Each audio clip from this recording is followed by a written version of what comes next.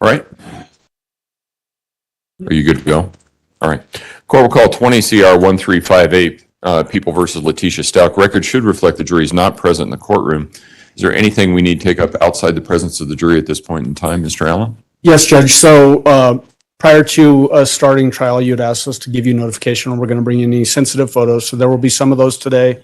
Some from the scene where the suitcase and Gainon's remains were found, but then also clothing. But more importantly, the suitcase we intend to bring in today, since the time that it was recovered in Florida, it's been in the freezer. It's got lots of fluid on it. So I intend to have that be the very last thing that I admit into evidence. Okay.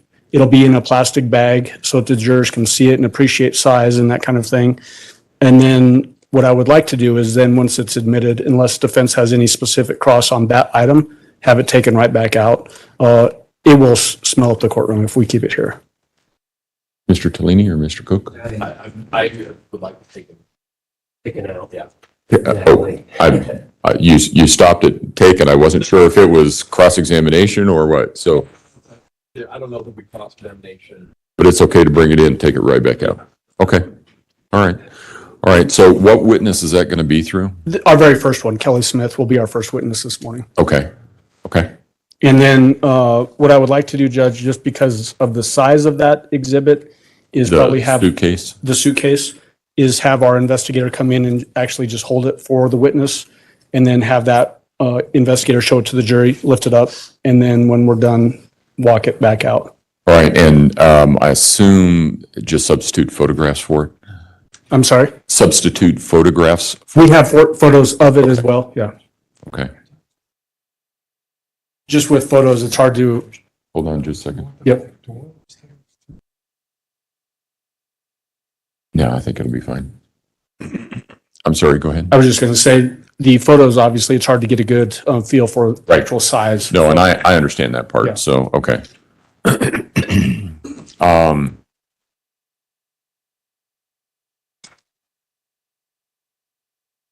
Okay. Is there anything else that we need to address before we bring the jury in? Prosecution? No, Your Honor. Defense? No, sir. Okay, let's go ahead and bring them in.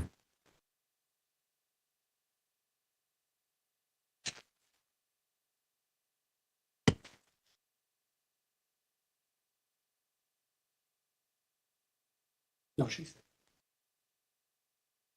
I don't know who's doing this.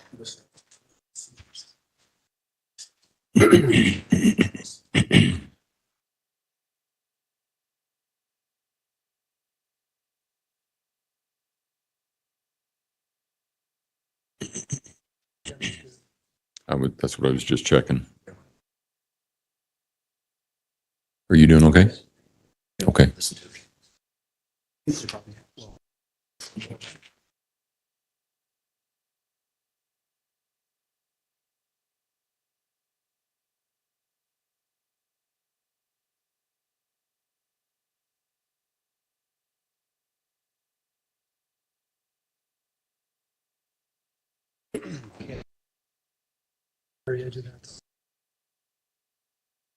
All rise for the jury, please.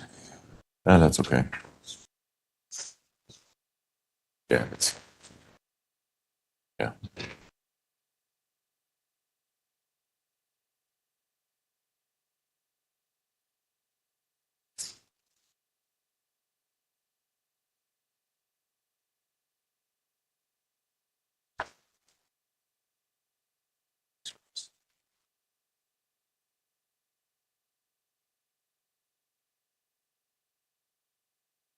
Thank you. You may all be seated.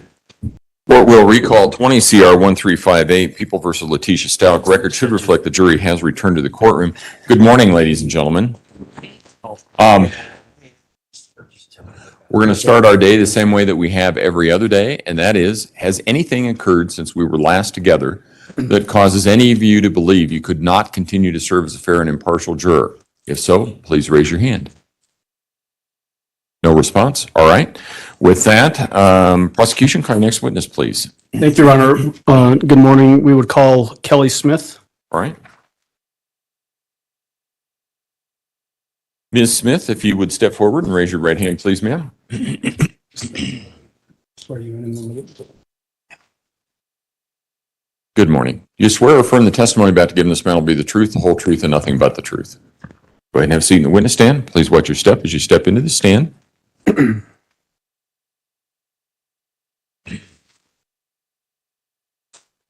Good morning, ma'am. Will you please introduce yourself to our jury and spell your first and last name for the record? Morning, I'm Kelly Smith, Keloysmith. And there's a microphone there. Slide it closer to you and try to speak into it so that everybody can hear you. Okay, Ms. Smith, who are you employed by? Santa Rosa County Sheriff's Office. What do you do for the Santa Rosa County Sheriff's Office? I'm a crime scene technician, And just because we don't have a Santa Rosa County here in Colorado, where is that? Florida. All right. What's the biggest city in that county? Milton? Milton? Okay. Is that very near to Pensacola? Yes, Okay. And Pensacola is in what county? Escambia County, All Florida. right. And I think you said that you're a crime scene technician, is that right? Yes, sir. What education do you have that allows you to do that job? I have several crime scene classes, water classes, suicidal classes that I've taken for the job, and then a 40-hour class that they gave me when I started.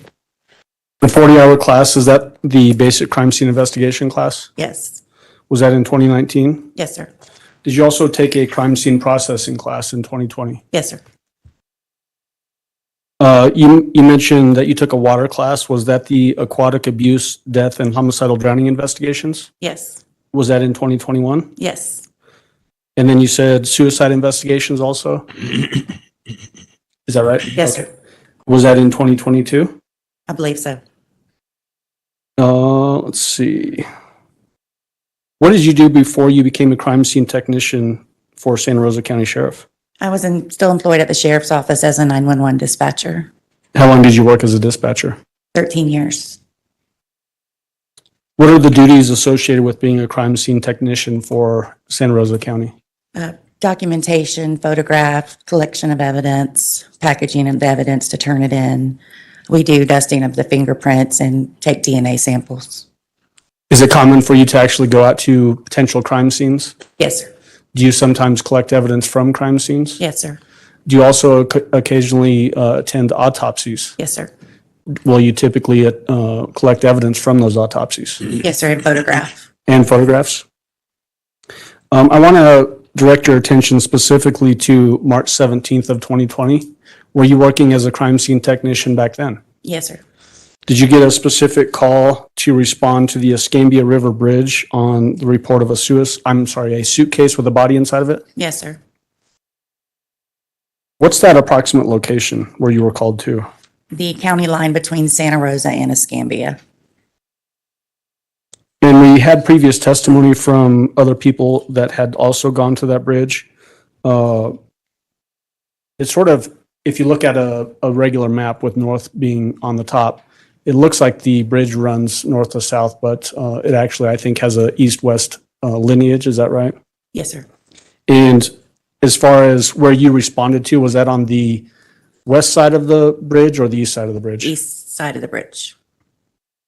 Is it typical for you when you go to a scene like that to get briefed by somebody that's familiar with the investigation up to that point? Yes, sir.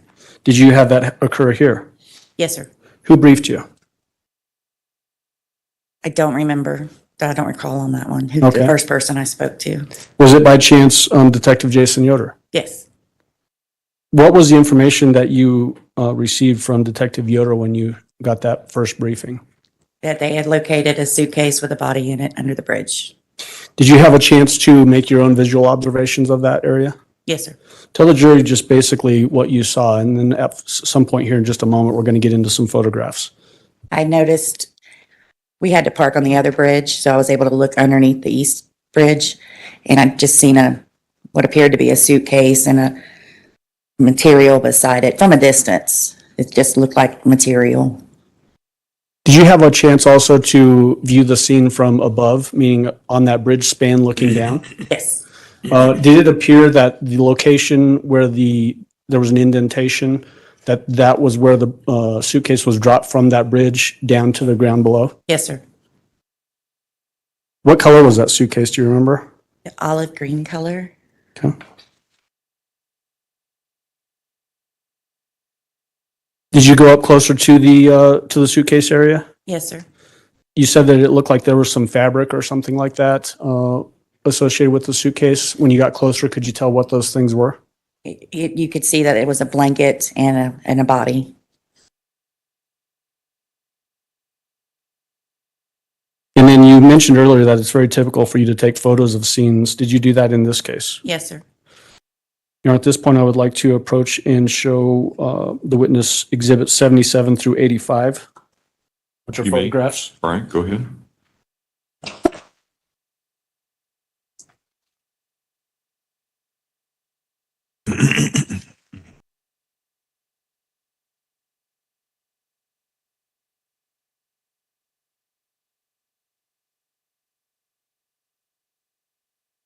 You could just look through people's exhibit 77 through 85 and then give me a heads up.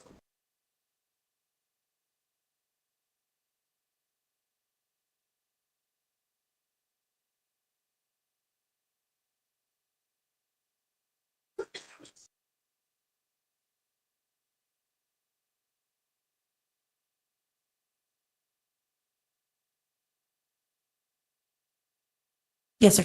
Do you recognize those? Yes, sir. What are they? These are the pictures around the suitcase that I've taken. Out at the scene at the Escambia River Bridge? Yes, sir.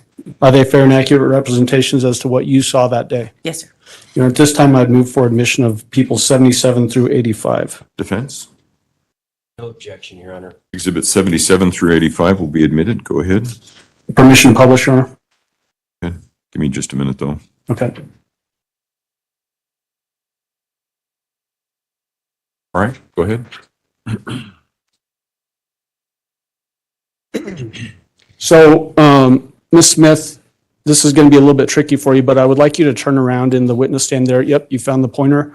And then if you want to, you can actually stand up in the witness stand. But just please make sure when we're describing these photos that you speak loud enough so that the furthest juror from you can hear you. Okay. So point out for the jury what we're looking at there, please. And this is people's, I'm sorry, this is people 77 for the record. These are the pylons to the bridge with the suitcase here, and from a distance, I could just tell it was material to the side of it. Okay. And then people's exhibit 78. Same thing. Suitcase with a different angle. I'm seeing on the different side of it.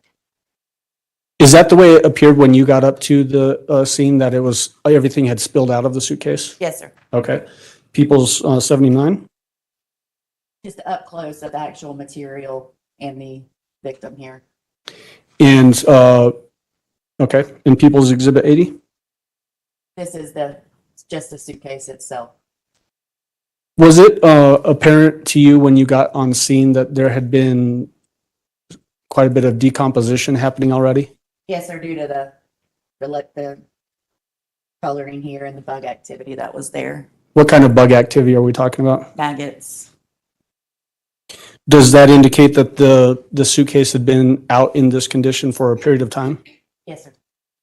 People's exhibit 81? What are we looking at there? This is what appeared to be a void spot. You were up on top of the bridge looking down. And then beside it, you could see everything's laid over and it's discolored, a little discolored from everything around it. So is that looking from the span of the bridge down towards where the suitcase likely had dropped? Yes. Okay. And that's what it looked like for you when you stood there as well? Yes, sir. 82, I believe is this 82 or 81? 81. 81. So please put up 82. And is that just a close-up of that last photograph? Yes, sir. Did that suitcase have one wheel on it? I don't recall. Okay. People's exhibit 83. Just a side view of the suitcase. And do you see a wheel on that bottom left of that photo? Yes, sir. So if we go back to 82, does it appear that that really deeper indention there would coincide with that wheel potentially? Yes, sir. Okay. And then people's 84? The inside of the suitcase. It's hard to tell in photographs, but was the inside of that suitcase wet? Very. Is that common to have, I guess, a wet area like that when a body's decomposing? Yes, sir. 85, The backside of the suitcase, and it's wet. That's what the discoloration is there. Some liquid coming out. so that darker area below the wheel there is liquid that had leaked out on the ground? Yes, sir. Okay, you can take a seat again.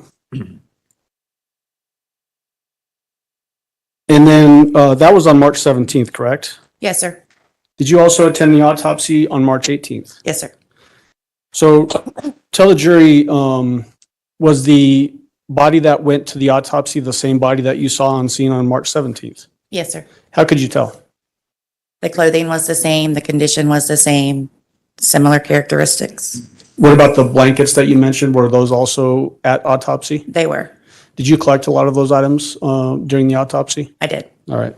Do you also take photographs of the autopsy? Yes, sir. Yes, sir. Where was that autopsy performed? At Sacred Heart Hospital in Pensacola. Was there a tentative identification done as to the remains that the autopsy was performed on? Yes. What was tentative identification made as? Gannon, Gannon, Stauch. Stauch, okay.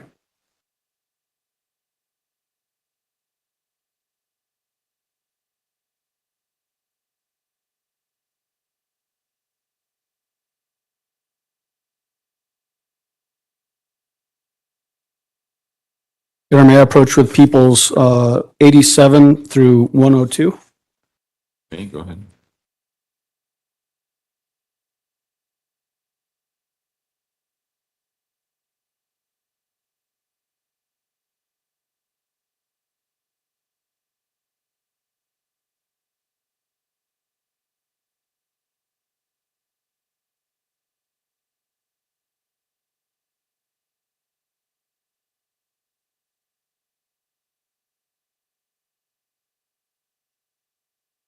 Actually going up with people's exhibit 87 and then 90, 91, 92, 93, 94, 95, 96, 97, 98, 99, 100, 101, 102. So there's a gap for physical evidence that we'll be admitting as well. So it's 87 and then it jumps to 89 through 102? 87 and then 90. Okay, got it. All right, thank you.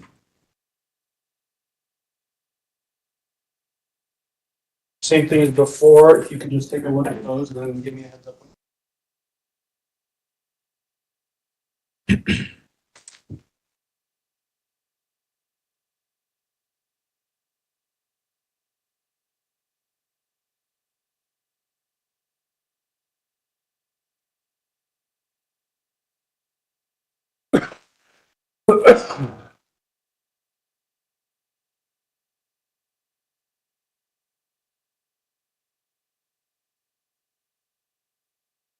Have you had a chance to look at those? Yes, sir.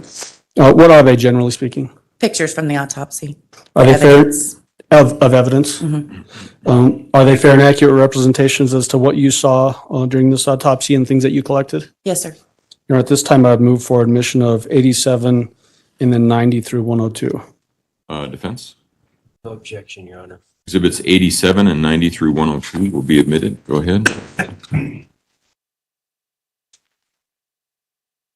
Permission to publish those, Your Honor. May.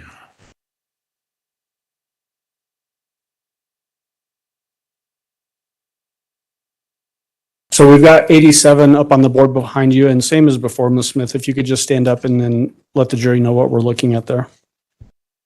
This is going to be the bullet that was extracted from the victim's head, and these two plastic pieces were in there. So the bullet that we see there, that's a projectile? Yes, sir. Is that typically expelled out of the end of a firearm? Yes, sir. I know it seems obvious, but we got to be technical, right?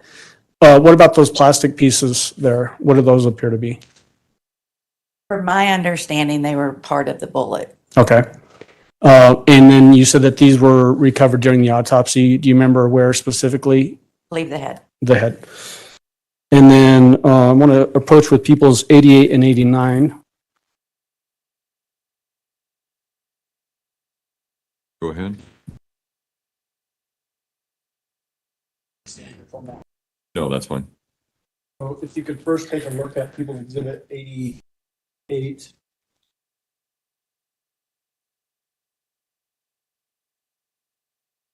Okay. Do you recognize this item? Yes. Does it appear to be in the same or substantially same condition today as the day that you collected it? Yes, sir. And what does it appear to be? The projectile. Same one that's in People's Exhibit 87? Yes, sir. All right, this time I move for admission of People's 88. Mr. Cook, No objection, Judge. Exhibit 88 will be admitted. Go ahead. Okay, I'm gonna wait. Yes. And then I've got People's Exhibit 89 here in front of you. Do you recognize this item? Yes. Does it appear to be in the same or substantially same condition today as the day that you recovered it? Yes, sir. What does it appear to be? The red plastic pieces. Same red plastic pieces that are in People's Exhibit 87? Yes, sir. At this time, I'd move for admission of People's Exhibit 89. Mr. Cook, No objection. Exhibit 89 will be admitted. If we can just have the witness display these to the jury by walking in front of the witness stand. Well, that's fine. Box. Starting with the 88, if you could just hold this up like this and then just walk slowly in front of the jury box.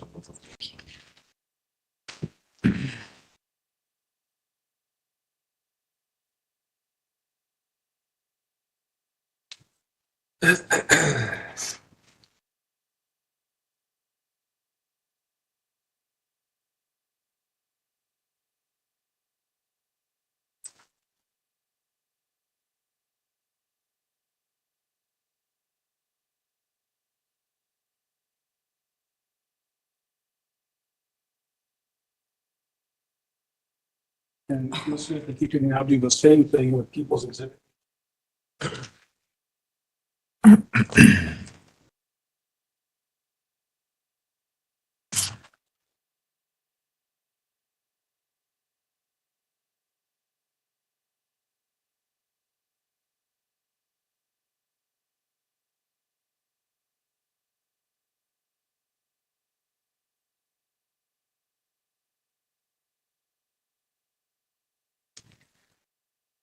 Just set it on the table.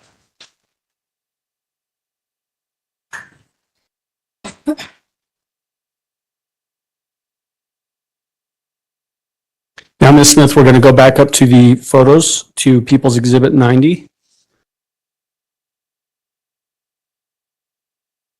Tell the jury what we're looking at there, please. That is the pillow that was located inside the suitcase. Were there any defects apparent in that pillow? Yes, there's a defect right here. When we use the word defect, what do we mean? Not as you wouldn't buy it with that in it. It's something that's occurred after the fact. And can you tell by just looking at the defect in the pillow, what might have caused the defect? Or does more investigation needed? More investigation. In People's Exhibit 91? This is the other side of the pillow. It was one of those that had reversible on each side. This one's wet with a discoloration. And I had some remnants on there from the decomp. People's 92?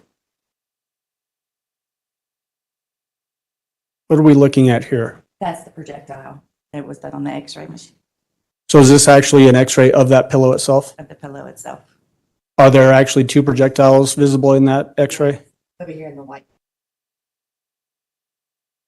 When we, again, just so that we're being technical and not leaving anything unsaid, when we say projectiles, are we again talking about bullets Yes, that were inside of this pillow? correct. People's 93? That would be a close-up of the damaged part of the pillowcase. Would that coincide potentially with a bullet being fired into that pillow? Yes, People's 94? What, the same thing here with the defect right here on the pillow once we've taken the pillowcase off. again, does that coincide with a bullet being fired into the pillow? Yes, sir. Obviously, we've seen the x-ray and the bullets were inside the pillow. Does that mean that there would not be any exit defects from the bullets? Correct. Okay. People's 95? At up close of not the material, but the filling of the pillow, the damage that was done to it from the projectile. Does that actually, can you see the projectile there as well? Maybe a little bit right here. Okay. People's 96, Closer image of the damage done from the projectile. and can you also see the projectile? People's 97, That would be one of the projectiles that was in the pillow that we got out. People's 98, Defect in the pillow from the projectile. is this a separate defect? Yes, this is on the other side of the pillow. People's Exhibit 99, See, but there's a defect. so this defect that we're looking at here now is the pillow with the pillowcase removed, is that right? It was the first one. And then this defect coincides with that last defect in the pillowcase that we just looked at? Yes. People's 100, Closer shot. Pillowcase for the pillow. People's 101, Another shot with us cutting the material and getting to the filling of the pillow. and People's 102. That would be the projectile that we pulled out. So, correct to understand that you were able to pull out 2 projectiles from the pillow itself? Yes, sir. At this time, I'd like to approach the witness with People's Exhibit 103. You may, go ahead.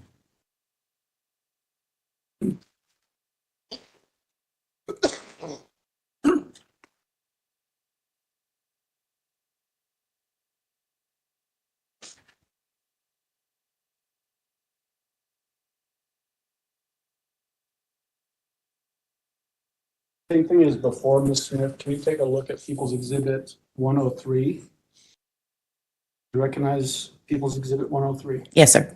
What does it appear to be? The 2 projectiles we pulled from the pillow. Are they in the same condition today or roughly the same condition today as when you recovered them? Yes, sir. I move for admission of People's Exhibit 103. Mr. Cook, Objection. Exhibit 103 will be admitted. Go ahead. Permission to have the witness display this further. That's fine.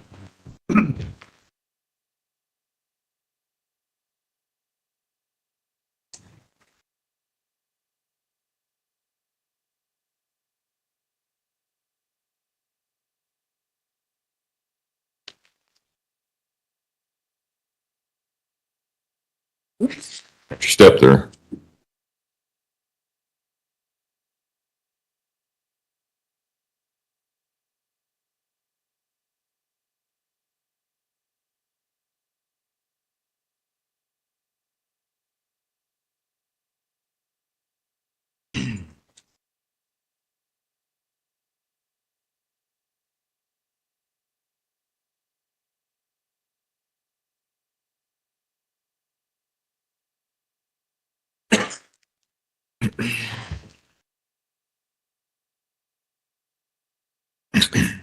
Judge, at this point, I would ask for permission to approach the witness with People's Exhibits 104 through 120.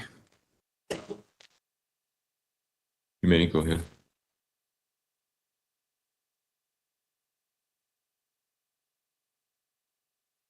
Yeah.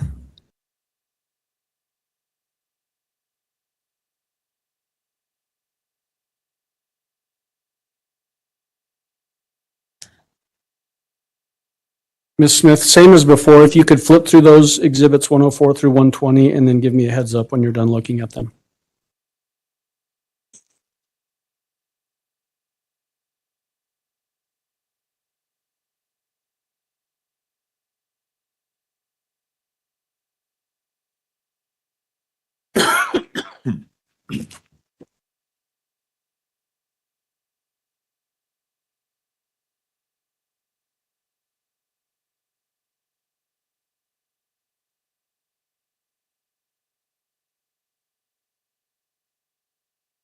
Yes, sir.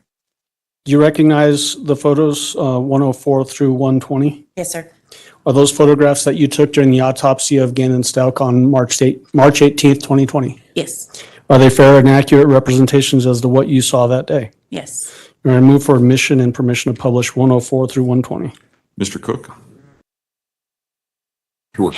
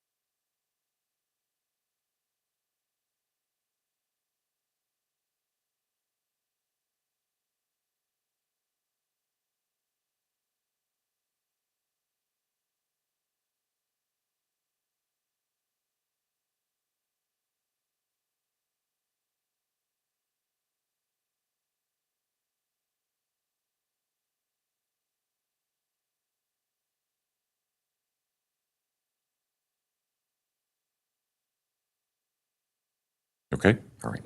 All right, court will exclude Exhibit 104 as cumulative. Court will admit Exhibits 105 through 120. And permission to publish starting with 105 and then through 120. Well, if you just, You may go ahead.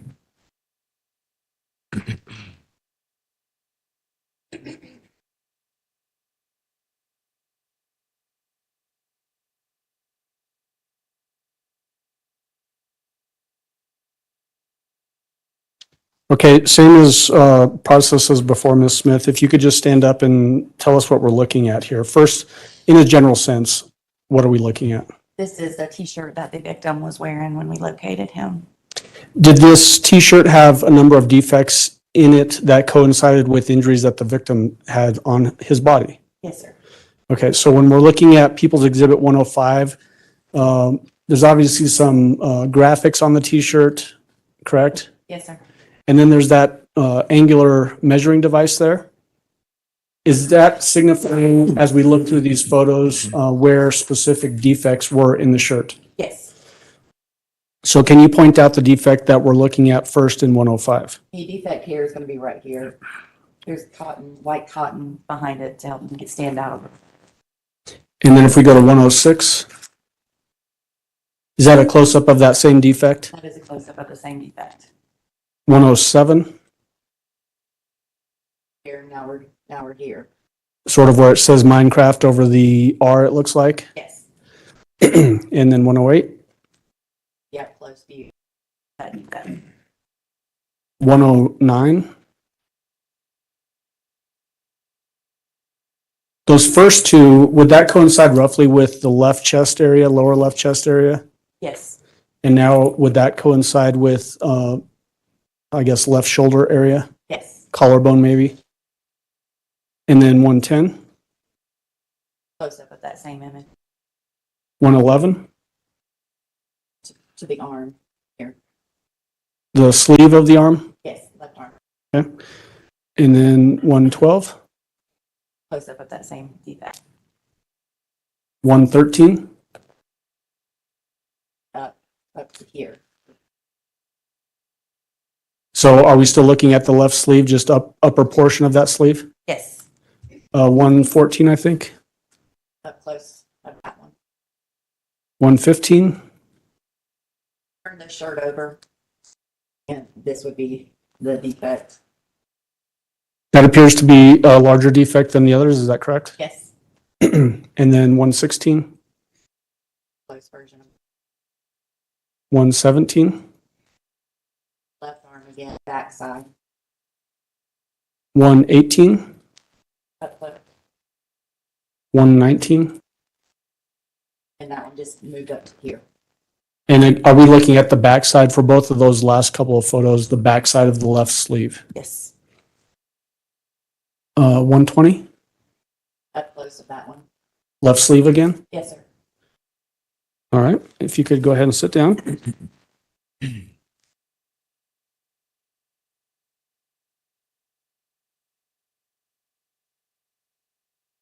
I may approach with People's Exhibit 121 through 141.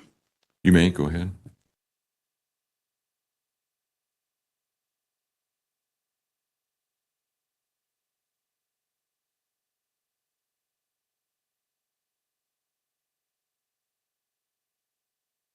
Right.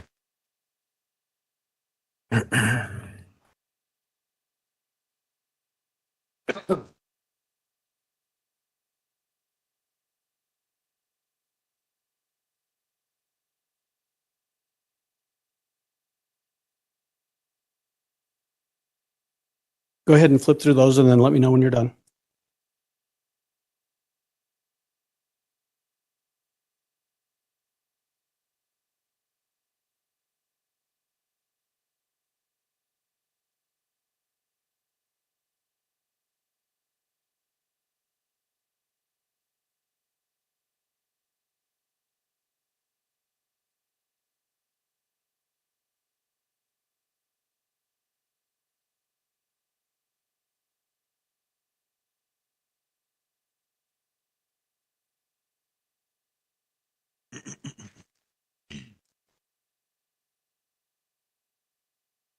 Okay. Do you recognize those photographs? Yes, sir. What are those photographs of? The jacket the victim was wearing when we located him. To sort of contrast what we just looked at, the t-shirt, was that a basic cotton t-shirt with the graphic writing on it? Yes. This jacket that we're going to look at next, is it more of a nylon type jacket? Yes. Is it the jacket that the victim was wearing that you recovered at autopsy? Yes. Are these fair and accurate representations as to what you saw of that jacket at the autopsy on March 18th, 2020? Yes. And at this time, I move for admission of 121 through 142 and permission to publish. Mr. Cook? We moved at the bench. Okay. About these, Council approach, please.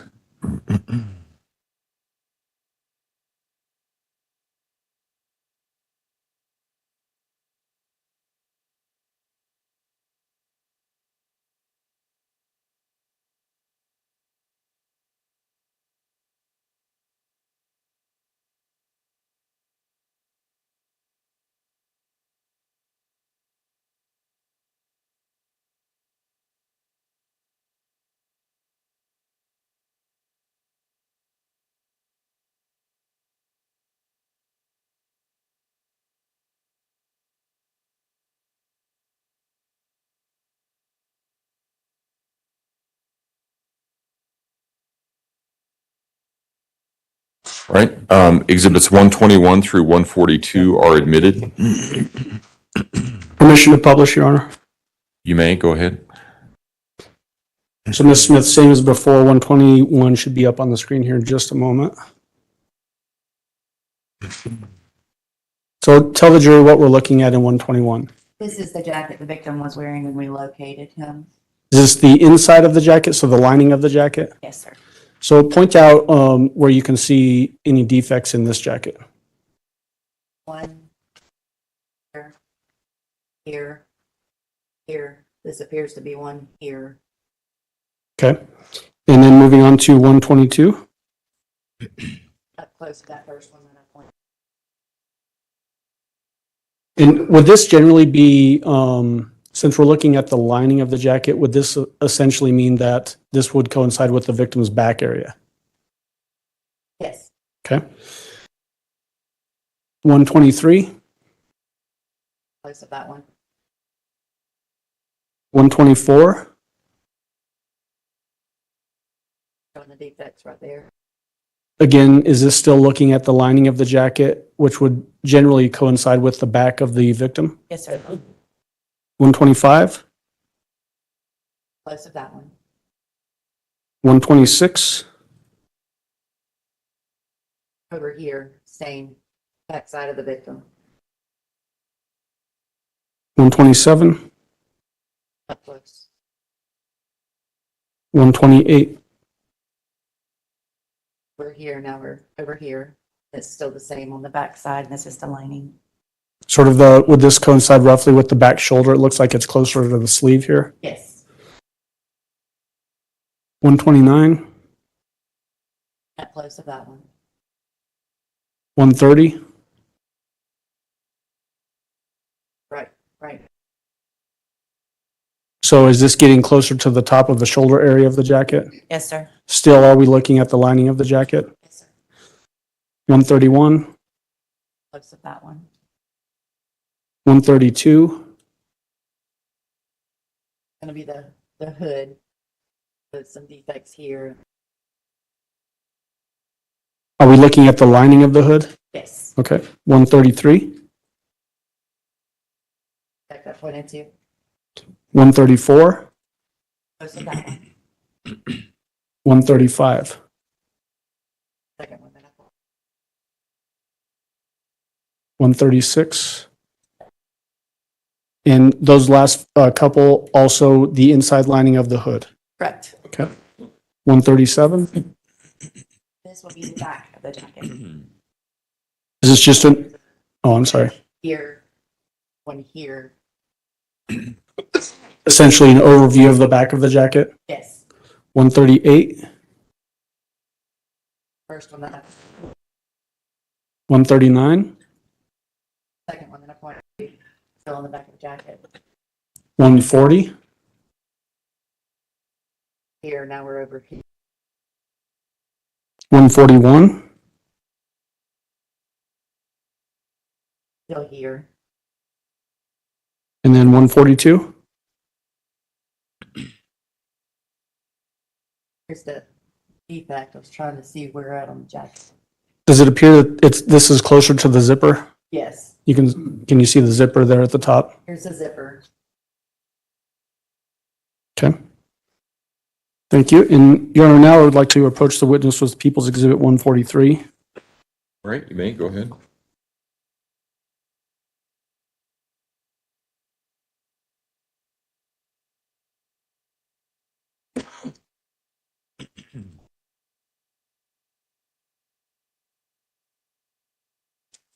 You had a chance to look at People's 143? Yes, sir. Do you recognize it? Yes, sir. What does it appear to be? Pair of pants.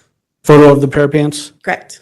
Are these the pants that the victim was wearing when you went to the scene on March 17th and then the autopsy on March 18th? Yes, sir. Did you also collect those items? I did.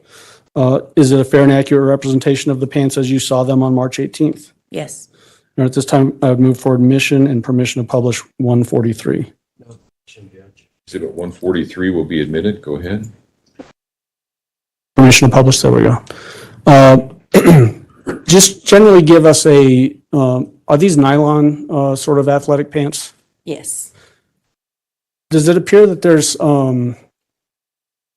it's hard to tell, right? There's a lot of staining on this from decomp, I would assume. Yes, sir. But does it also appear that there's white stripes running down the legs of these pants? Yes, 2 on each side. Can you point those out for the jury, please? Here's one right here, and then the other one's right here. Okay. All of these items that we just looked at, so the pillow, the blankets, the t-shirt, the hoodie, and these pants, I think it may be obvious, but were these heavily soiled with decomposition from Gannon's remains? Yes. Associated with that heavy decomposition, was there quite a smell associated with them? Yes. Is that why we're not bringing those items into the jury to let them have to deal with that as well? Yes. Okay. Finally, would like to have my investigator approach the witness with People's Exhibit number 86.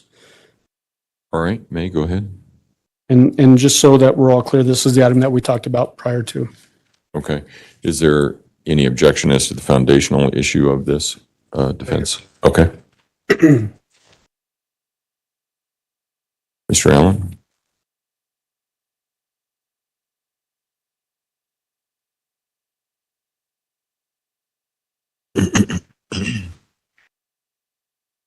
So, Ms. Smith, our investigator Cecil Weir is going to help with this item because of the size of it. But if you could just take a look at it and let me know if you recognize People's Exhibit 86.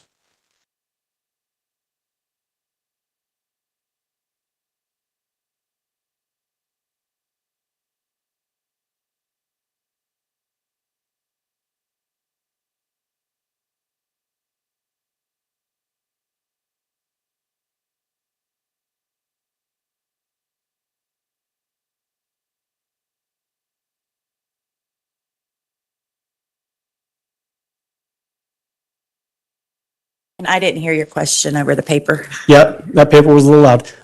Do you recognize People's Exhibit 86? I do. What does it appear to be? The olive green suitcase that was at the scene Did you collect this scene at the River Bridge or was it at autopsy? at the River Bridge. Okay.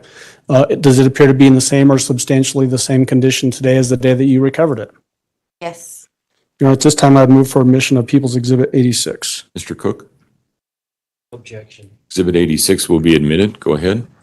Your Honor, because of the decomposition material on this item, we are asking for permission to not leave this here in the courtroom, but I would like to have permission for our investigator, Mr. Weir, to show this item to the jury by holding it up. It is a larger item. You may. Go ahead. Thank you. Yeah. I'll hold the black.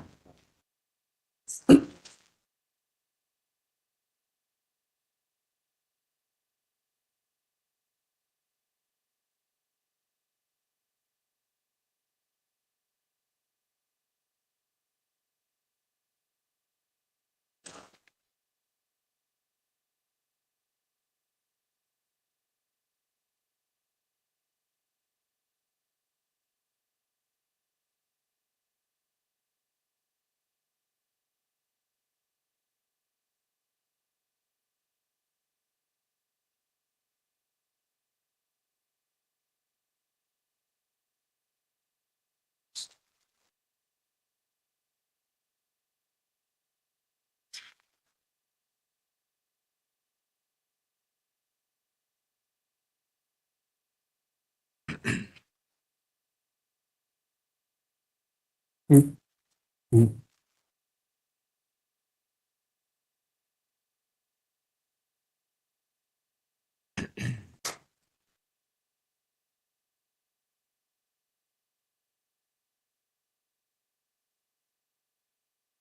you, ma'am. Does that suitcase have a broken handle on it as well? Yes, sir. If Mr. Weir holds that up, can you point that out to the jury? This handle right here, not attached. And then, just so that we're all clear, although I think it's probably fairly obvious, but we need to build a record as well. All of the items that you saw out at the Escambia River Bridge, so the 2 blankets, the pillow, and Gannon's remain inside of this suitcase? Correct. And if I wasn't clear before, the clothing that I mentioned and that had heavy decomposition material on them, was that true also for the blankets and the pillow? Yes. Okay. Thank you. And so at this point, Judge, I would ask if we can just have our investigator take that item back out before it starts to, Is there an objection? No, Your Honor. All right, you may, go ahead.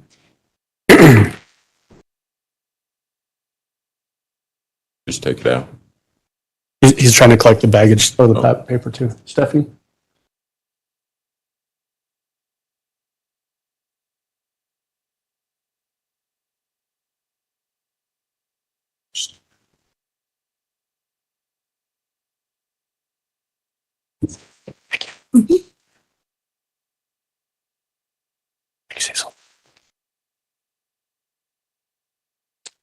All right, Ms. Smith, just a couple more questions for you. How long have you lived in that, I guess, greater Pensacola area? 45 years. Are you familiar with several bridges in that area? Yes. The Escambia River Bridge obviously is the one that we've been talking about today, correct? Yes, sir. Is there also an I-10 bridge Yes. and then a 98 Pensacola Bay Bridge, essentially? Of those bridges in the area, is the Escambia River Bridge less traveled or more traveled than the other bridges? Less. Less traveled. And then are you also familiar with I-95? Yes. Where's I-95? It goes along the east coast of Florida. Okay. All right, that would be my questions for this witness. Cross-examination, Mr. Cook?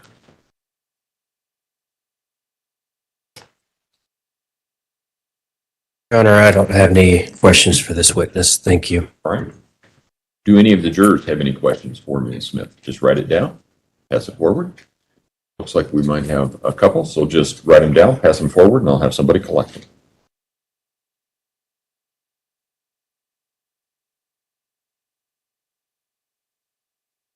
You want me to retrieve them, Your Honor, or? Yes, yeah, just put them on the bar in front of you there, pass them forward, put them on the bar in front of you, and then Mr. Allen, if you would retrieve those, please, and counsel approach.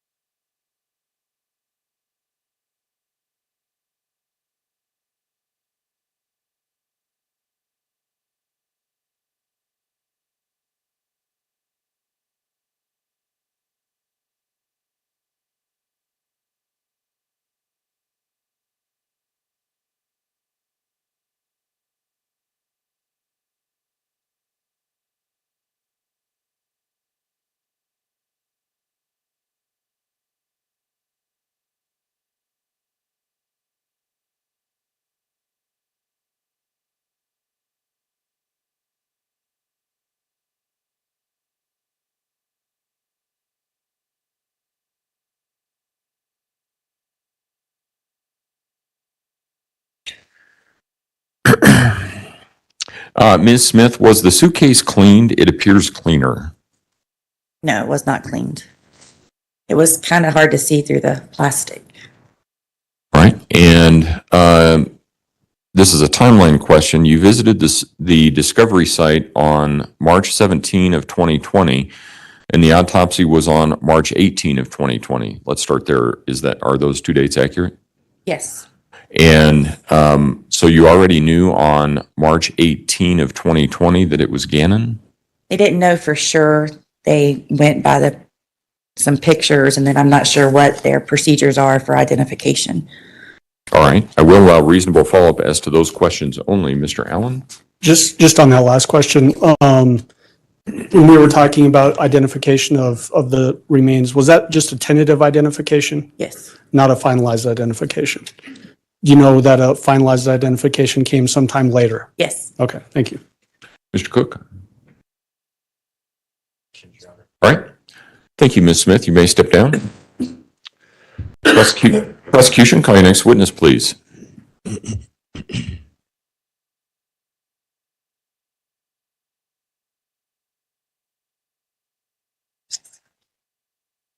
Morning, Your Honor. People call Trevor Seifert to the stand.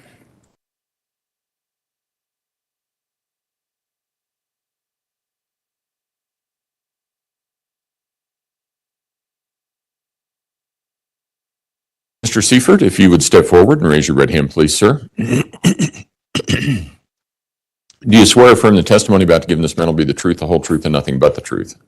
Go ahead and have a seat in the witness stand. Please watch your step as you step into the stand.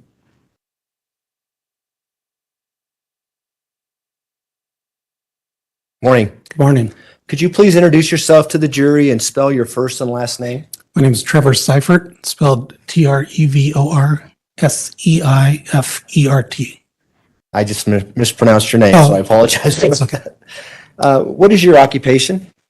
I'm a senior crime laboratory analyst with the Florida Department of Law Enforcement. And how long have you been with the Florida Department of Law Enforcement? Just over 17 years. And what are your specific roles within that title? Up until September of last year, I was in the biology section of the Pensacola Regional Operations Center. And in the biology section, we do DNA analysis. And what kind of experience and training do you have in the field of DNA analysis? Education-wise, I have a Bachelor's of Science in Biology from Southern Oregon University and a PhD in Microbiology and Immunology from the University of Florida. At the Florida Department of Law Enforcement, I also went through a one-year training program in forensic biology. And does the field of DNA analysis include the field of forensic DNA analysis? Yes. And have you been practicing in that field within the role that you just described? And approximately how many investigations have you been involved in where you've done some DNA testing in the field of forensic DNA analysis? Hundreds of cases, and we actually count the number of samples that we analyze, and it's well over 8,000. And do you have some continuing education that you participate in to stay up to date in that field? Yes, we have required annual continuing education, and we keep up to date with current literature.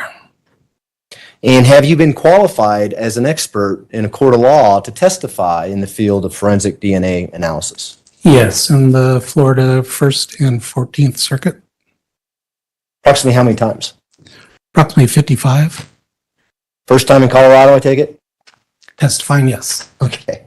At this time, we'd ask the court to allow Mr. Seifert to testify in the field of forensic DNA analysis as an expert.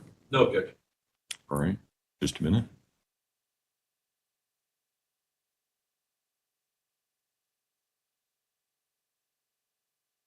Ladies and gentlemen, a person may be qualified as an expert by education, experience, skill, or training. You are not bound by the testimony of a witness who has testified as an expert. The credibility of an expert's testimony is to be considered as that of any other witness. You may believe all of an expert witness's testimony, part of it, or none of it. The way you give the testimony is entirely your decision. Mr. Young? Thank you. Could you please educate us in the field of DNA? What is DNA? Where does it come from? That kind of thing. Sure. DNA stands for deoxyribonucleic acid. It is a molecule that is found in every cell of your body except for mature red blood cells. It carries the instructions for the development structure of all living organisms. At FDLE, Florida Department of Law Enforcement, we do what is called STR DNA analysis, and STR stands for short tandem repeats. Short tandem repeats vary between individuals, and the number of repeats at markers that we look at are what differ between individuals and create their unique profile. We look at 21 different areas in the DNA, which I'll call markers, and 3 gender markers that can tell us whether the DNA is consistent with a male or a female. In order to develop a DNA profile, I will take a sample from biological material and do chemical processes which will break open the cells, releasing the DNA into a solution. I then place this solution onto an instrument that quantifies the amount of DNA that I was able to obtain from the sample.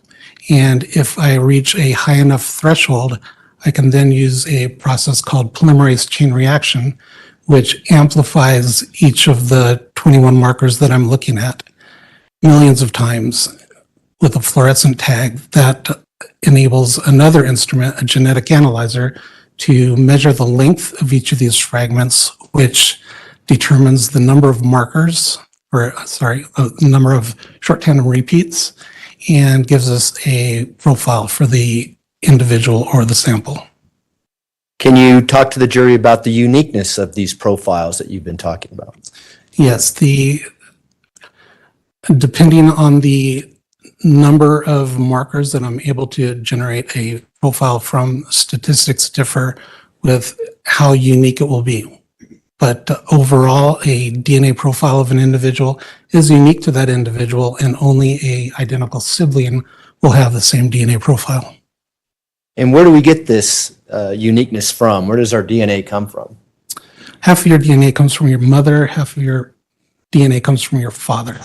And so the combination of the DNA from both, so you have 2 copies of DNA, 2 copies of these markers. And so at each of these markers, I will get a number of repeats. So one marker may have 5, let's say 5 of these short tandem repeats from your mother and 10 from your father. So at that marker, you would be considered a 510. And what we're looking at when we're comparing profiles from a questioned sample to a known individual, we're looking at those numbers and matching those numbers. So if we have, for instance, a body found where we don't know who that person is, would we be able to create a profile if the DNA was in good shape and then determine who the parents of that individual were, or vice versa? Yes, we can. When we talk about the field of forensic DNA analysis, I think you just alluded to it a little bit in your previous answer. Are we talking about having a known DNA profile and then unknown DNA profiles to figure out if there's a match or if there's some consistency between the two?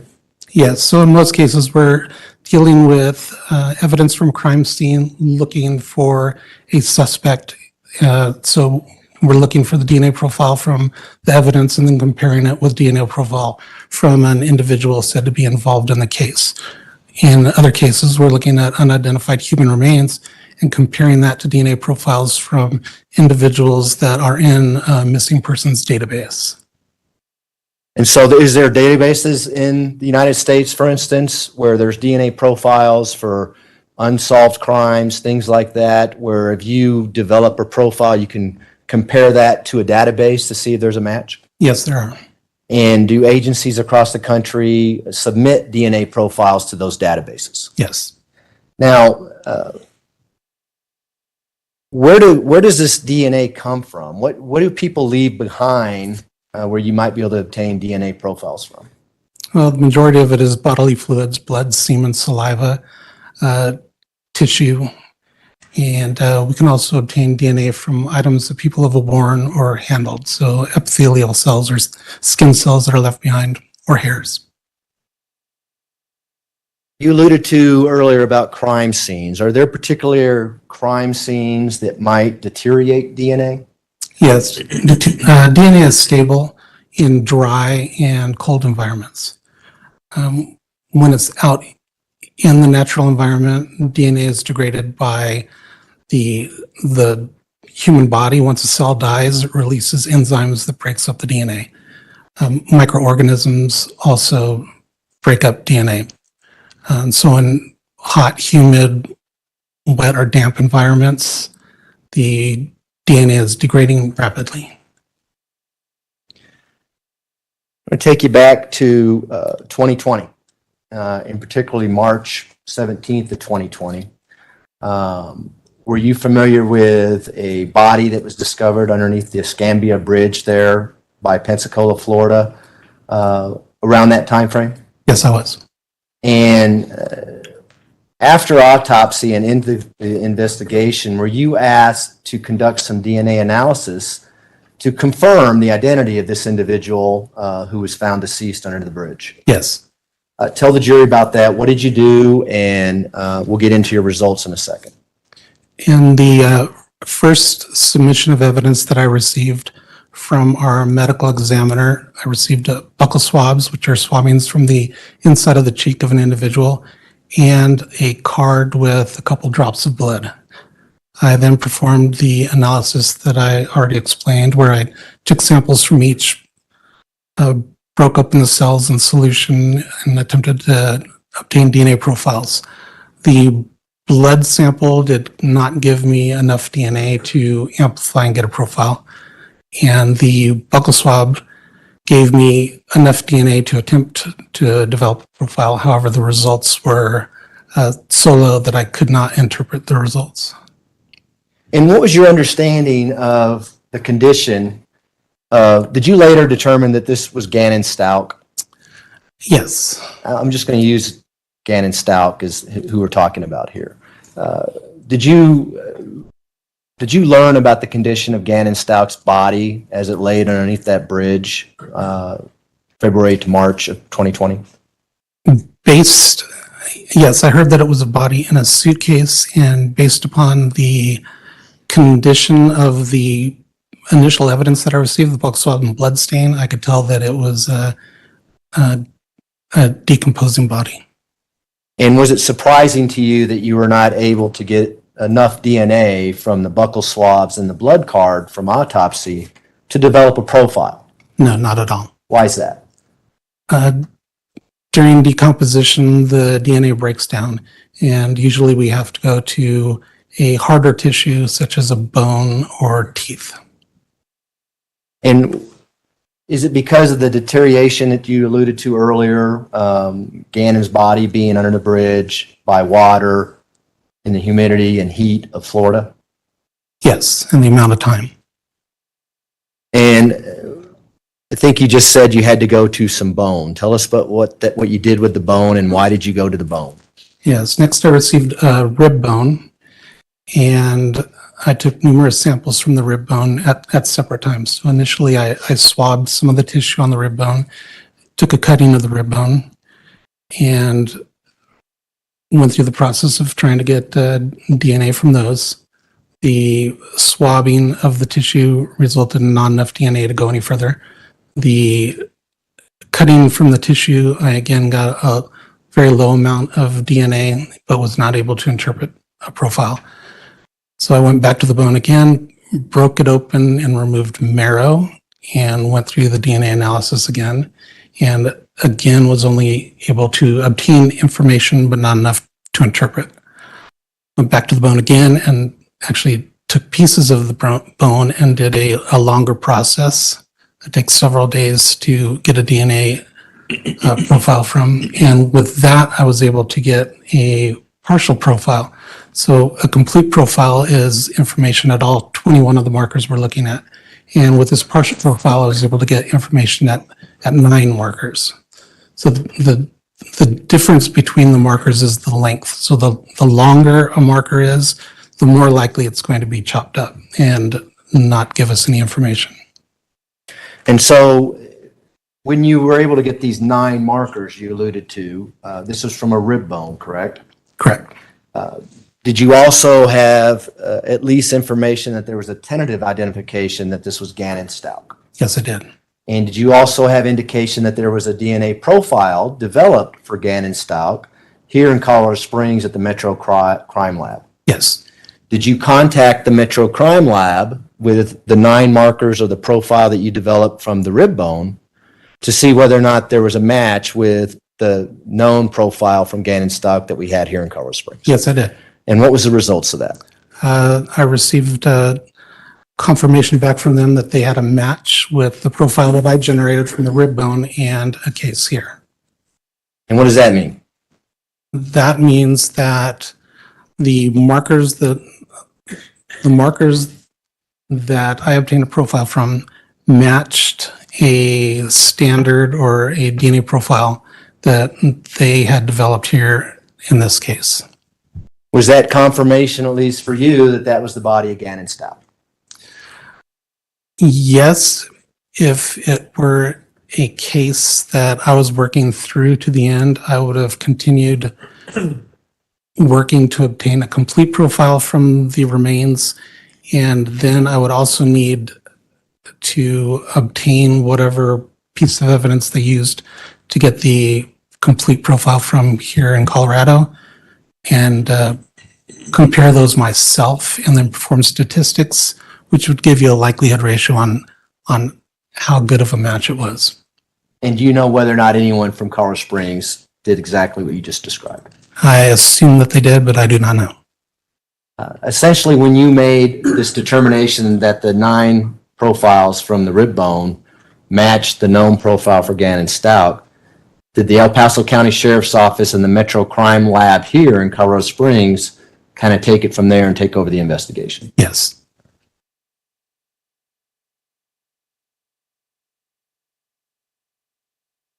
Those are my questions, Your Honor. Thank you. Cross-examination, Mr. Tellini? No questions. Do any of the jurors have any questions for Mr. Seifert, sorry. No? All right. Thank you. You may step down. Council approach, please. Safe travels.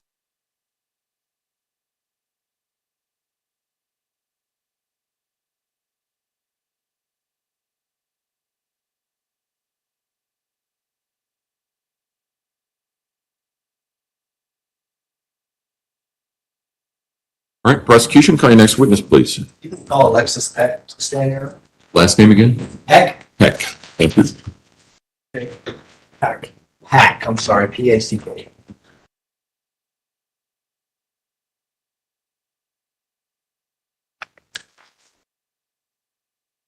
Ms. Pack, if you would step forward and raise your right hand, please, ma'am. Up here. You swear affirm the testimony about to give in this matter will be the truth, the whole truth, and nothing but the truth. Go ahead and have a seat in the witness stand. Please watch your step as you step into the stand.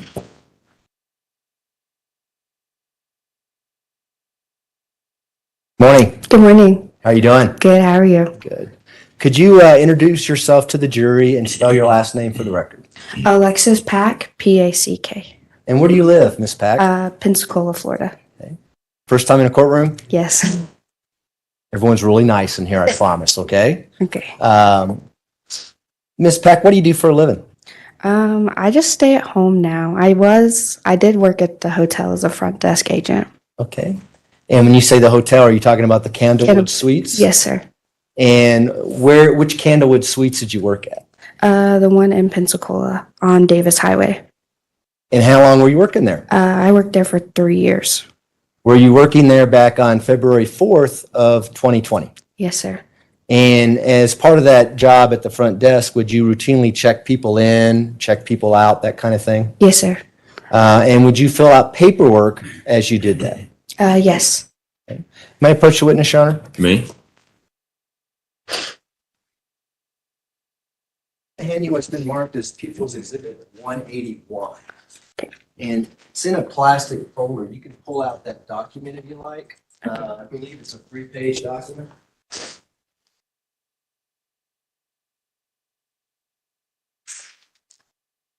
Do you recognize that? Yes. And what is that? It's the form that they fill out whenever they check in. And did you fill that form out? I did not. Okay, who filled that form out? Do you know? It's the person who checks in. They fill it out.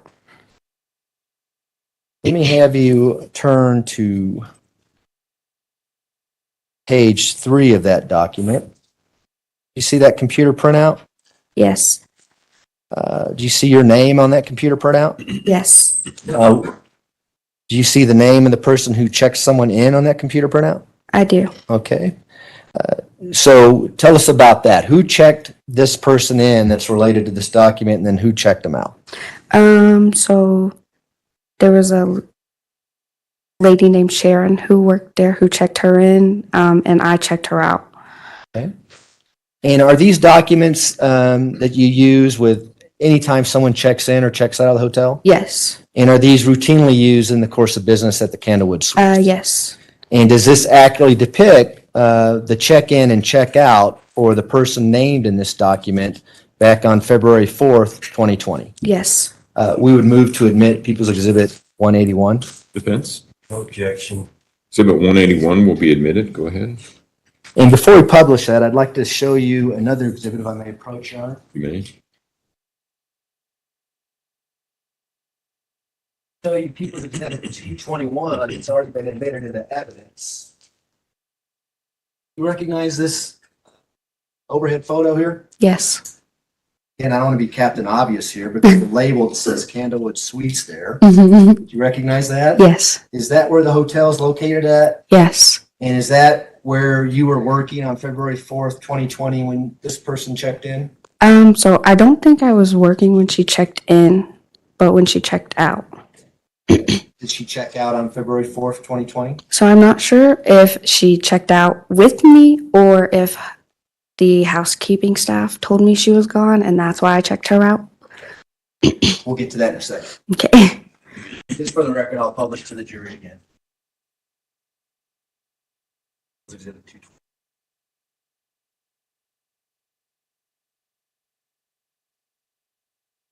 Okay, if we can publish People's Exhibit 181 now.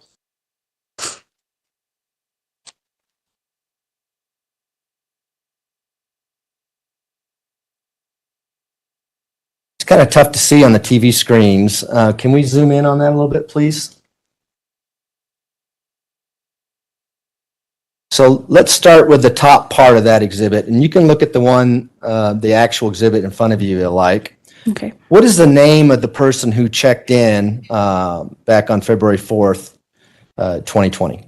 I don't know how to say the last name, Okay. but it's Letecia Stauch. Okay, you did a pretty good job with the last name. And again, I know it says there, but where is this person from, at least what they're saying when they check in? South Carolina.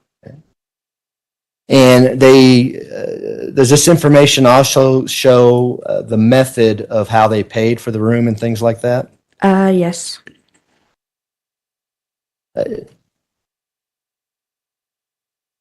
Down below it says, where it says reservation information, Mm-hmm.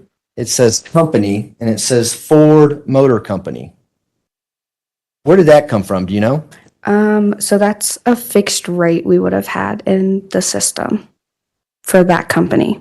And so whoever is getting the reservation, would they have to tell whoever's working the front desk that I'm with the Ford Motor Company to check in? So yes, or if they make it online, they can put that in themselves if they have the rate code. But you get that from the person, whoever's making the reservation. That's not something you just put in there. No. If we go down a little bit, can we just scan down that first page? Right there's good, thanks. Is there information when they check in to describe what vehicle they're driving? Yes. And what kind of vehicle did the person say they were driving, or this Letecia Stauch say they were driving? A Nissan Altima. And does anybody check to see if that's accurate? No, sir. If we can now go to page 2 of that document.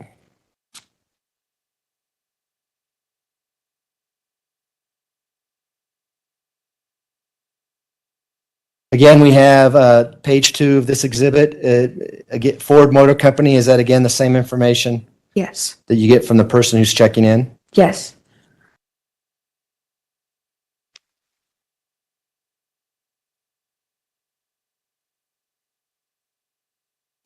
Can we go back to the first page? I forgot to mention something on that. Thanks. Or just the top part. Appreciate it. You familiar with the rooms there at the hotel? Yes. What is a standard suite 1 queen non-smoking mean? It's just one queen bed. Standard room, I take it? Okay. I went to law school, so that's how I come up with these great questions. Can we go to page 3 of that document now? We rotate that so we can, I'm asking you to do a lot. I appreciate that, Ms. Grantiano. It won't rotate, huh? All right. Well, let's look at this page here. Does it have the times that the person actually checked in and the times they checked out? Yes, sir. Could you please tell the jury the time that Miss Stauch checked in to the hotel? It looks like it was 12:23, I think. Okay. And you base that on the 0023 that we see on the document? Yes, sir. And that would have been on what date? February 4th, 2020. And then your name is associated with the checkout. What time did this individual check out? 11:11. And that top line, I know we can't see it because it's documented. Could you read what the description says?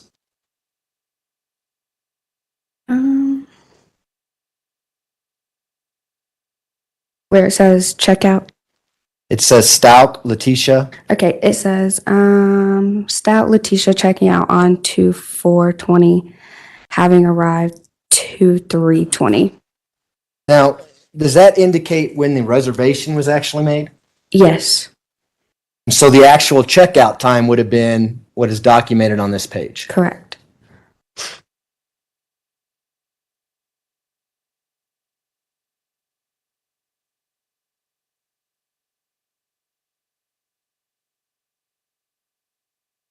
Can you tell by looking at this page what time the reservation was actually made? 11:43. So roughly a half an hour before she actually physically checked in? Yes.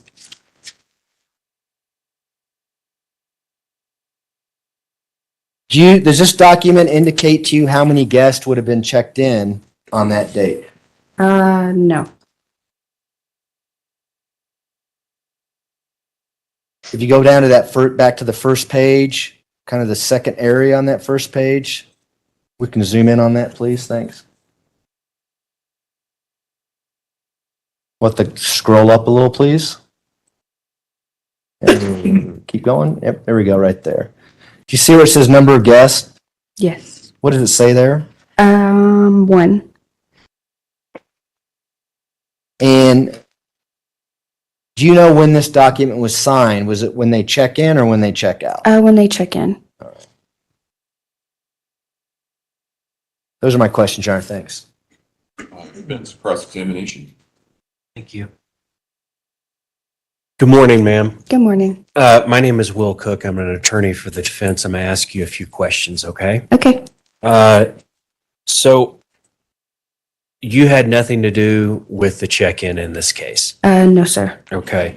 And you can't remember if you actually checked out on February 4th No, or the 5th, this Letecia Stauch? no, sir. Would you be able to recognize the person that checked out or you checked out on that date? No, sir. Okay. In fact, you may not have ever even seen this person. Correct. Okay. Thank you. Redirect. No, thanks, Your Honor. Do any of the jurors have any questions for Ms. Pack? No? All right. Thank you, ma'am. You may step down. Watch your step as you step down.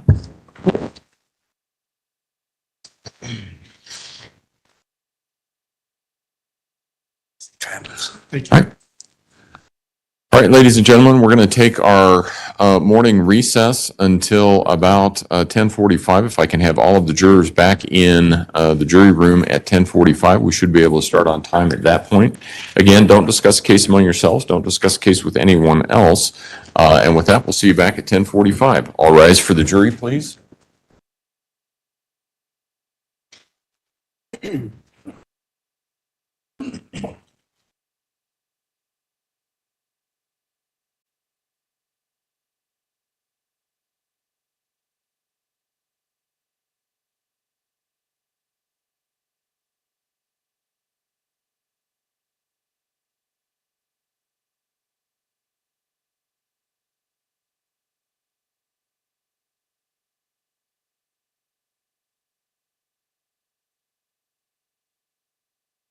Thank you. You may all be seated. Is there anything we need to take up outside the presence of the jury at this point in time? For record purposes, Judge, the one item that you excluded as cumulative, I think that was 104. Do you want us to take it out of that pile of photos? Yes, please. Yep, so we'll do that over the break. Okay, all right. Defense?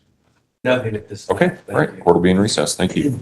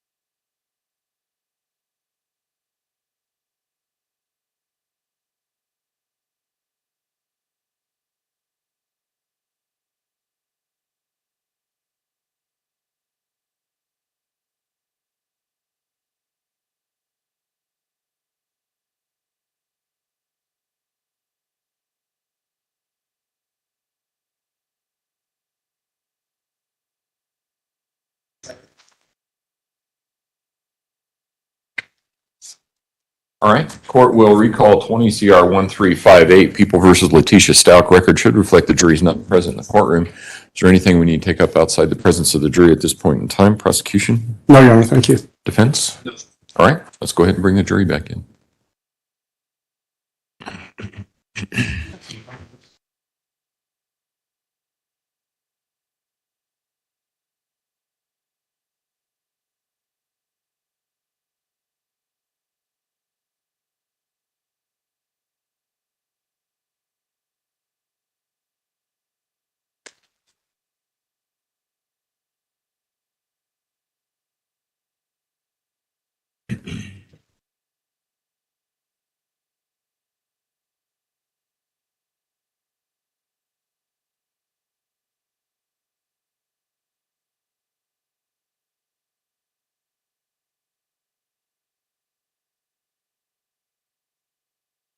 All rise for the jury, please.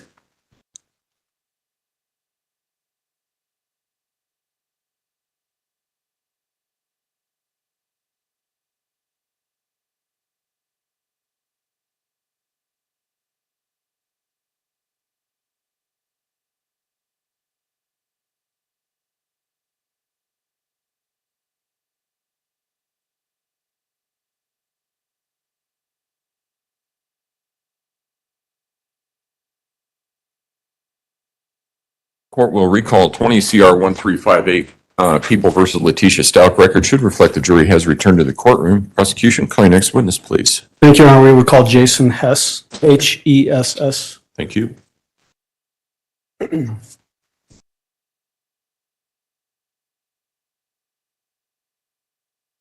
Officer Hess, if you would step forward and raise your right hand, please, sir. Do you swear affirm the testimony about to give in this man will be the truth, the whole truth, and nothing but the truth? Yes, I do. Go ahead and have a seat in witness stand. Please watch your step as you step into the stand. Good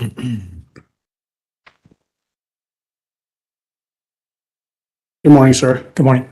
Will you please introduce yourself to the jury and spell your name for the record? My name is Jason Hess. I'm a lieutenant with the El Paso County Sheriff's Office. Last name Hess. How long have you been with the El Paso County Sheriff's Office? For 26 years.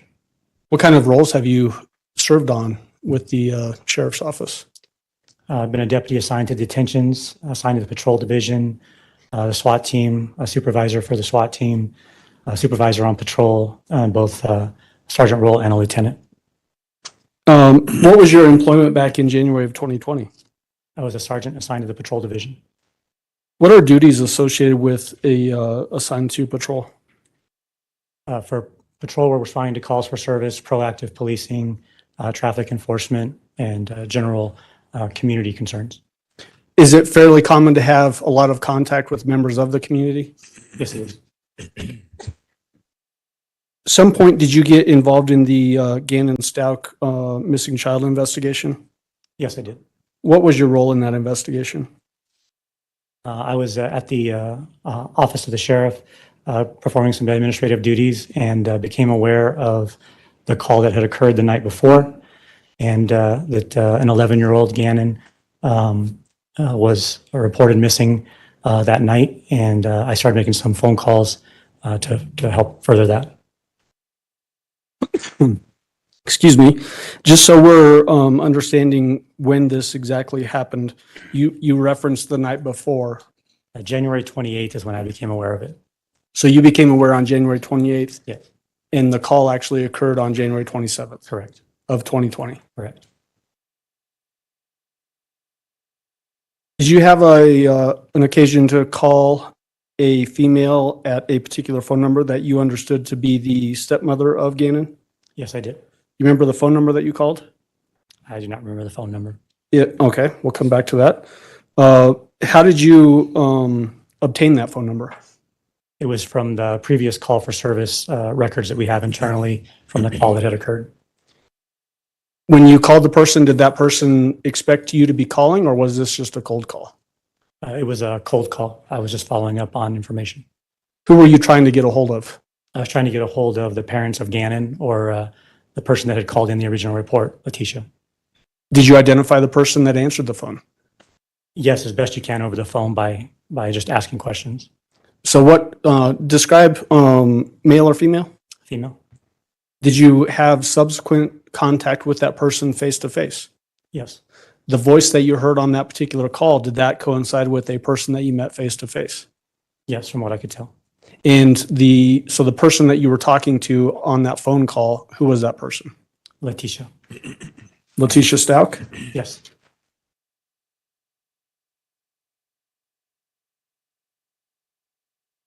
What did you want to gather from Letecia Stauch at that particular time? The first thing I wanted to know is had Gannon returned home? And if he had not, had she learned any other information or got any other information as to where he might be? What information did Letecia Stauch give you during that phone call? That he had not returned home and she had no further information. Did she also make reference to the fact that deputies had searched the home the night before? Yes, one of the procedures that we do is to conduct a search, and I wanted to make sure that had occurred. So I asked her if deputies had searched the home, and she said that they had. Did you get from her permission to put Gannon's photo out in the media? Yes, I did. Did she give you a photo or did you already have one? I do not recall if I asked her to send one or if one was obtained during the original report, but we did have a photo, and I provided that to our public information officer to push that out to media and social media resources to get his photograph out there and available. And did that in fact occur that a photo of Gannon was pushed out? Yes, pretty quickly that occurred.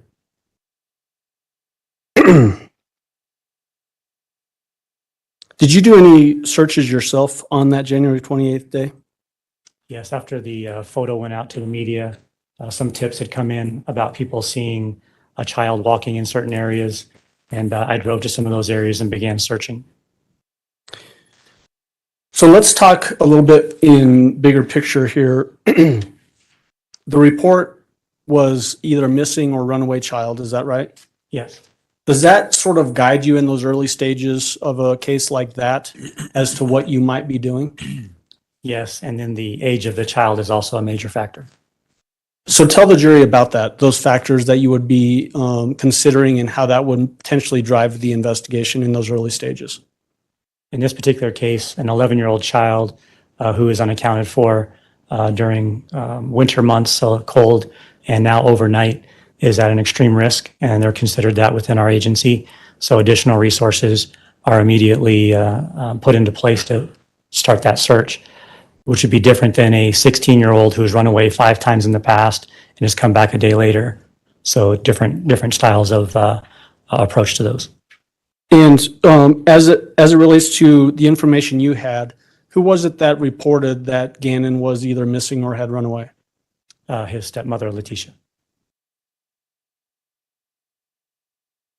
On that same day of January 28, 2020, did you respond to Starbucks on Mesa Ridge Parkway? Yes, I did. Why did you go to Starbucks?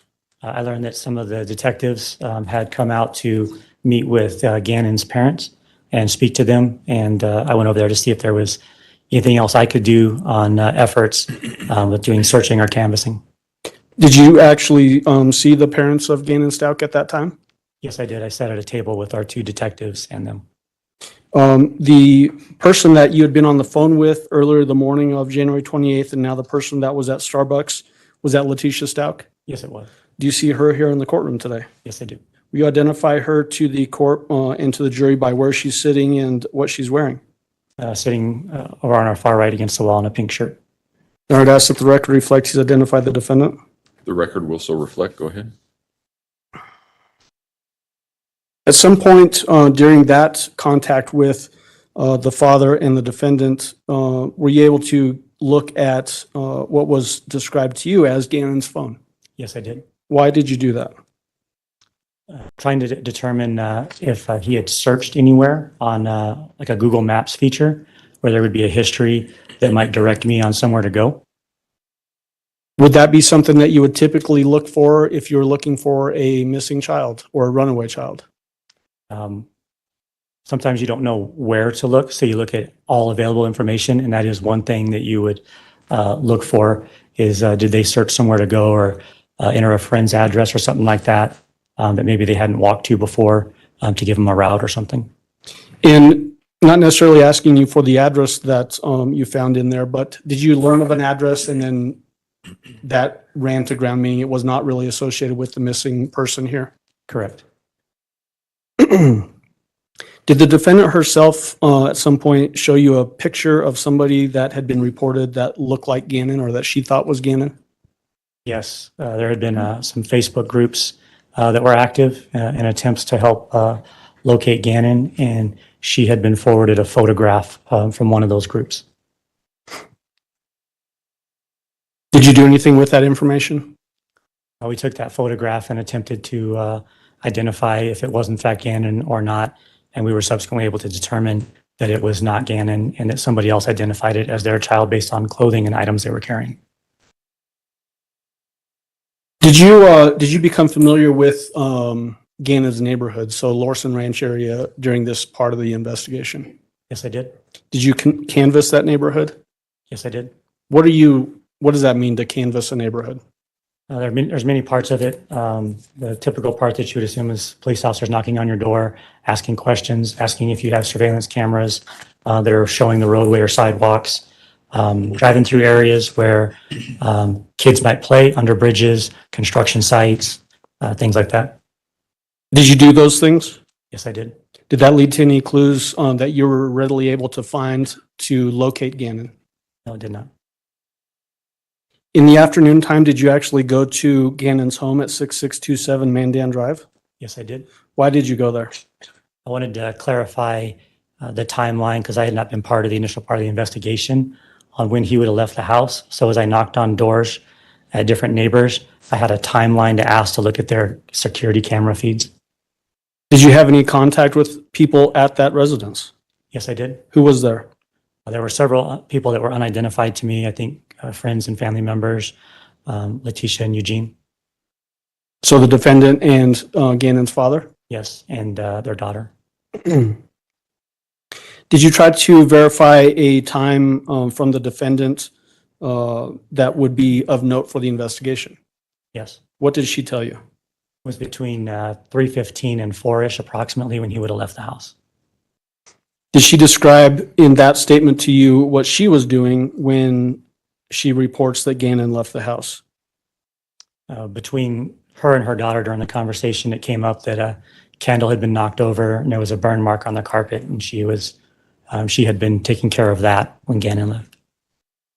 Trying to fix that burn area? Yes. Did she describe in any detail anything about that candle or burn incident to you? Not specifically, no. Okay. Did you ask the defendant what friend's house Gannon may have been heading towards? Yes, I did. What did she tell you? She didn't know.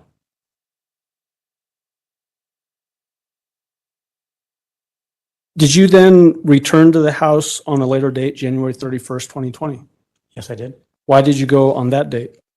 I received a phone call from our investigations division, and they asked me to go to the house and told me that Letecia and some family members might be removing property from the house, and that they thought Letecia and another daughter of hers might be wearing smartwatches that could potentially contain some digital evidence that may be helpful in the investigation. Did you in fact go to the house? Yes, I did. Did you see different vehicles than other times when you'd been in the neighborhood? Yes, there was a van that was there, and then some other just personal cars. Let's talk about that van. What do you remember about the van? It was a not like a U-Haul moving van, but a van that you could, like a cargo van that you could pack stuff in, and they were unloading items from the house and packing it into the van. Was it a white van? Yes, it was. Did you also see a Nissan vehicle there? Yes, I did. I believe it was silver, if I recall correctly. I'm sorry, say that last I part. believe it was silver, if I recall correctly. Okay. Do you remember, was it a Nissan Altima? Sounds correct, yes. How many people did you see there that were helping the defendant move things out of the house into the van as you described it? There were probably 4 or so directly, but there were also other people present. So what each person's role was, I don't know exactly, but I know there were a couple at the van helping load stuff. I believe an aunt that was there as well as her mother. So let's talk about the aunt. Was that person Brenda Awkward? I believe so, yes. And spelling on that, do you remember it off the top of your head? Does ACQUARD sound correct? Sounds correct. What vehicle was Brenda Awkward associated with? Nissan, I believe. Was she in fact the driver of that vehicle? I believe so, yes. Did you talk to her at all? And I'm not asking you for statements, but did you talk to her? It would have been briefly, yes. Okay. Other people that you identified that were associated with the defendant and potentially helping her load things into the van? Can you tell us those names? I do not recall everybody's name, but I remember Harley was there, her mother was there, her aunt. I think there was another male that was there assisting as well, Harley, who was that in relation to the defendant? daughter. Okay. And then mother, is that Deborah? Yes, And then you said a male, would that be Dakota Lowry? I believe so, yes. Do you know his relation to the defendant? Not specifically, I thought he was a son, but I wasn't exactly sure. Okay.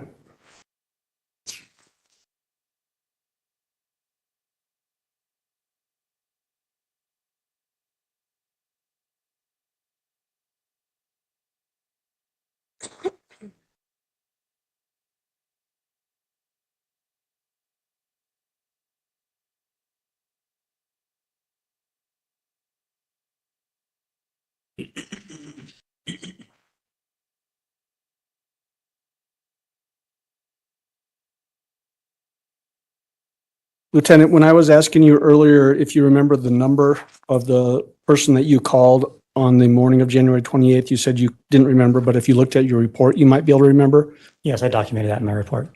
I've got your report here. Would showing you that refresh your memory on that point? Yes, it would. Or ask for permission to approach the witness for refreshing his memory? You may go ahead.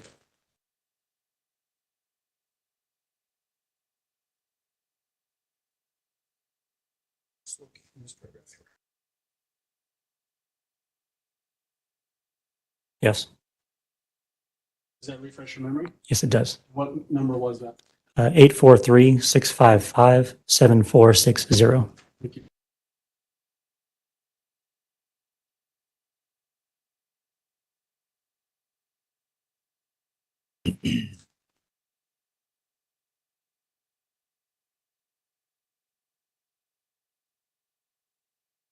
I want to get into more detail about the statement that you got from the defendant when you went to the house after that phone call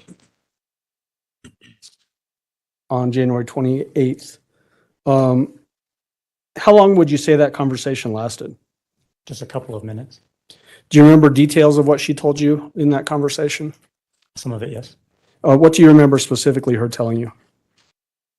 I had asked her if she knew where Gannon had gone, so I had a direction to go to and contact that house or houses in between. She said that she did not know. Her daughter made a comment about her mom being, Mr. Allen? I was reading the report and I couldn't tell who he was referring to there. He said her daughter. Yeah, so I'm not asking you for any statements right now. From daughter. I'm asking you for statements of the defendant. okay. She had made mention that she might have got a little excited during the fire, during that. Okay. Did she describe specifically what she did in relation to that fire? I recall her saying she tried to put it out with a blanket, and originally the blanket caused it to get slightly bigger, and then she was able to put it out. So basically, was she describing that she was trying to smother the fire? Yes.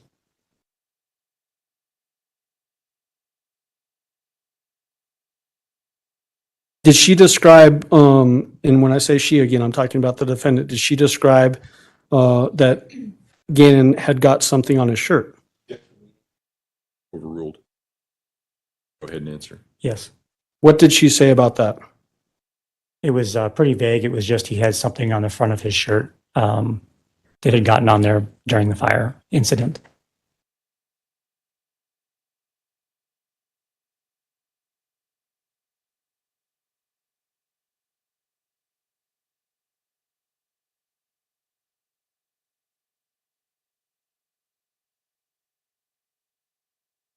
Okay, may I have just a moment here? You may.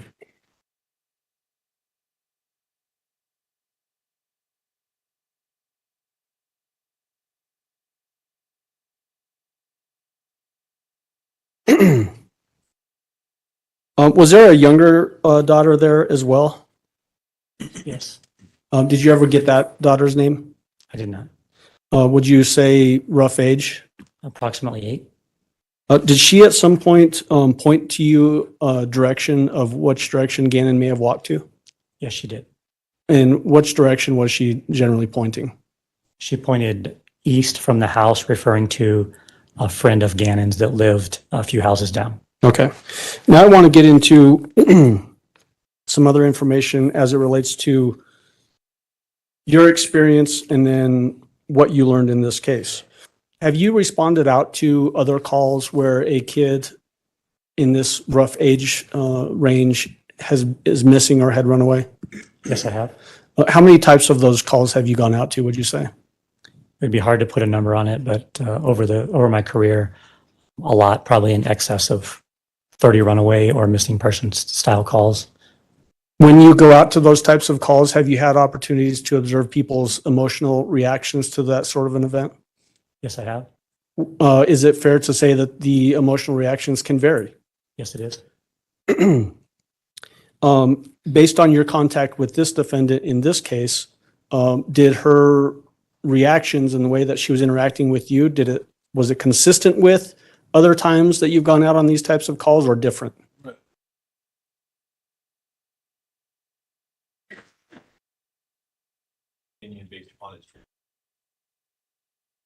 Overruled. I don't think Mr. Allen is asking for an expert opinion. I think he's asking for an opinion based on his prior encounters with other individuals.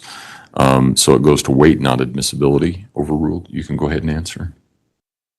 In similar situations where a child as young as Gannon, 11 years old, is missing or has run away for the first time, there's usually a little more emotional reaction, especially when it has now been overnight and a second day. The emotions are usually more visible and present. It's not always the case, but most of the time it is when a parent's child has gone missing and they have no idea where they are now for a period of 2 days. During your law enforcement career, have you dealt with people that, excuse me, that are dealing with severe mental health disorders or diseases? Yes, I have. Can you approximate, or is it too many to even put a number on? It would be difficult to put a number on that. Was the defendant in your contact with her on January 28th and on January 31st, did she appear to be suffering from any severe mental health disorder or disease? And Your Honor, I'm going to make the same objection that he is relying on.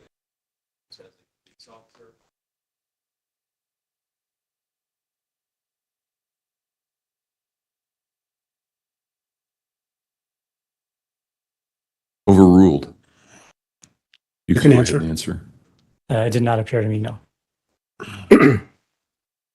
Did she, when you were talking with her, asking her questions, would her answers logically follow the questions? Yes, Did she appear to understand, I guess, what you were asking about? yes, Was she able to give you specific answers to those questions? yes, she was. Thank you. That's all I have, Your Honor. Sorry. All right. Cross-examination. In your experience, how long have you been in law enforcement? 26 years. In your 26 years, how many people have you dealt with that suffer from dissociative identity disorder? I wouldn't be able to tell you. I don't know exactly what disorder people may have be suffering from. Do you know if you've ever dealt with anybody who suffered from dissociative identity disorder? I would believe I've probably come in contact with them, yes. How many? I don't know. No further questions. Redirect.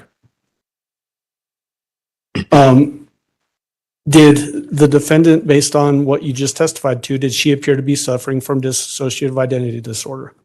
No. Thank you. Do any of the jurors have any questions for Lieutenant Hess? No? All right. Thank you, sir. You may step down. Prosecution, call your next witness, please.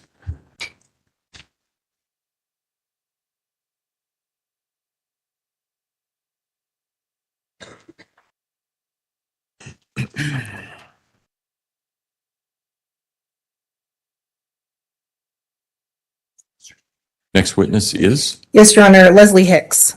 Thank you.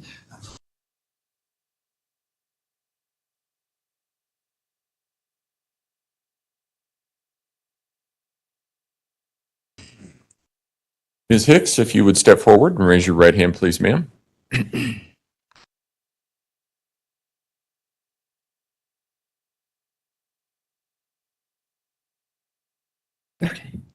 Start out there first. Raise your right hand. You swear affirm the testimony about to give in this matter will be the truth, the whole truth, and nothing but the truth. Go ahead and have a seat in the witness stand. Please watch your step as you step into the stand.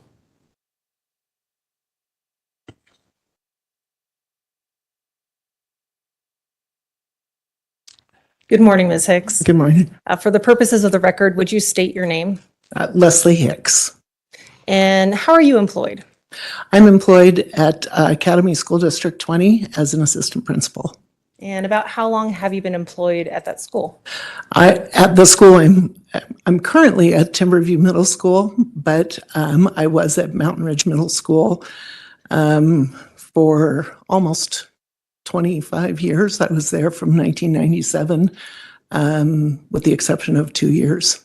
And in January of 2020, what school were you at? I was at Mountain Ridge Middle School. And as an assistant principal? Correct. How long have you generally been in that type of role? At that time, I had been in that role for 3 years.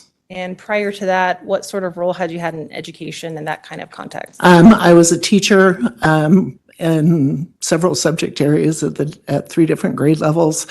I also served as an intervention coordinator at Mountain Ridge prior to the assistant principal role. And I was at Rampart High School for 2 years as an interventionist, but for about 17 years, I was a teacher. Okay. And in terms of the course of your role as an assistant principal over the years, how many interviews have you been a part of? Hundreds. I've interviewed probably hundreds of people, both in the role as a teacher and as an assistant principal and interventionist, probably over the span of that 20 plus years, definitely hundreds of interviews. And why is that interview process so important for the nature of the work? Okay, because we're trying to find the best person to educate our children. And it's very important that we put the best people in front of our kids. Okay. As a part of the open applications for the school that you were at in January 2020, was there an applicant by the name of Letecia Stauch? Yes, it was. And for what position did Letecia Stauch apply for? She applied for a resource teacher, which is a teacher for students that have IEPs or special education. And as part of that interview process, did you meet in person with someone by the name of Letecia Stauch? Yes, And do you see that same person here today in court? yes, I do. Can you identify them where they are seated in the courtroom? Yes, over here. Okay, and that is your right side? In That is my right side in the purple shirt. the purple shirt. Your Honor, may the record reflect that Ms. Hicks has identified the defendant? The record will so reflect. Go ahead. Okay. Now, Ms. Hicks, you explained that it's a resource teacher position. What are the roles and responsibilities of that position? Okay, the role of the teacher in that position is to serve as a case manager for our students with learning disabilities. And that person would teach some classes to help meet the needs of those kids. And in our school, that person also worked as a co-teacher in classes with the general ed teacher and would work in partnership with that person. And for that particular position, as it relates to working with this particular set of children, would that person also be responsible for making sure that students follow rules? Yeah, I think every teacher at school is responsible for classroom management, and that's part of the role of a teacher, is making sure that kids are performing the way they need to perform, both behaviorally and academically. And as part of the onboarding process for employees, are they also given particular guidance about how to report violations from students, that sort of thing? Yeah, within the school, yes. And that would be something as far as, how we manage that in our own buildings. Okay. And as part of the interviewing process, what forms of communication did you have with the defendant? We interviewed in person. She came into the school, and we have a set of questions. We had an interview team. There were 3 of us on the interview team, and we asked her a series of questions that had to do with the topics that you were speaking of, both, how do you manage students academically and provide for them, as well as classroom management and behavior. So in addition to meeting with someone in person for that interview panel, are communications also done through other forms? What other means? After the interview or during After the or interview? before, at any point with an applicant? Before, it would be, actually probably the secretary probably contacted her to set up a time for an interview. And then after the interview, if the candidate is chosen, then I would reach out and I would be checking references and then reaching out ultimately to decide whether we want to move forward with a hire or not. Your Honor, permission to approach the witness with what has been marked as People's Exhibit 207 previously shown to the defense. You may go ahead. Ms. Hicks, I'm going to ask you to look at People's Exhibit 207. Take a moment to familiarize yourself with that first page. And I'll ask you to look through the messages that follow and familiarize yourself with those. I did leave my glasses in my purse. Could I get those? I Yes. apologize. If that would help you. Yes, it would help. Under permission to approach. You may. I apologize. It's all good. Thank you.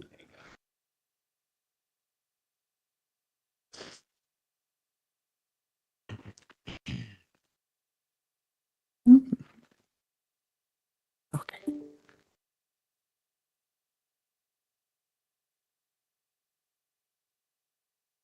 And Ms. Hicks, I'll actually stop you there on that first, that first page of messages. Mhm. Do you recognize the telephone numbers that appear on that page? Yes, I do.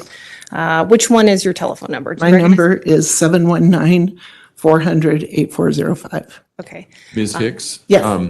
This is sort of an unfamiliar experience for a lot of people. Yes. The lady to your right is taking down everything we say as we say it. So it's important to remember, let the attorney finish the question all the way before you give an answer, and she'll let you finish your answer. It's common in ordinary conversations that we talk over each other, but it makes the court reporter's job really, really hard if you do that in the courtroom. Gotcha. Okay? Okay, thank you. You bet. So you recognize a telephone number that's associated that you use, is that correct? Correct. All right. And not to read from it, but do you recognize the other telephone number? Yes. Okay. And how generally do you recognize that telephone number? It's been a while since I've looked at this, but I remember that area code, and the number does look familiar to me. Okay. And what number did you use? Who did you use that number to communicate with? Ms. Stauch. Okay. I'll ask you to look through the remainder of the messages to familiarize yourself with them. Okay.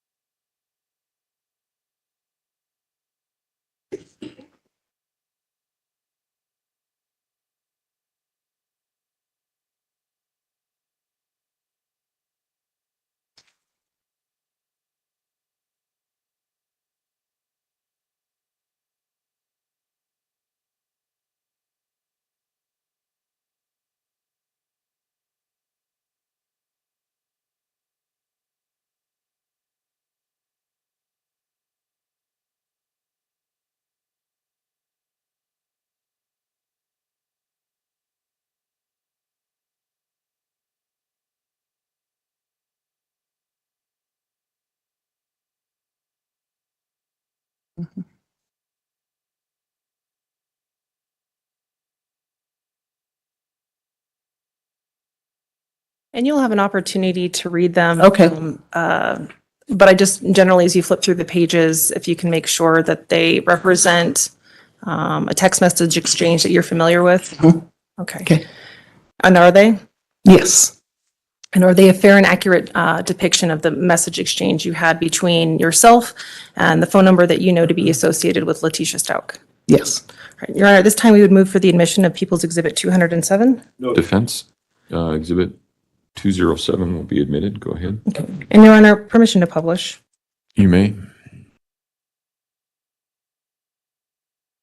Ms. Hicks, messages are going to be displayed behind you. Okay. If it's easy for you to stand next to that, you can do that. We may still have a pointer there. You're probably familiar with using a pointer as a teacher. So if you want to use that. Okay. Great. No, Your it's Honor, if you would turn on the, It is on. oh, There we go.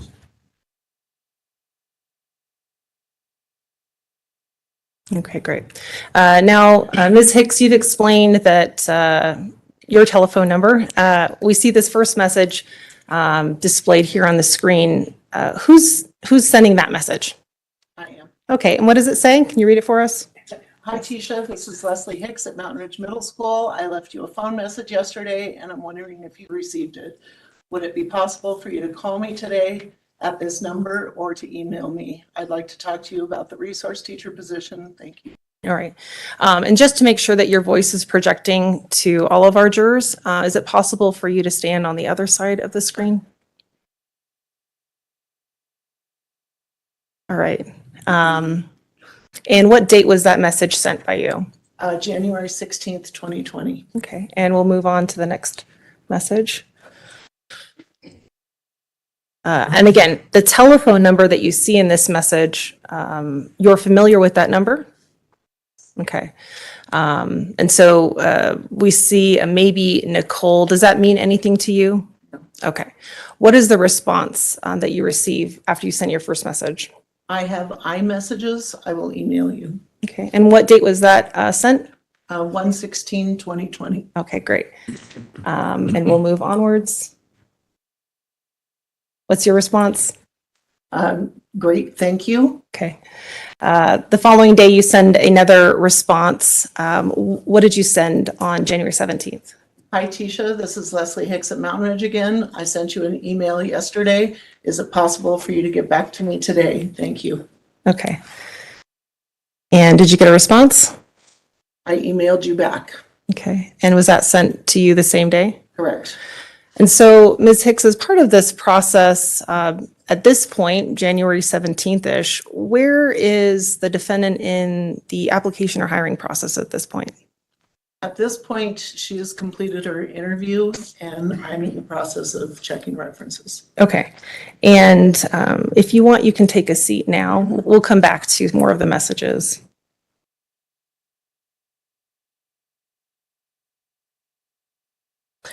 So as part of that application process, you referenced obtaining references. Is that right? Correct. Was the defendant able to provide you with some references? Yes, on her application, she had references, and I was having trouble getting a hold of some of the references. And so through the course of our dialogue, I asked her for additional ones. Okay. Do you remember a particular reference by the name of Connie Huddle? Yes. Do you remember the first telephone number that was provided to you for Connie Huddle? I remember that it was an area code from South Carolina. Okay. I believe it was, I know it started with a six. And that's Four- fine. Okay. Fair to say it's been a while since you've seen that? Yes, it has. Okay. And do you recall giving a statement to Detective Marissa Williams on January 31st of 2020? Yes, Do you recall giving those specific telephone number to the detective that day? I do. And would seeing your statement refresh your recollection as to that specific telephone number? Yes, it would. Your Honor, permission to approach? You may. Go ahead.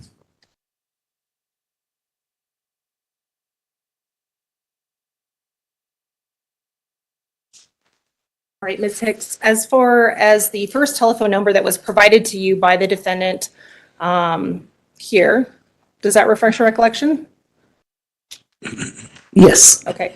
What was the first telephone number the defendant provided to you for a contact named Connie Huddle?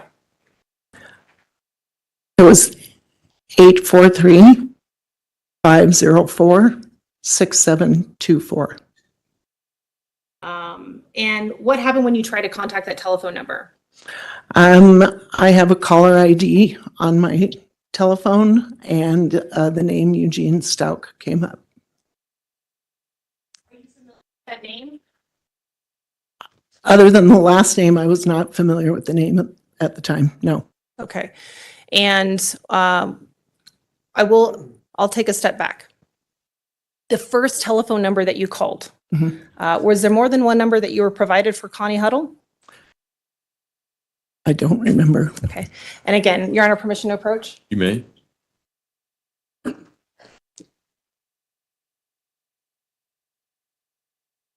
Ms. Hicks, do you recall talking to Detective Williams and providing her with a very specific first telephone number?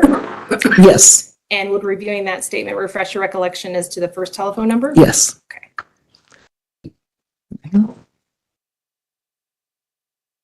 Okay. Okay. Does that refresh your recollection? Yes, What was the first telephone number that you called? 843-957-3486. What happened when you called that first telephone number? Were you able to get through? No, What did you ask for after you didn't get through with that telephone number? I asked if there was a different number. Okay. And were you provided a different number by the defendant? Yes. Okay. And from memory, are you able to recall what that second number was? 843-604 6724. All right. And I'll ask you again would seeing a statement of your report refresh your recollection as to that specific telephone number? Yes. Okay. And can you review your statement for that second specific telephone number? Yes. 843-504-6724. Okay, thank you. A lot of different numbers. You called various numbers as it relates to references. Yes, I did. And so now I'll come back to the question that I had is, when you were actually able to complete a call, can you tell the jury what you heard on that call? Yes, a female answered and didn't identify who it was, but I heard children in the background. Okay. And were did you ask, what did you do when you Yes, heard? I asked if it was Connie. And if I recall, the person said no. And, Hold on. okay, Wait a minute. sorry. That's okay. Yep. Ms. Gratiano? Yes, Your Honor. I'm not asking what the other person said, Your Honor. And Oh, okay. but further, it's also not offered for the truth in the matter asserted. Okay. Well, then where are you going? I'm just going to ask, You might want to approach him. Your Honor, permission to approach? Okay.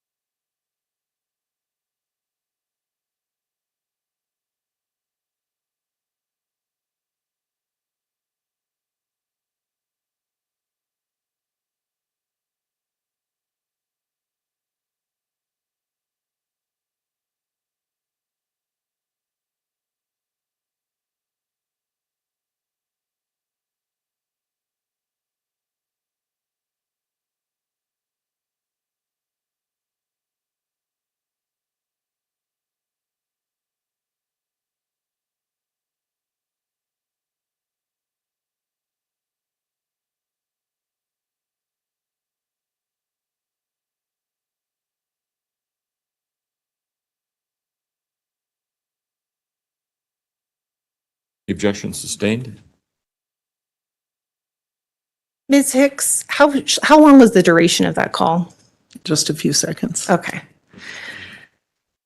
After that interaction, did you have any sort of concerns about moving forward with the application process as it related to the defendant? No, Okay. And why is that? At that point, where were you at in the interview process? well, the interview had been completed. And as I said, we were checking for references. And so sometimes people give incorrect numbers. And so I asked for additional numbers for references. In terms of educational background, is that also part of the interview process? Yes, Okay. And did the defendant provide you with some sort of information regarding an educational background? I had access to her resume, yes. Okay. In terms of the educational background, was there a particular degree that the defendant claimed that she had? I did say she had a doctorate. From where? From Liberty University.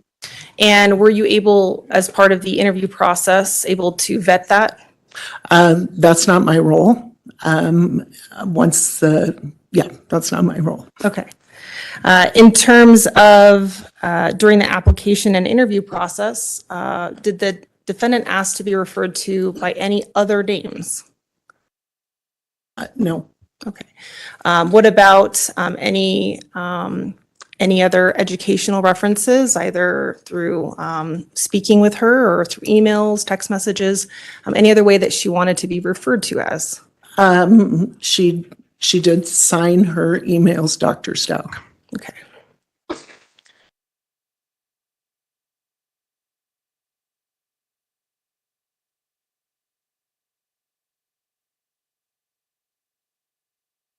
Ultimately, what was the decision with regard to hiring the defendant? We did eventually offer her a position at the school. And is that a decision that you unilaterally make? During the interview process, there are three of us that decided that we would like to move forward. And then I do the reference checks, and then I bring that information to my principal, and we decided to move forward. Okay. Yes. And so based on that decision, when would have been the first time that she made contact with either you or the school at that point? Well, at that point, it's a recommendation for hire goes to our district human resources department, and the rest of the process goes through them. And then once they are have gone through their process, she's recommended to come over to the school. Okay. And for that, was she recommended to come to the school? Yes.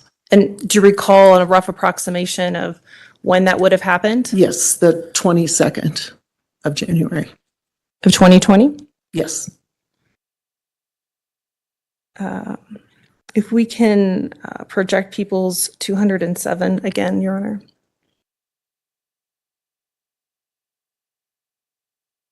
Okay. Thank you, Ms. Hicks. As we scroll onwards past January 17th, we will move to, we can continue on, and we'll move to, looks like January 20th. There's a message that is sent by the defendant's telephone number. What is that message? What time do I be there tomorrow? Okay, and what date is that sent? That is 1/21/21. Okay. And the subsequent message after that, what else does that message, that phone number say to you? And do I need to bring anything specific? I just hung up with the district and they said to be there tomorrow. Great. And what was your response? Hi, Tisha. We're so excited to have you here. The workday begins at 7:30. You don't need to bring anything in particular. We will have a sub there tomorrow that has been filling in. You'll have an opportunity to shadow him and meet the kids, as well as get set up with the things you will need. Sherry Fuller, our SPED department leader, will meet you tomorrow as well. See you soon. Great. And what was the next exchange that the defendant's telephone number sent to you? good evening. And what date was that sent? And that date is on the 22nd. Okay, and can you read, January. great. Can you read the rest of the message? I wanted to ask your guidance about what to do about tomorrow. I had scheduled that interview at the district office before getting hired. I understand they probably have someone someone in mind, but I don't want to burn any bridges and would like to at least let them know my interest in eventually moving up later, or even if it's a year or so. I know we have to all start somewhere. What do you think is the best approach to take? Thank you. Great. And what was your response to that message? Hi, Tisha. It is your choice if you want to choose to interview tomorrow. Please remember that you will need a substitute and sub-plans to cover the classes you will miss. Please let us know if you need assistance with that. Thank you. Great. And the next message that you received from the defendant's telephone number? Well, they told me to do the fingerprints too, so I was just trying to do the right thing. And the message after that? Okay, I will just try to do the right thing by everyone. I didn't want to stand anyone up and wanted to be loyal to our school too. Okay. And the next message? It's 8 a.m. I mentioned it before in our emails, but wanted to make sure to follow the necessary steps. They did say I could do the fingerprints while I'm there, so I could get some link to do the paperwork. I haven't done any of that. Ms. Hicks, how would you generally describe this type of exchange in these messages? Overruled. I would say that they be typical of somebody who might be, who's just a new employee. Okay. Conscientious, would that? Conscientious and wanting to do the, making sure that she's putting herself in her best job. All right. At some point, was there arrangements made for her to shadow somebody at the school and be present? Yes. Okay. And do you recall the last time you saw the defendant in person? The last time I saw her in person was that Friday morning of the 25th. And how would you generally describe her demeanor? She was at work and working and meeting the kids. She was running a class.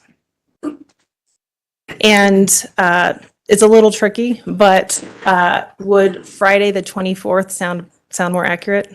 Oh, yes. Okay. So Friday, January 24th, her demeanor was appropriate? Yes. Okay. Did she ask to be referred to by any other names? No. Did she appear to you, based on your work in being around teachers and hiring, did she appear to be going through any sort of mental health crisis? No. Okay. Subsequent to seeing her on Friday, January 24th, what was the next contact that you had with her, either in person or through other form? I received a text message from her on Monday, 27th. All right. And if we could move to Monday morning, January 27th, through the messages. You should appear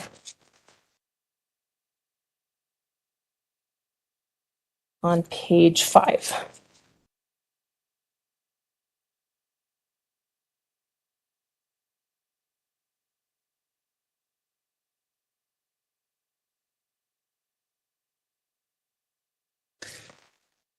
What time was the message from the defendant's phone sent to your phone on January 27th of 2020? 3 a.m. Okay. Did you read it at 3 a.m.? No. What were you doing? Okay. What did the message say?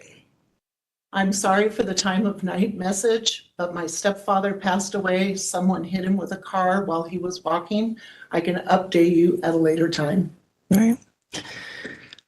Subsequent message that your phone received, what was that message?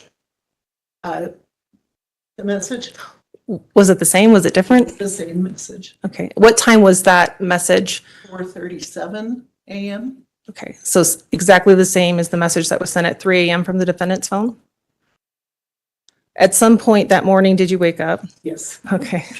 Like a busy assistant principal, were you then able to look at all your messages? Yes. Okay. When you had an opportunity to read this message, what was your response? I responded saying, "Oh my goodness, Letecia, I'm so sorry." Okay. And we'll move onwards. What else did you say? And then shall we try to find a sub for you today? Okay. And about what time is this based on the timestamps we see here? 5:50 a.m. Okay. Subsequent response by the defendant's telephone number. We'll move up. What was that response? 2 question marks. It's apparent all my family lives in the East Coast. I'm trying to find a way to get there. And what time was that sent? I was sent at 7:21. Okay. What was your response to that message?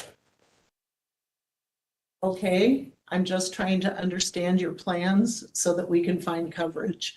Am I understanding that you will not be in today? And what time was that sent? 7:32. And the response from the defendant's phone? Yes, it's my parent. I can't believe that would not be an assumption in a time like this. And your response to that? I'm so sorry for your loss and we will support you, but I cannot make assumptions. I do need some direction from you. We will get a sub today. Please let us know what else you need moving forward. Okay. Ms. Hicks, you can take a seat now. Thank you.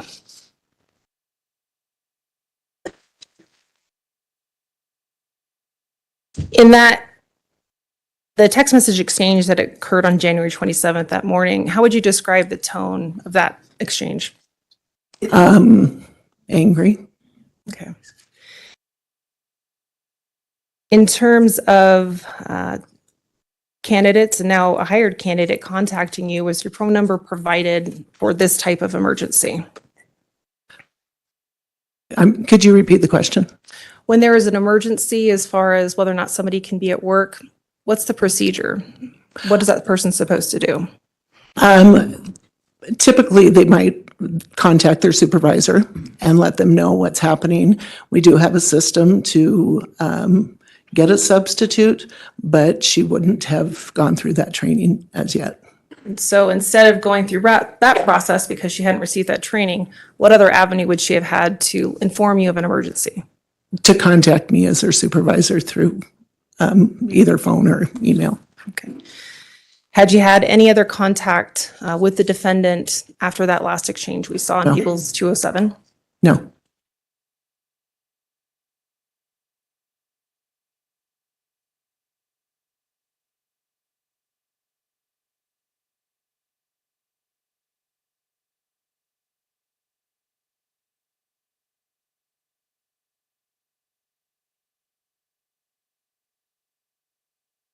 Your Honor, we'll pass the witness. Cross-examination. No, but Do any of the jurors have any questions for Ms. Hicks? No? All right. Thank you, ma'am. You may Thank step you. down.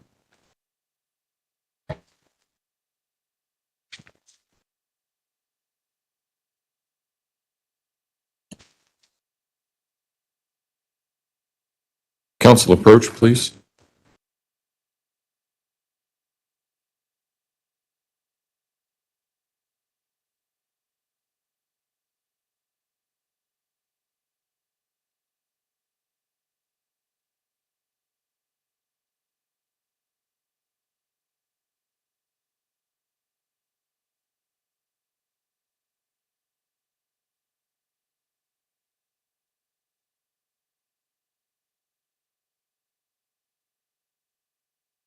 Prosecution, call your next witness, please.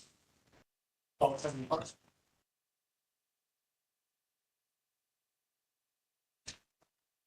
right, sir, if you would step forward and raise your right hand, please. Do you swear or affirm the testimony about to give in this matter will be the truth, the whole truth, and nothing but the truth? I do. Go ahead and have a seat in the witness stand. Please watch your step as you step into the witness stand. Mr. Allen? Thank you, Your Honor. And just for the record, Your Honor, we're calling Kevin Clark one of probably several times in this case. Mr. Clark, could you please introduce yourself to the jury and spell your name for the record? Good morning. My name is Kevin Clark, Kevinclark. And Mr. Clark, where do you work? I'm the Director of Crime Strategies and Intelligence for the 4th Judicial District Attorney's Office. What kind of education and training do you have that allows you to do the work that you do? I've got an Associate's of Applied Science degree in Communication Applications Technology, a bachelor's degree in Homeland Security, a master's degree in Project Management, and then I've earned undergraduate certificates, since I already have the bachelor's degree, in digital forensics, cybercrime, and database management. I've also received training by law enforcement agencies in cell phone tower and mapping data, fundamentals of crime intelligence analysis training, level 1 and level 2 of a program called GeoTime for cell phone data and mapping program, as well as the FBI's cellular analysis survey team, level 1 and level 2 training. And then as it relates to the investigation for Gannon Stauch, missing Gannon Stauch, how did you become involved in that investigation? At the time, I was a senior criminal intelligence analyst for the Colorado Springs Police Department, assigned to their Metro Vice, Narcotics, and Intelligence Division. And in that capacity, I work with all the law enforcement agencies in the local area. We were aware of a missing child, and then I was asked on Saturday, February 1st, by my commander, if I'd be willing to go TDY to assist as lead analyst in this investigation for the next 30 to 60 days. Not everybody necessarily knows what TDY means. Temporary duty. So instead of working at my normal office with the Colorado Springs Police Department, I worked primarily out of the command post.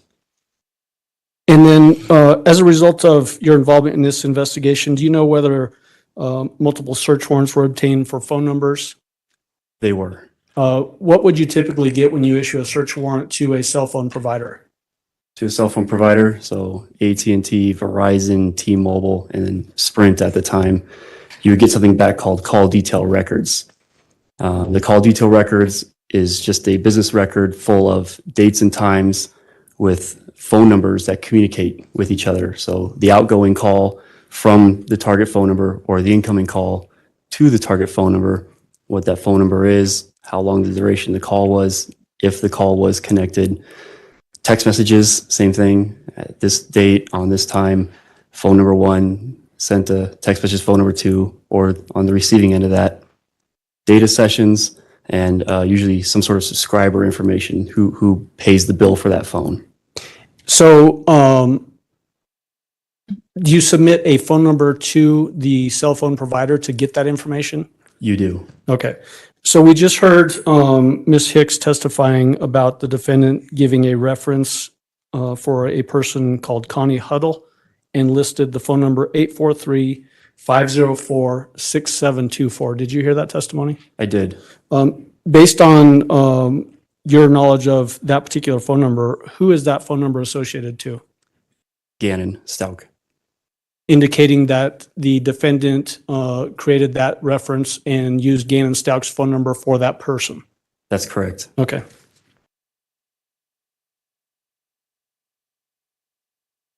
Okay, that's all I have. Thank you. Thank you.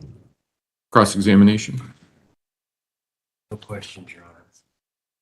All right. All right. Thank you, sir. You may step down. Thank you. Oh, this witness will be available throughout the trial, and my understanding is going to be testifying at a later time. At least 2 more times, Judge. Go ahead and submit your question now. I'll hold on to it. It may be that we can ask it now. Do any of the jurors have any questions? Let me ask that. Oh, no. All right. Okay. Thank you, Mr. Clark. You can go ahead and step down.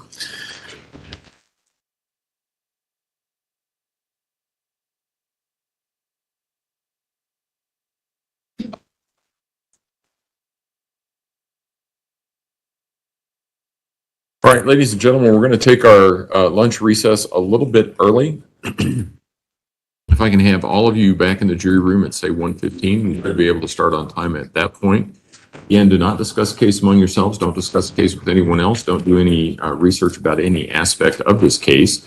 And we'll see you back at 1:15. All rise for the jury, please.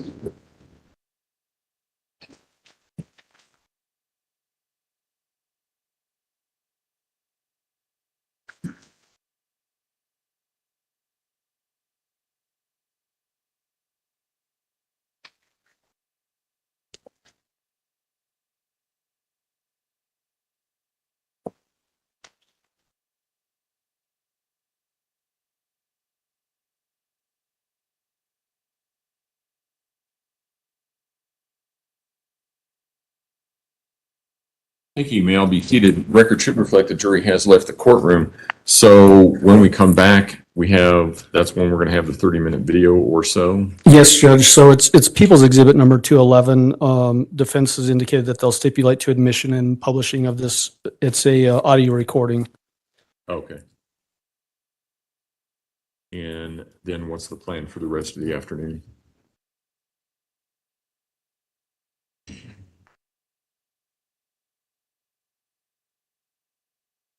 We just have more witnesses, obviously, Judge. Let's see. At some point today, we'll have Dr. Leon Kelly will come in to testify, Detective Marissa Williams.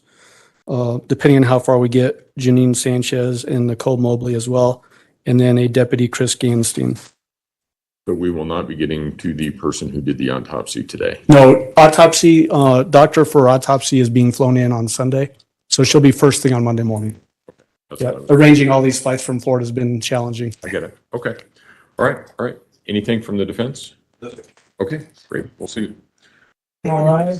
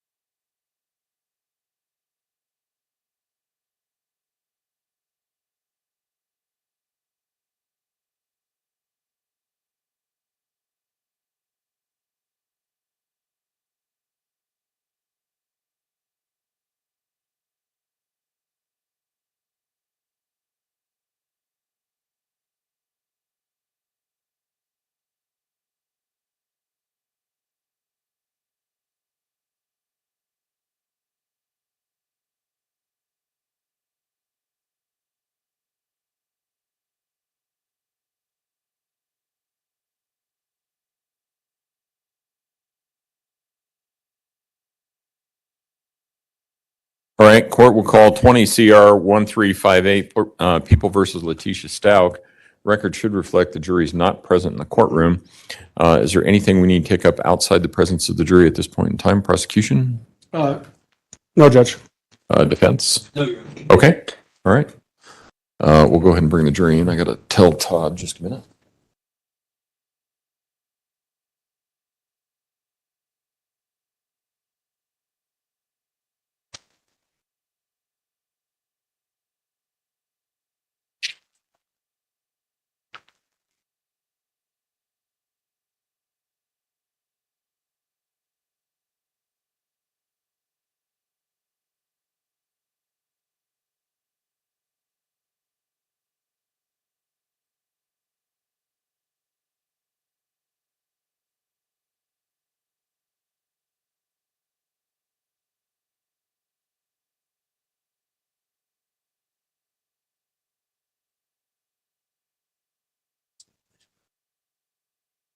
Camera's up too. Yeah.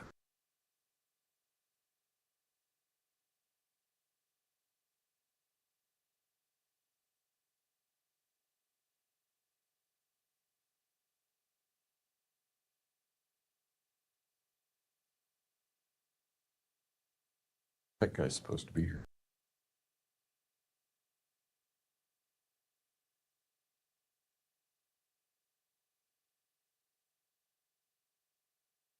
Right.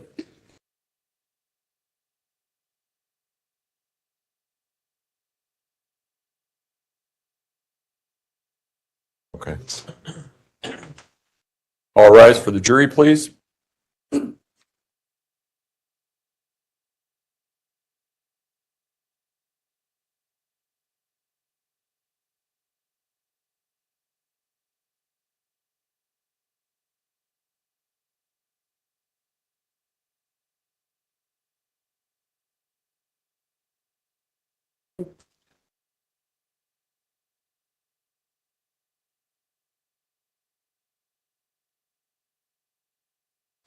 Thank you. You may all be seated.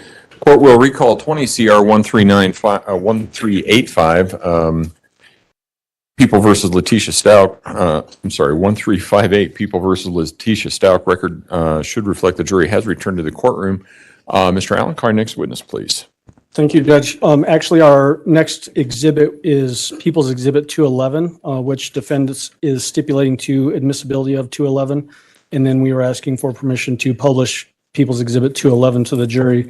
For record purposes, this is body-worn camera audio of Deputy Parker that was collected on the evening of January 27, 2020, when he, along with Deputy Yunkin, who we heard from yesterday, responded to 6627 Mandan Drive in response to the missing child report that the defendant made. Defense, do you stipulate as to the foundational elements that have just been recited by the prosecution? Okay. All right. Exhibit 211 will be admitted. Thank you. Go ahead. Permission to publish, Your Honor. Yes, you may.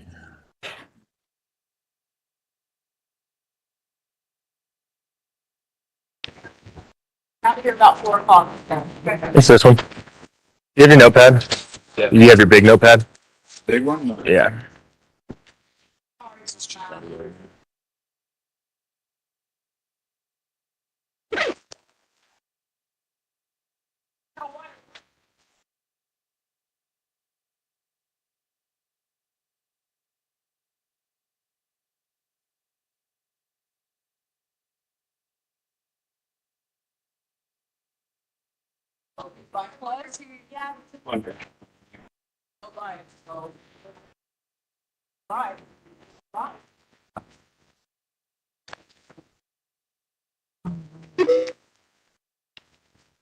Recording. Mounted. Wi-Fi connected.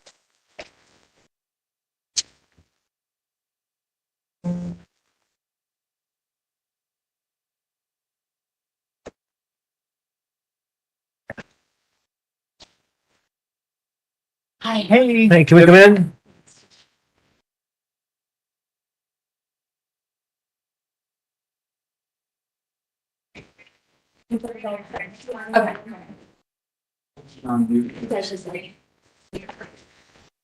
Sorry, my shoes are a little muddy. You guys are busy tonight, huh? Yes, unfortunately, sorry, we took us up. I mean, we go by priority and I mean, Well, the neighbors have been awesome, so Yeah. they helped out. and they could probably do more than we. Yeah, I mean, that's what we got two bodies, so. Exactly. That's what I was telling my husband anyway, because he was upset, and I was like, honestly, the neighbors have already pretty much done a lot of the work. Yeah, there's a ton of them out there, so. Yeah. We keep getting posts and pictures, and we did find, someone did send us a video picture or something, and he was holding his Switch case. His what? Like his Switch, like a Nintendo Switch. Oh, okay. Yeah. Not like a Switch. I don't know. So they've all been trying to be very like helpful and the whole situation, because so he was supposed to be here at 6:00 because we were going to eat dinner, and he said he was off restriction today, so he was going to go play with his friend, and his dad already told him he could play with his friend, and he didn't come back at 6, so I looked outside and saw it was sleeting, so I said, well, maybe he's waiting on one of us to come get him, so we drive to the neighbor's house, which I'm assuming he's at the neighbor's on the corner's house, and they're like, no, he's not here. So I was like, okay, maybe it's only one other person. So they kept leading us on all this chase of people it could be, and we covered a lot of houses, and at this point, the neighbors all stepped in and kind of went to the houses ourselves, and because they told me to wait here, and she went to a bunch. Okay. But sorry, I've been like freaked out the whole time. To add to it, I'm almost positive he is with someone that he knows, because he searched on his phone, can my parents find me if my if my phone is off?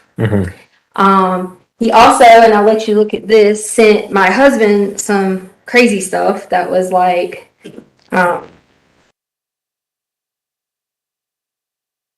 it was like,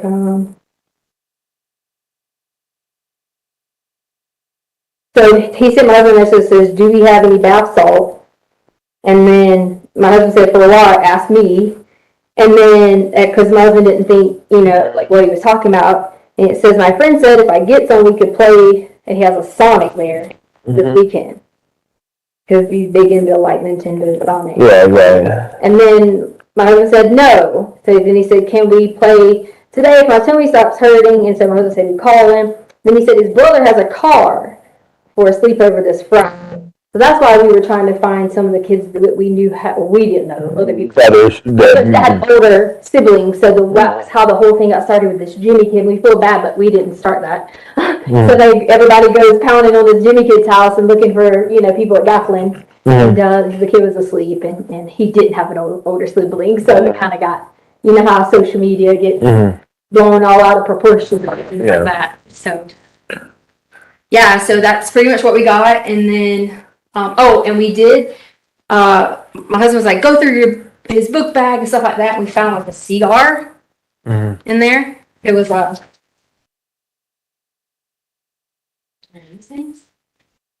guess a cigar. Has any used the marijuana that you know about? No, he's never even been like this. Like, he did start going to brothers are hanging around and smoking pot. The thing is, he is at Grand Mountain, and they're mixed with the, he's 5th grade, 11 years old, and they also have the 6th, 7th, and 8th grade there now. Now, I know the school does a really good job, because I work for the school district to separate the kids in the different, like, okay, the 4th, 5th graders, 6th grade, but that doesn't mean they still don't meet each other in Larson Ranch, and that's the thing, because he does go take his bike up to Stingray Park, and is that the name of that little park? Whatever the park is up there. Yeah, I know what you're talking about. And things like that. So it's kind of like pretty much that's what we got. Okay. Did you give our dispatcher the social? My husband has the social. I'm gonna have like a blurry version. I don't know if I can read it, but he was like freaking out, saying, I can't go find social. I'm upset. He is. Me. So I was like, I apologize once again that Yeah. we got pulled. I mean, there was something pretty urgent on the. yeah, the definitely. vacay. You want to get people that are.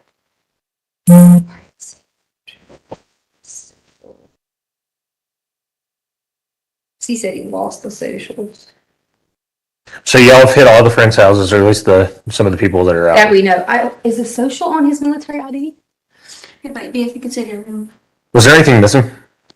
No, there was nothing missing. He just had his game, which he's a huge, like crazy Mario, Sonic. You know, he had that with him, and that's it. I mean, that's all we see missing, because my husband immediately said, go look for the guns. And like, I immediately went in there, and I couldn't find one, so I was panicking, but you know how you're looking for something, and and so I'm like, oh my God, it's gone. And then I realized, you know, like, okay, it was hid behind some clothes, you know, whatever.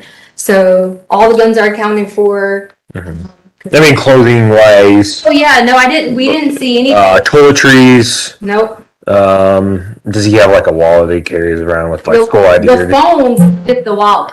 Okay, like one of the attached case, like the Yeah, you know, an actual wallet. Oh, okay. His phone was with the wallet, and he had left it in his room. And is the phone turned off? Have y'all?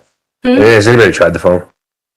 Well, I have his phone. He left the phone here with the wallet. Oh, okay. That's how we went. So how do you know? So he must have used somebody else's Facebook. Is that what you're thinking? That like he logged in somebody else's and asked that question if can my parents find me, or was that on? No, His search history. it was in his search history prior to this happening. So Okay. he had already like searched this information. He had deleted a bunch of things too, because it would have like one thing searched for one day specific, and it was like, okay, we know you're on YouTube, we know you're on this, you should be, you know, whatever. And there was a lot of messages deleted, like for example, his grandma or Nana, he had everything deleted, but we've reached out to all them, and he hasn't been in contact with, you know, with any of them, because they all live on the East Coast. Oh, okay. So. Was there been any family issues other than? I mean, No. just the strange thing was asking about the basketball. What happened last night? So he was upset about last night because he's grounded from his switch. Like I told you, it's all around the switch. Yeah, there was a restriction. Yeah, you said that, but it was lifted. So yeah, it was lifted today. But last night he had, so we have two little small dogs, and he has really bad problems with his stomach because he takes Vyvanse every day.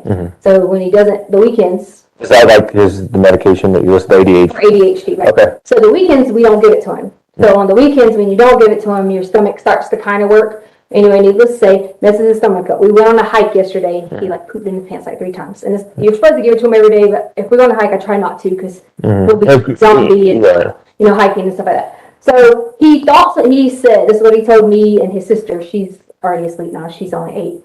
But he told me and his sister that he thought somebody was coming downstairs, so he immediately like tried to hide it. He knocked the candle over, and it set the carpet downstairs on fire.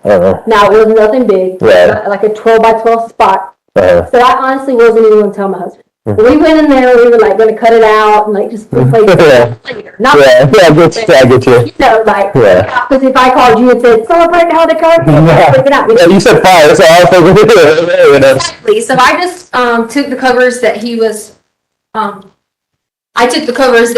laying down, and I just like threw it on there, because I got my daughter out and the dog's out. She was working, and it was. You can have everybody know. I know. It was something that we were just like. No. Did he take his bike? No. Okay, because somebody saw a little kid on a bike. They posted it, but I didn't know if he brought it. Well, he did, unless he took it sooner and brought it back, because Lena ends up getting the bike and rides the bike, because hers had broke. When she ran into him, I say ran into him as in not physically, but she somehow got his bike because hers wouldn't work. So he could have at So one they were point. here. Okay. Yeah.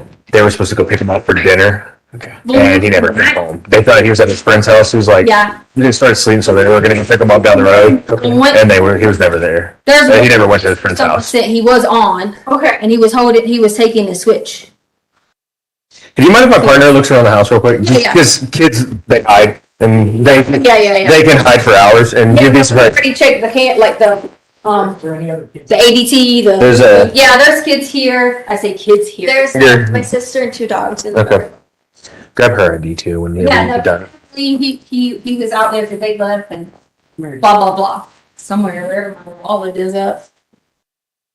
So just tell me a timeline. I know you said that you were going to go eat at 6. Yeah, so it was. We were supposed to meet y'all back here, but you went down there because you started sleeping. Right. So what happened between that and the time you got out of school?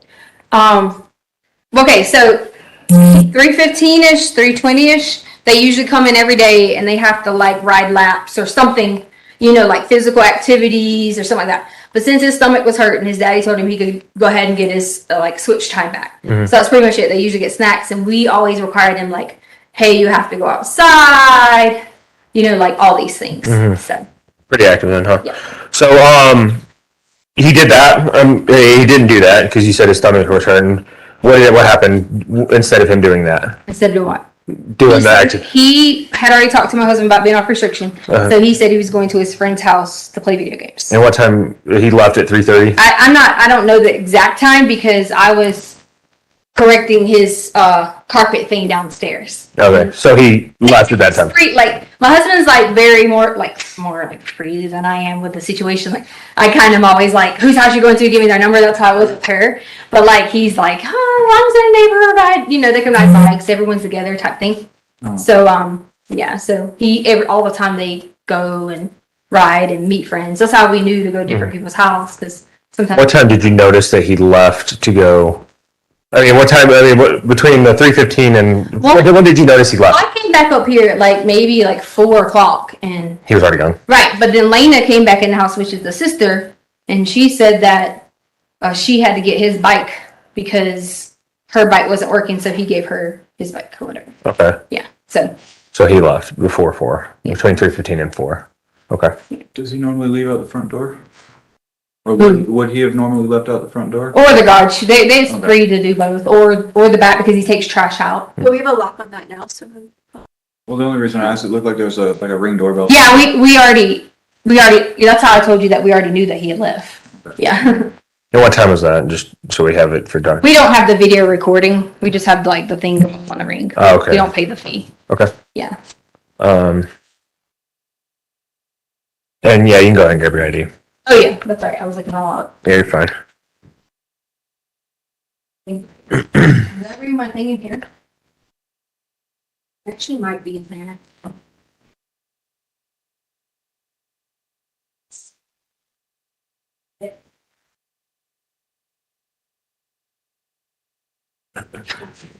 Can you get her? Let me get my wallet. Cute.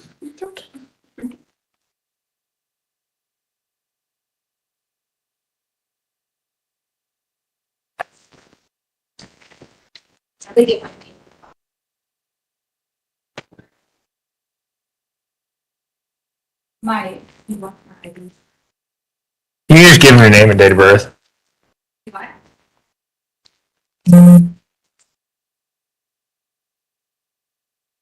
Yes. No, I didn't grab that card today.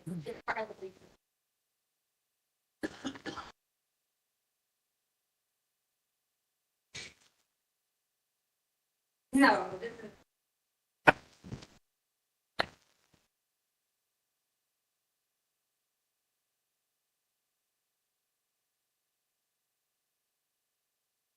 Would he have left his phone? Do you know?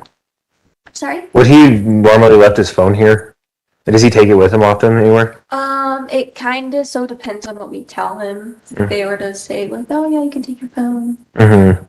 Can't take it. Does he have service? He does. Is that his phone? Which one? Yeah, this one's his phone. Who's that? His mom. Oh. Yeah, I don't know what she's on. Because she must be happy. It might be in that big pile of. If she's looking for ID, just go grab her name and date of birth. I think it might be. I'm just waiting on him because it might be in the I same can get your phone. name and date of birth. Yeah. But it's okay. We can just get your name and date of birth. Oh, okay. So I was like, it might be in the center console. All right, so Tecia, T-C-I-A. Stauch, T-E-C-I-A. Stauch. And S-T-A-U-C-H. And 8483. Is he gonna be out of Colorado, like your driver's license, or is it another state? Another state, What state is that? South Carolina. South Carolina. Yeah. That's the accent, huh? Yeah, that's the accent. Yes, sir. 8483. Yeah, like August 4th, 1983. And then a middle initial or name for out of states. Down here. Is the other dog? Yeah, no, just no. What's your middle name? I mean, no, it is that. Middle name? It's my maiden name. Letecia.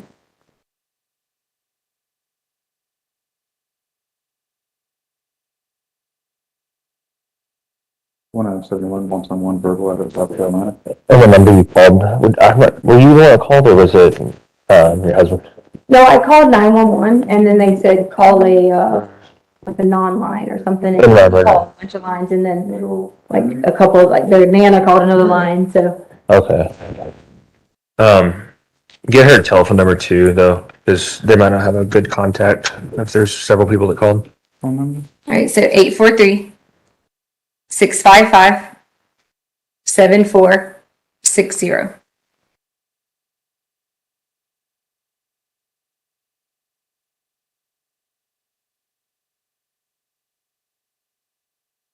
Do you have a picture of him on your phone? Mom. Can you?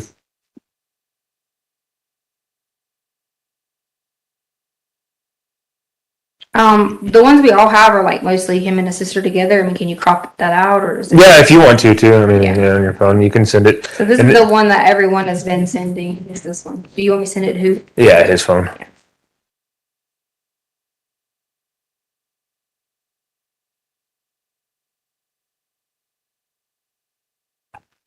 And then go ahead and get that information for the information I sent you on there after you get the picture.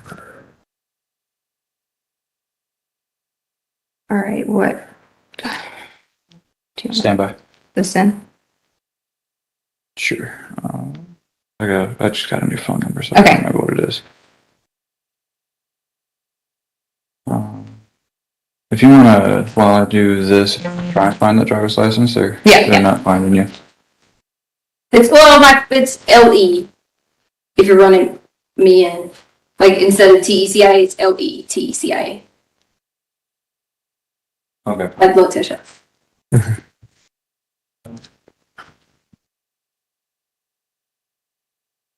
1971.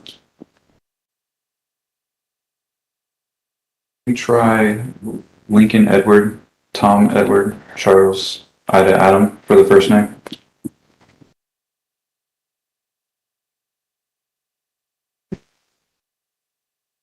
Has anybody's been saying anything on the Facebook post or whatever that people are talking about? Just that they're looking. Okay. Nothing. I accidentally let it lock, I'm sorry.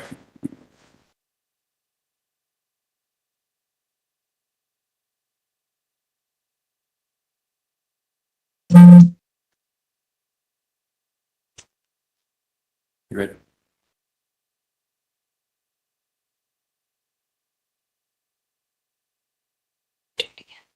I'm sending you that picture, right? Okay. Alright.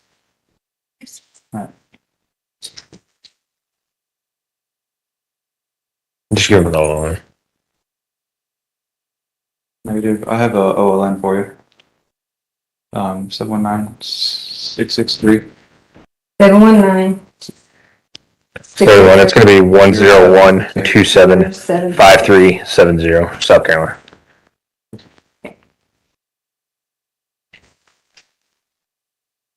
So y'all contacted all the friends that y'all know about at this point. Parents, any of them saying anything that you know about that they said they haven't seen him today as well? Nothing like that.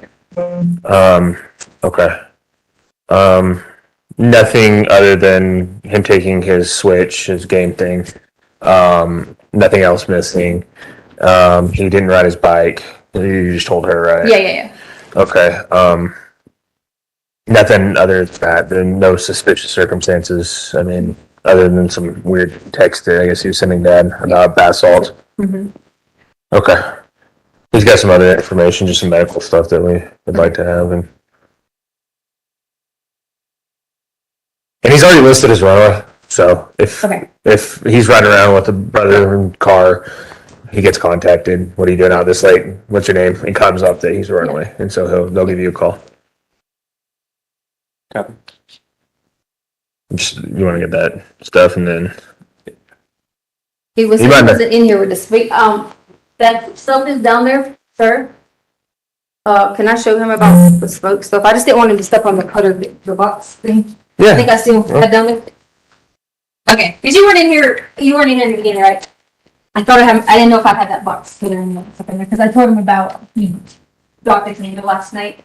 Okay. And I thought I must have picked it up. I was just making sure. I didn't want you to be like, oh, there's the box cutters. But yeah, I had to cut this. And I told them I wasn't even going to tell Dad. And I was going to figure out a way to put this in there from the situation. But At least you got a cart. Yeah, you got a right, cart. I just took it and like covered up with the carpet and stuff like that. But it's not even any friends around here. There is let me look on this thing. He did have this one like book thing. It's where you're supposed to be at down the road. They checked that already. They went over there and talked to him. And they're like, no, we hadn't seen him at all. He did have this like And you talked to parents, right? You didn't talk to. yeah, Connor's mom came over, who is a friend he hangs out with all the time. So they come over. The people here, the friends, they were just the ones that were the door with the bike. Okay. They came over. A bunch of people came over. Yeah. So Any he friends? he did have like a little book that had names on it, but I don't know. I mean, I don't see it like anywhere specifically because like his wallet, he's not like a. I teach fifth grade, and like you got your like really really mature boy, kind of boys, but then waiting, he forgets to like bring this or bring that or bring this or bring that. Still kid. Yeah. So, no, we actually lay out all the clothes all the time, like for like every day at school, we lay out clothes, we do whatever. Is his jacket gone? He had he has several jackets. Like it depends on. I'm very like fashion, so it just depends on jackets. Like you might have this black one with this, or there's a blue one with this. So you had a jacket. Yeah. Okay. Several jackets. I mean, you see the kid has like tons and tons of clothes, and he just Okay. he has all that stuff. So.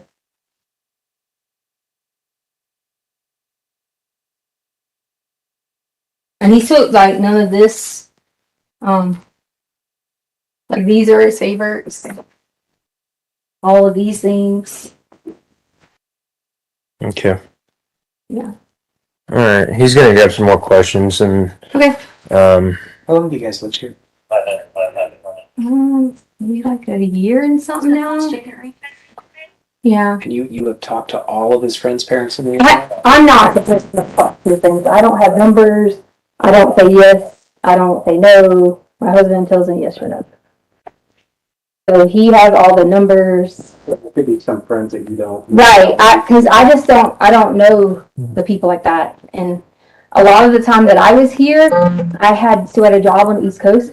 So I had to fly back and forth a lot. So I didn't really meet a lot of people, like my husband did. Mm-hmm. And he's like, always want to be the one to talk to everybody about it instead of. Well, how about your husband? Does he talk to these people? Yeah, he's been on the phone with a bunch of them. He's in Oklahoma, Fort Steele right now. So is there anybody he hasn't been able to get a hold of? No, he said he's talked to everyone that he knows of. The only concern we had is he was talking about the friend with the older sibling, and we don't know who that one is. Mm-hmm. That's the one we don't know. You guys have a name for that? Because we don't know who that person is. We've never heard him say like specific name. My husband said when he talked to him today that there was no like specific name for that. He didn't give him a name. He just told him no. So And he took his game console bill. yeah, they have a couple of different consoles. One of them's gone. Switch Lite, the 2DS, the 3DS. One of them's gone. It was in like a bluish black. Wait, no, that one might be in red. I don't remember. I just know in the video you can see that, or the picture that the lady had. You can see like he's got something right here, and it's like not far down. Which picture is this? So some lady online had noticed it, like messaged us and had noticed that was him or the description, and she was like, "Was that him?" And I was like, "Yes." Where was that picture taken? No, I honestly have about 150 Facebook messages that I haven't answered people on because you guys showed. Was it local? I mean, was it in this Lorson Ranch? Lorson Ranch. Someone put it on the Lorson Ranch page. And so a lot of people just kept sending messages, information. First, someone said they saw him get in a white SUV. Then someone said they caught it on their camera. They were all supposed to be sending this to me.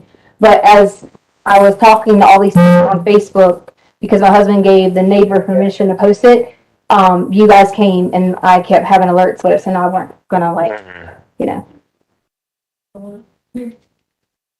Huh? Okay. No. Yeah. Okay. I know you probably gave some of this information to dispatch already, but can you give us a description of him from top to Yes. bottom? Hair color, eye color, any art, Yeah, you so know? brown, let's see, brown. I don't know. Like whitish color skin. Yes, and he's in this house, but they don't. Somewhere around there. Just keep this close because our heat. The parents made that. And then Yeah. Well, they said that 410. there was a weird text that Dad got about something about bath salts, and hey, if you if I can get some bath salts, do we have any bath salts? And my friend will let me play Sonic or something in their house. He sent that to him. Yeah, I got it. And then Mom goes through everything, finds a oh, so this is Parker. Yes, sir. I'm not bad here. Yes. Yes. No, we're still getting the runaway report right now. Harley, did you get it? Who was it? Okay, I appreciate it. Oh, okay. Okay. I just didn't. Right. I mean, there's not anything that's suspicious about it. I think that it just kind of went viral on social media, and so everybody's finding out about it now. I mean, he just didn't show home at 6, but he's also been in trouble, and had a game console that he left with, so he's probably at somebody's house right now playing games. That's why me and my husband absolutely think, and we think we absolutely think that, and we've calmed our stress level for a week. Like a thick, heavy winter jacket, a sweatshirt, a windbreaker. No, like the ones I was showing you guys in there, kind of a little windbreaker type.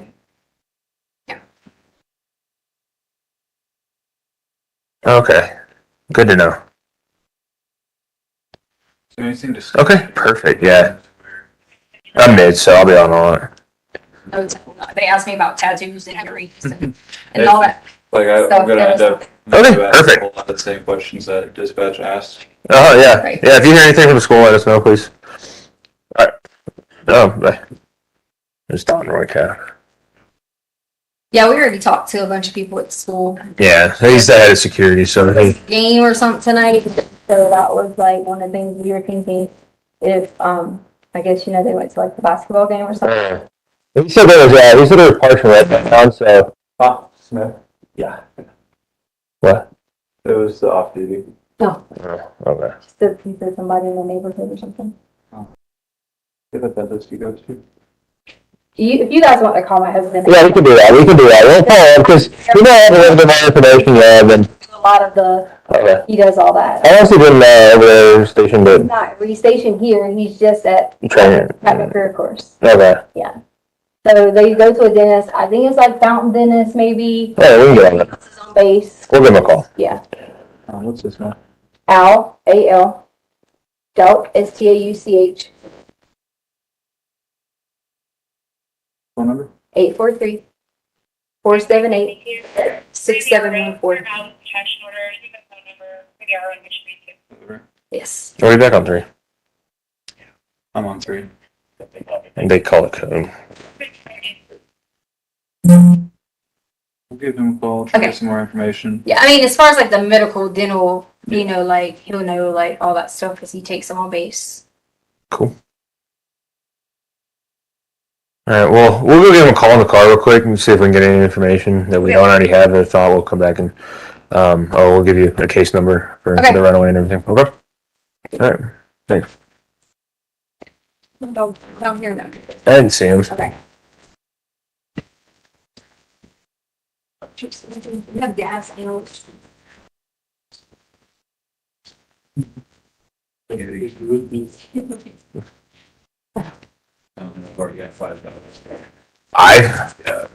Oh my god. And two. Any choice in gambling.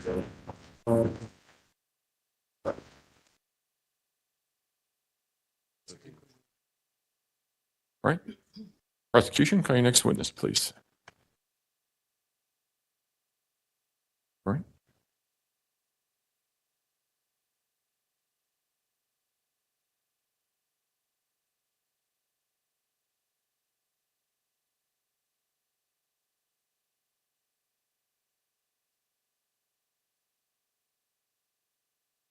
Sergeant, if you would step forward and raise your right hand, please, sir.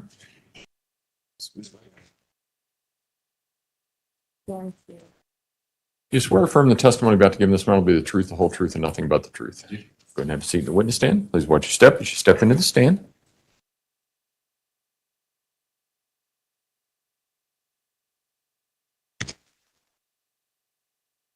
Good afternoon, sir. Hi. How are you doing? Good. How are you? Good.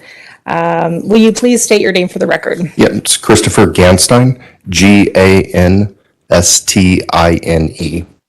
And while it may be apparent, how are you employed? I'm employed with the El Paso County Sheriff's Office. And what is your role at the sheriff's office? My current role is I'm a patrol supervisor.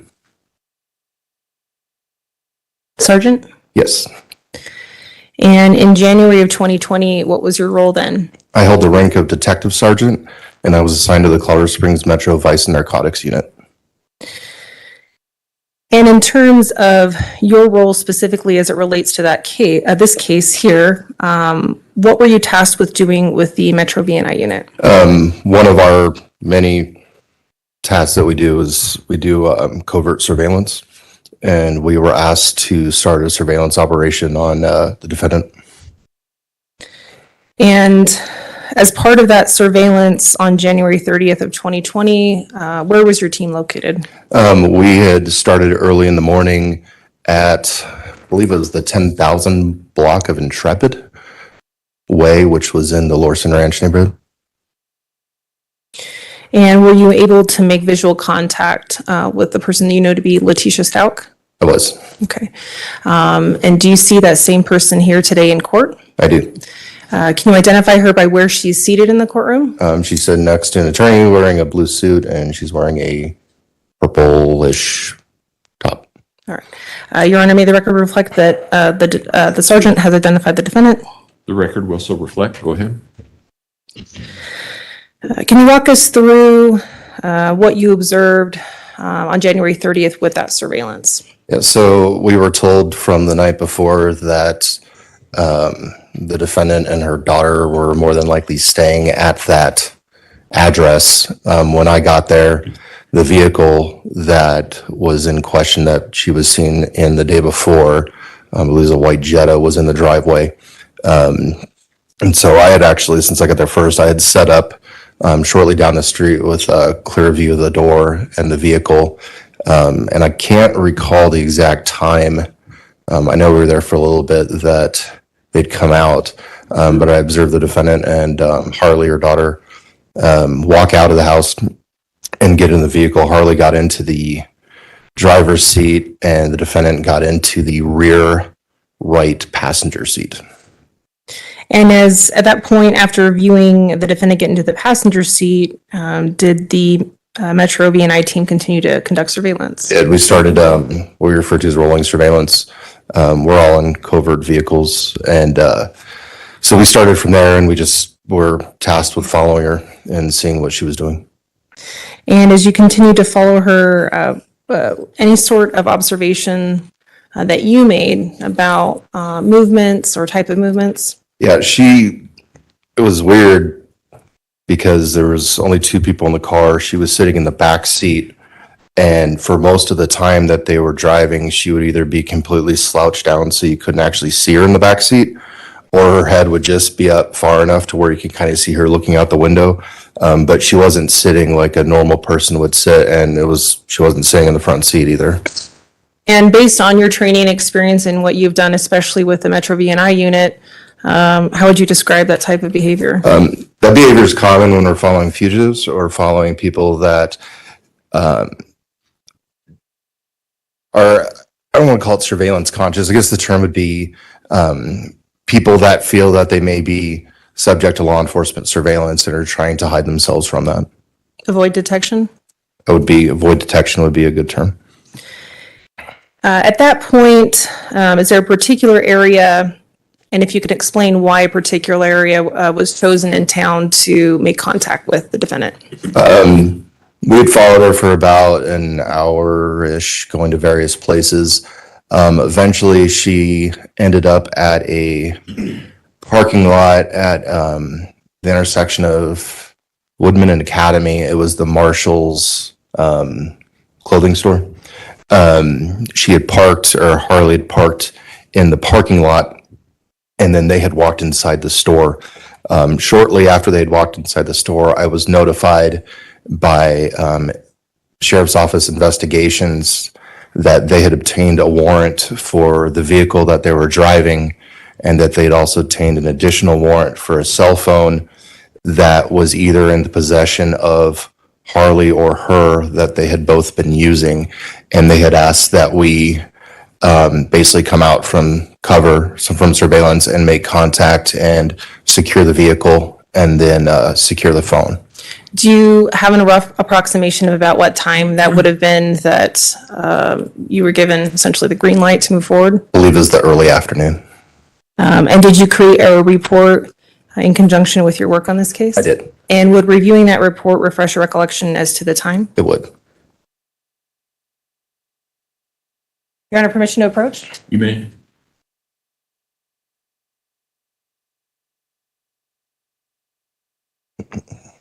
$13:24, so 1:24 p.m. Refreshes your recollection. It does. Sorry. So and not everybody thinks in military time, but what is 13:24? That'd be 1:24 p.m. Okay. At that time, can you explain for the jury what you did? So I'd coordinated my team. I had put some detectives inside the Michaels to maintain surveillance on those two. And then I had created a multi-person team outside. And the plan was that when they had checked out, we would be notified outside that they had.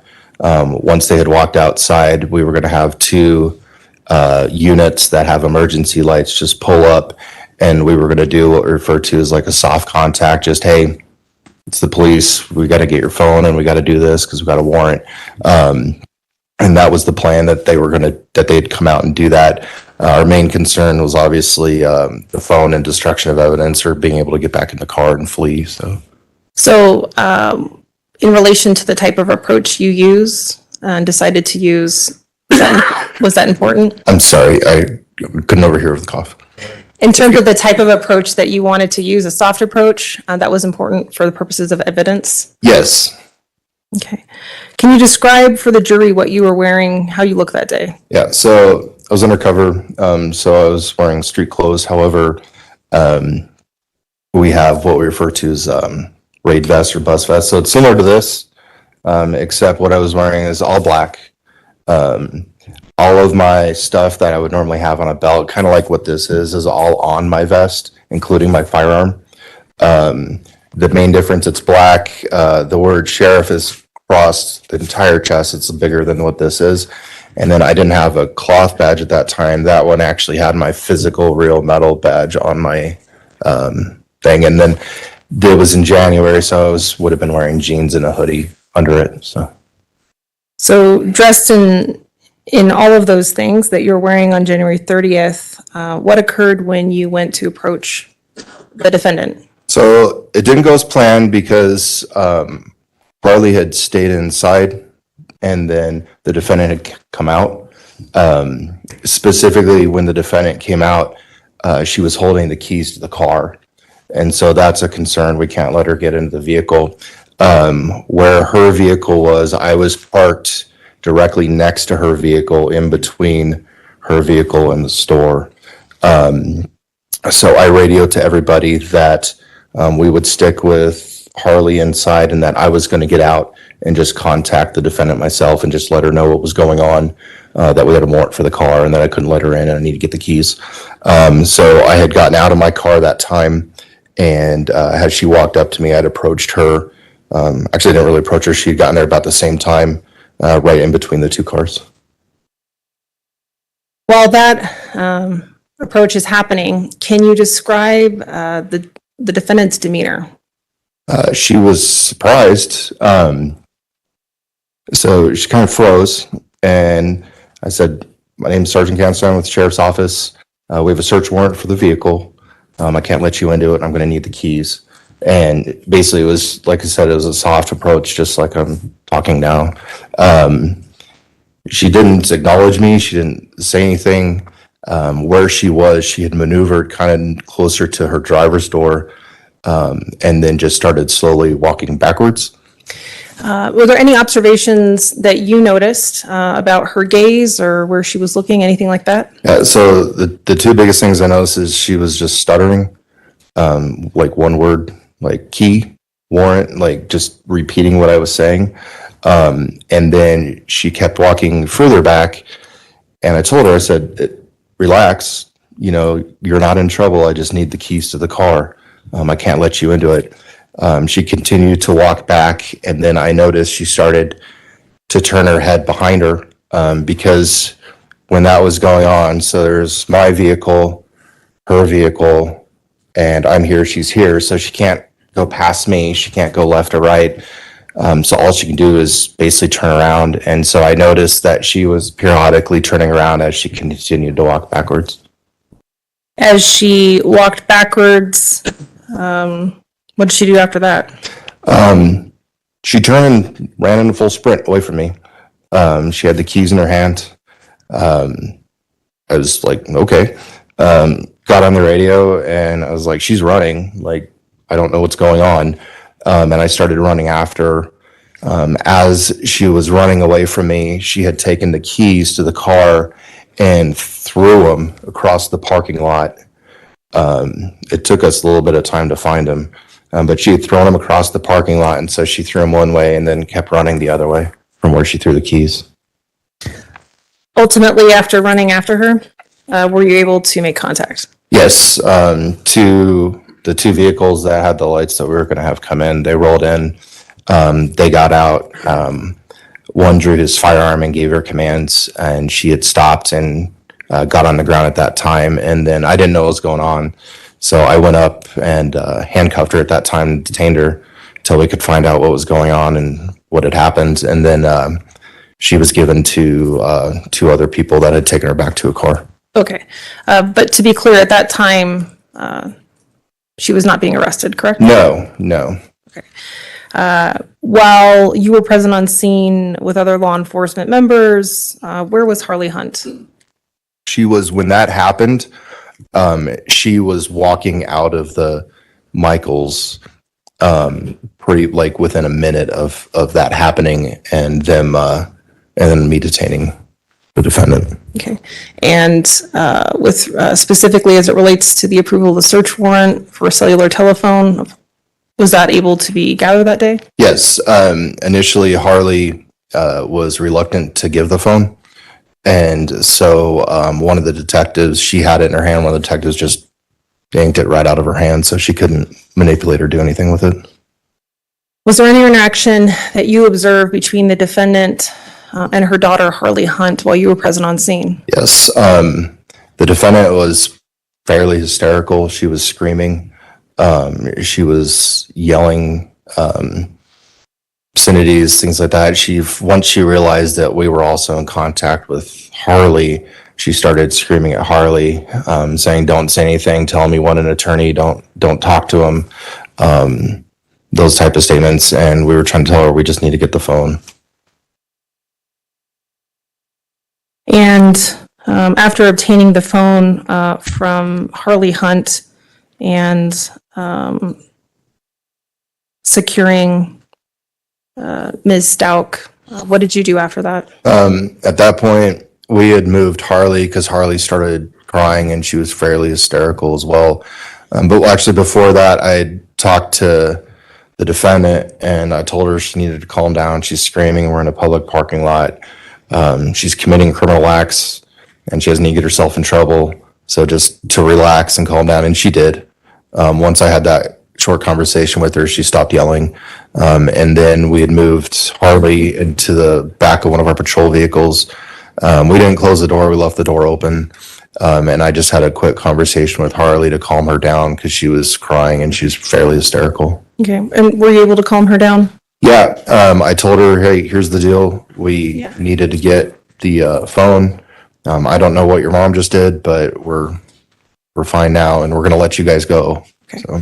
And to be clear, up until that point, the defendant was not arrested She was not, she didn't have any criminal summons or anything like that that you provided to her, correct? No, until we can secure the scene and find out exactly what the circumstances were behind the unusual reaction of me just trying to get car keys, given the scope of the investigation and its infancy, we didn't know if there was something more that we didn't know until we knew. So once we calmed everything down, got everyone calm, we released them because we've accomplished what we needed to do, which was to execute the 2 warrants. And after obtaining the cellular telephone, is that telephone then made available or accessible in evidence for other law enforcement officers with access to? It was given. We had multiple detectives from majors there from the sheriff's office, and it was given to them.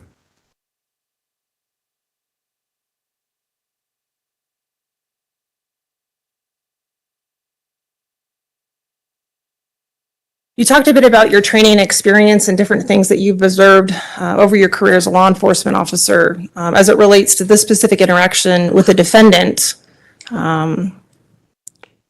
would you describe whether or not she was suffering a mental crisis, mental disease or defect at that time?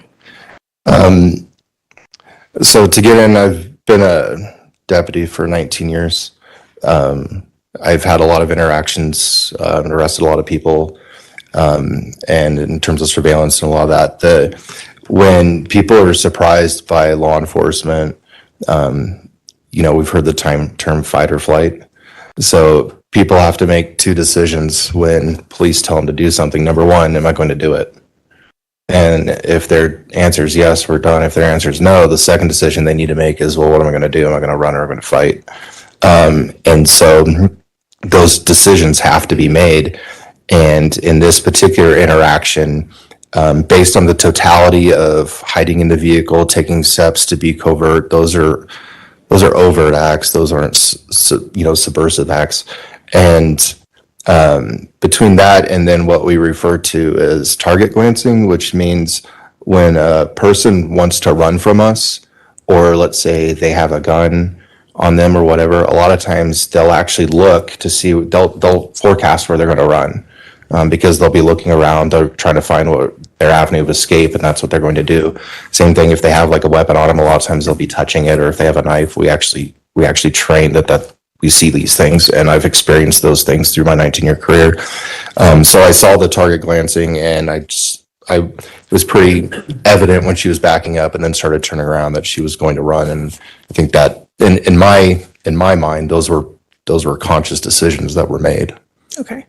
But specifically as it relates to observing a severe mental disease or defect while you were present on scene observing her, did you observe that? I did not. Pass the witness, Your Honor. Cross-examination. Thank you. Good afternoon, Sergeant Ganstein. My name is Will Cook and I represent Ms. Stauch. I'm going to ask you a few questions. This encounter with Ms. Stauch and Harley Hunt, her daughter, took place on January 30th, 2020. That's correct. Okay. Had you ever seen Ms. Stauch in person before seeing her at this residence where you, I guess, were staking it out or had it under surveillance? I'd seen photos of her. Photos? Okay. And is that how you recognized her when she came out of this house and got into the car with Harley? Yes, when we do operations, we have briefing plans where we go over photos and all that other stuff. Okay. Had you seen photos of Harley? I can't recall. Okay. And you've testified that it seemed like she was acting suspiciously, ducking down in the back seat of the car, seemed like she was avoiding detection. She wasn't in the vehicle consistent with the normal motoring public driving around, yes. Okay. But you said it seemed like she was avoiding detection or specifically contacts with law enforcement. That was my impression, yes. Okay. So the person driving her around while she's doing this is also helping her to avoid detection or contact with law enforcement. I can't speak to her intentions. I can only speak to my observations. Mm-hmm. My observations of her and her driving was not consistent with somebody that's actively trying to evade surveillance.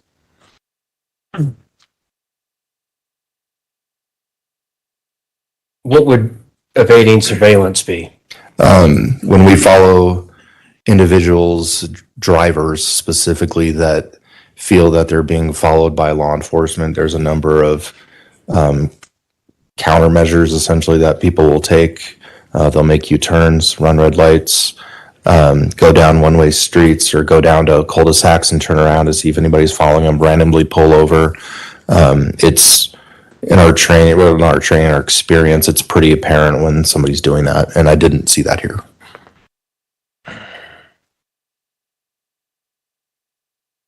And that's what drivers will do to avoid contact or be followed? Yeah, if there's multiple people in the vehicle, the only one that can make those decisions to do that would be the driver. They're the only ones in control of the vehicle. Was Letecia Stauch on January 30th, when you had your interaction with her, was she a person of interest or a suspect in the death of Gannon Stauch? Stauch, I'm sorry. I wouldn't, in my limited observation, because I wasn't part of the investigations division, is it was relayed to me that there was concerns and she was potentially a person of interest. I never actually heard the term that she would be a quote suspect. And when you were following them, did you know the driver of the vehicle at that time was Harley Hunt? I had a high probability it was, based on the information I received last night and who was in the vehicle, and the vehicle was Harley's vehicle. So you had gotten information that she was possibly staying at this residence with her daughter? Yeah, we had a surveillance operation the day before, and I was monitoring that operation the entire night. Okay. Did you have your body camera on? I see right here in the courtroom, you've got your body camera. It looks like the big black cell phone. Mm-hmm.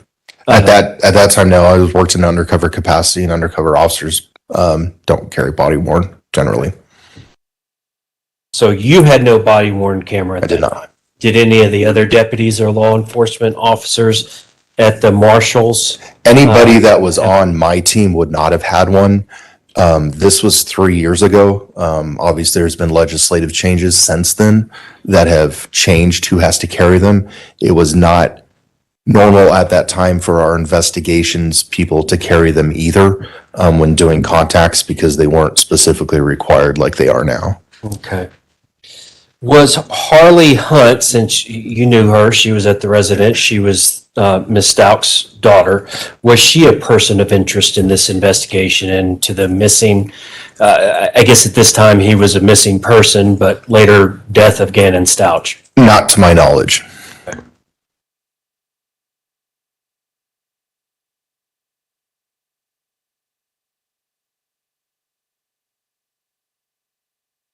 And have you ever been qualified as an expert diagnosing any of the diseases, mental health diseases from the DSM-4 or 5?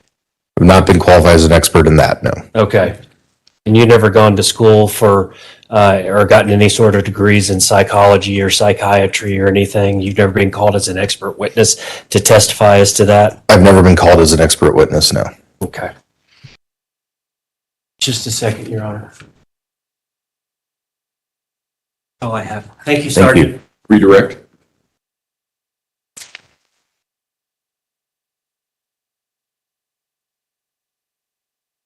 Letecia? Yes. Sergeant, as part of a unit conducting surveillance, why would it not be feasible to wear a body-worn camera? Well, number one, we're in undercover capacity. We don't want other people to see.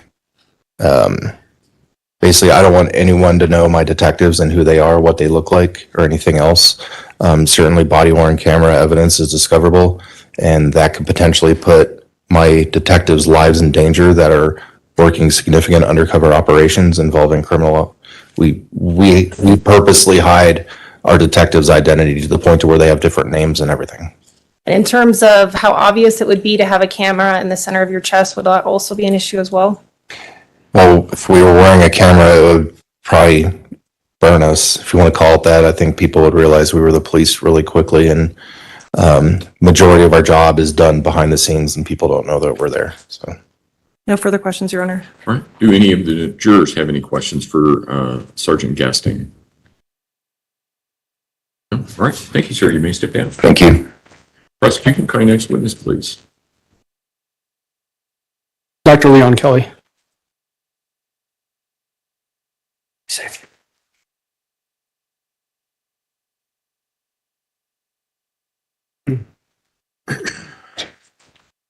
Dr. Kelly, if you would step forward and raise your right hand, please, sir.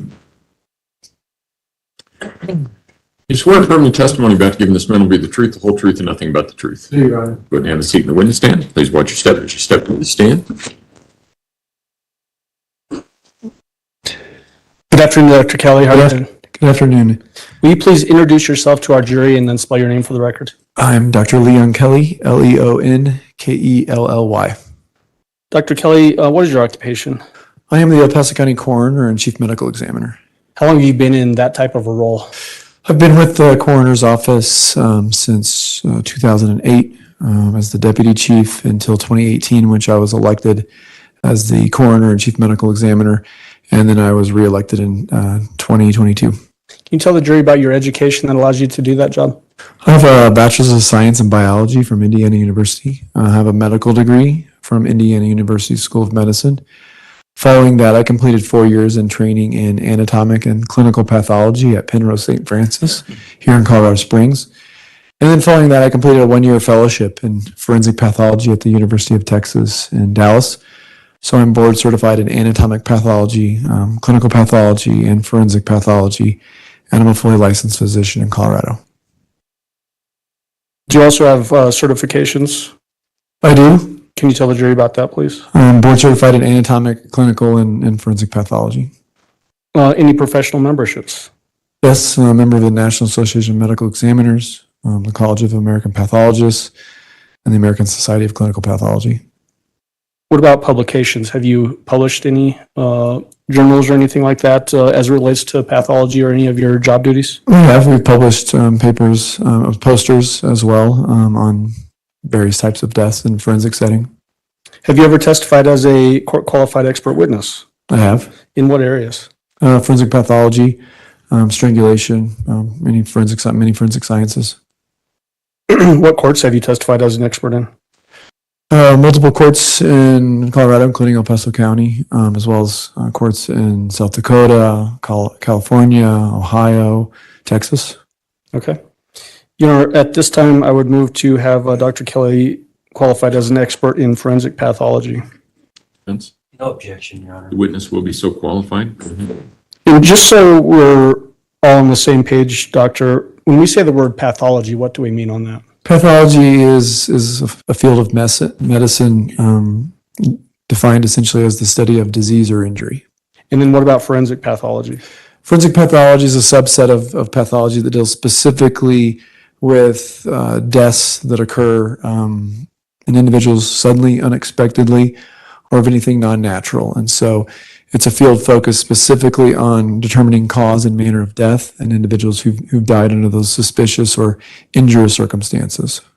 Doctor, back in January of 2020, what was your role then as far as, I guess just what was your role back then? January 2020, I was the elected coroner and chief medical examiner for El Paso County. Did you get involved in the criminal investigation of the Gannon Stauch murder? I did. Can you tell the jury how that happened, how you got involved in that? There were human remains discovered in Florida. There was a tentative identification as to who that individual was, but not a positive scientific identification. To date, when I became involved, they weren't yet able to definitively identify the individual as Gannon Stauch. And so I was contacted by our local district attorney's office and asked if I could help identify him. And so the medical examiner's office there in Florida had yet to be able to accomplish that. And I've had good luck and experience in identifying individuals who had been deceased for a long time. So I said, yes, let's bring the remains, or at least portion of the remains, to El Paso County, and we will do our best to identify him. What were complicating factors leading to this difficulty that you just described to get a DNA confirmation? The remains had advanced decomposition, so the body had begun to break down. To make scientific identification, Generally, we talk about two things, dental, which is you look at the teeth, you x-ray them, and then you have to have radiographs or x-rays from that individual that you think it is at a dentist that they went to when they were alive.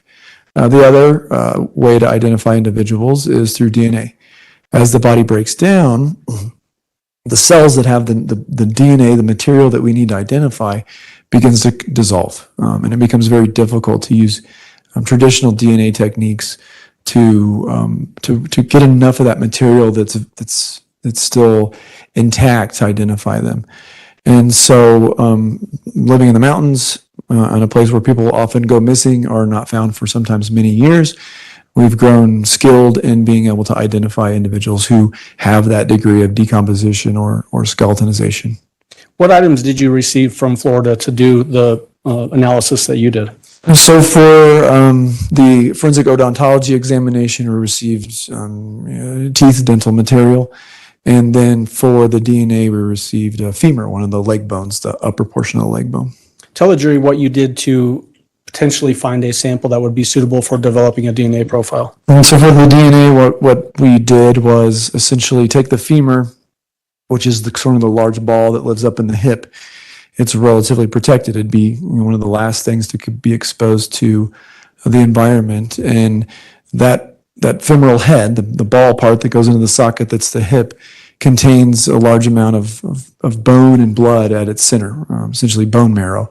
And so we saw it in half, separating the two parts of the ball, and inside there is large amounts, I said, of we call trabecular bone that contains the bone marrow that replenishes the white blood cells in the body. And so we sawed it in half, which revealed the inner marrow and a fresher state of cells, and then essentially release that to the DNA lab, who then could scoop out that marrow and then look for DNA. And when you say you submit that to the DNA lab, is that the Metro Crime Lab? It is. Did you ever learn whether they were able to develop a DNA profile from that sample you submitted? I was told that they did. Did you learn who they identified that DNA sample to be? The DNA was positively identified as again in Stauch. Okay. Thank you, doctor. Cross-examination. Thank you. Dr. Kelly, good afternoon. How are you? Good. How are you? I'm fine. Thank you.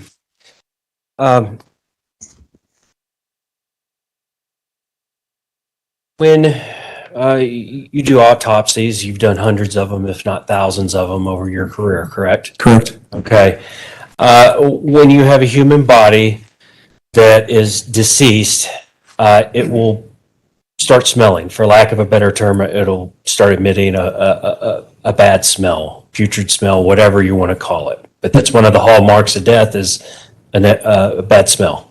Yeah, as the body breaks down, the bacteria that live in our body begin to consume the body. One of the byproducts of their metabolism is gas that smells poorly. So once decomposition begins, yes, human remains, as do all organic remains, including other animals, begins to smell quite poorly. How, and I know it depends on temperature, humidity, and a lot of other factors, but if you could just discuss when a person dies, a human being dies, how long does it take for this poor smell to begin?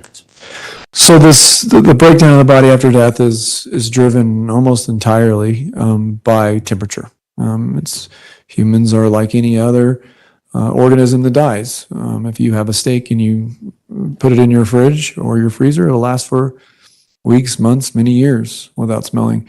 You leave that same steak out on a hot day in the front of your house in the sun, and it'll start stinking within a couple hours.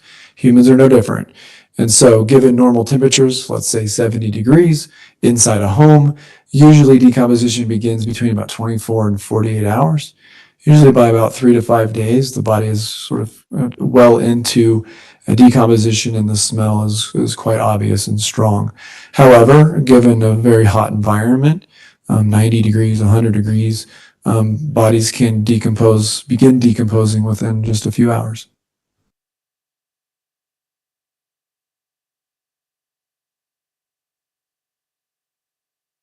So inside a home or a building, 70 degrees, climate controlled, or perhaps in a vehicle that's climate controlled at 70 degrees, you're looking at 3 to 5 days before it could really start smelling poorly? That's correct. Okay. And when you say start smelling poorly, somebody else in a closed vehicle or in a home, or they would be able to smell it. It would be very apparent. It would, yes. Okay. Would it be overpowering? You're probably talking to the wrong guy for that. It's kind of my everyday. You have a high tolerance for poor smells? Be careful what you get good at. Yes, I do. But yes, generally someone who's not used to dealing with that smell every day, it's tough. It's tough to deal with. It's essentially overpowering. Yes. Okay. So a normal human being, it would be overpowering. That's correct. All right. I think that's all I have, Doctor. Thank you. Redirect. Thank you, Doctor, your ability to withstand these odors notwithstanding, if a person freezes a body, will that delay when that smell becomes heavier? It will. Yes, freezing a body will essentially stop decomposition as it does with all meat. And then once removed, it will take sometimes several days for bodies that we have that are frozen out in the environment during the winter to thaw to the point where you can even autopsy them, sometimes 2 to 3 days. So yeah, a frozen body or a body kept at cool temperatures essentially can last indefinitely before those smells appear. And I'm going to ask you some probably very obvious questions here, but just bear with me. Gannon was reported missing in late January of 2020, winter months. If the body had been left outside in those conditions, would that be ripe for freezing that body? It would. If it was left overnight, would that be ripe for freezing that body? It would. And then if the body is kept in an enclosed container, like a suitcase with blankets in it, would that also potentially limit how quickly that odor escapes from that item? It would. First, it would insulate the body, allow it to stay cooler longer. And then also any closed environment helps prevent that smell from emanating out, from flies getting to it, which aids in decomposition. So yeah, it would reduce the smell dramatically. When your office responds out to crime scenes to retrieve a dead body from a crime scene, do you wrap them in, or do your folks wrap them in a body bag? They do. Is that to contain fluids and those sorts of things and even potentially smell? Evidence, fluid, smells, yes. Okay. That's all I have. Thank you. Do any of the jurors have any questions for Dr. Kelly? Looks like we have one. Just pass it forward. And Mr. Allen, if you would retrieve that council approach, please.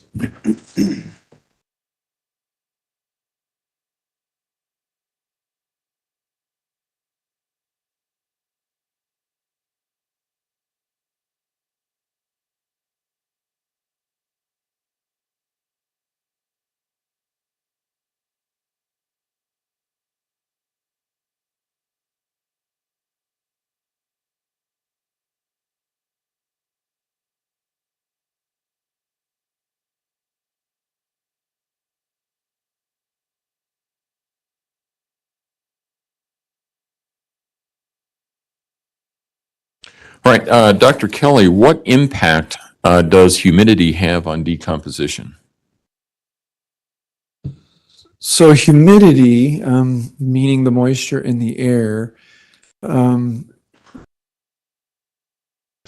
would result in decomposition likely and potentially happening at a slightly increased rate, probably not dramatically, not enough to alter the time course that I talked about.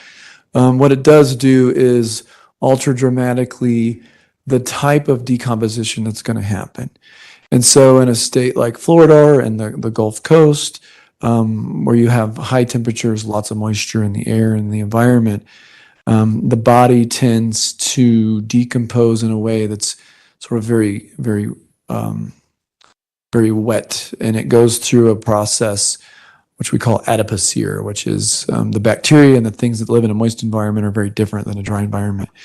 And so those bodies do tend to smell even worse, if you can imagine, than other conditions. Here in the West, where we live, bodies go through a different state. They start out juicy and wet initially because there's fluid in the body, but then it relatively quickly turns towards a mummification, which is a drying out, a leathering of the body, which does tend to keep the smell down quite a bit. The first few weeks of the decomposition, there's not going to be a measurable difference. It's really after that point where they'll go these two different directions.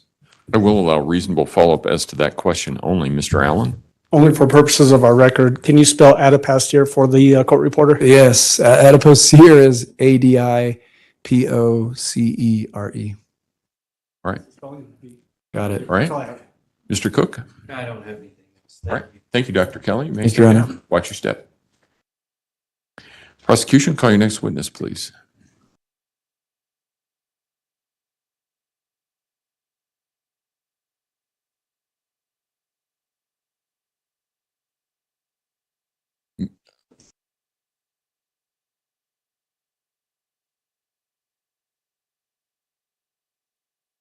Ms. Williams, if you would step forward and raise your right hand, please, ma'am.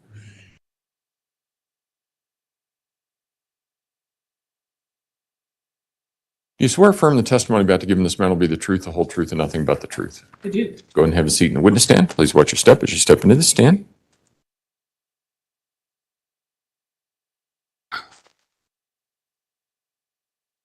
Good afternoon, Ms. Graziano? Williams. Sorry, Your Honor. That's all right. Would you state your name for the record?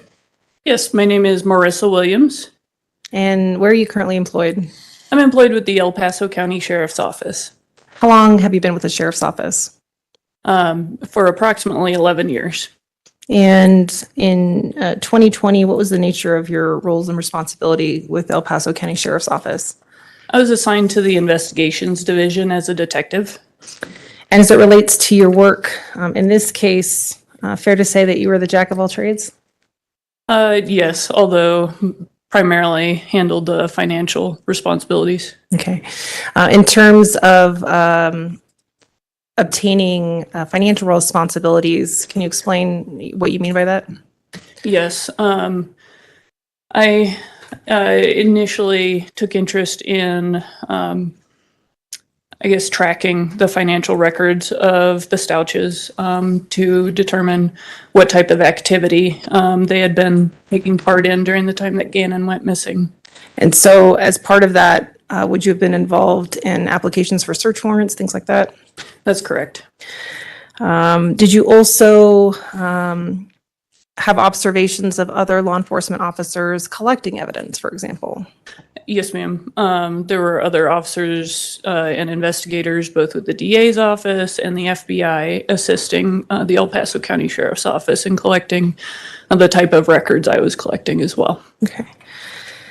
And I'll direct your attention to January 28th of 2020. Were you on duty that day? Yes, ma'am. And were you present for an interview, or at least a portion of an interview that occurred that day? Yes, ma'am. Where was that? The interview was at the El Paso County Sheriff's Office. I observed Detective Mark Riley interviewing Eugene Al Stauch. Okay. And for other interviews that may have been conducted with Letecia Stauch, were you present for any of those? I was present, but I did not observe the full interviews. Okay. I will direct your attention to observations of Letecia Stauch. Did you see her in person? Yes, I did meet her in person. Okay. And is there a particular date you recall seeing her in person? Yes, it was Wednesday, January 29th at the El Paso County Sheriff's Office. Okay. And on that date, can you generally describe her demeanor? How would you describe her demeanor?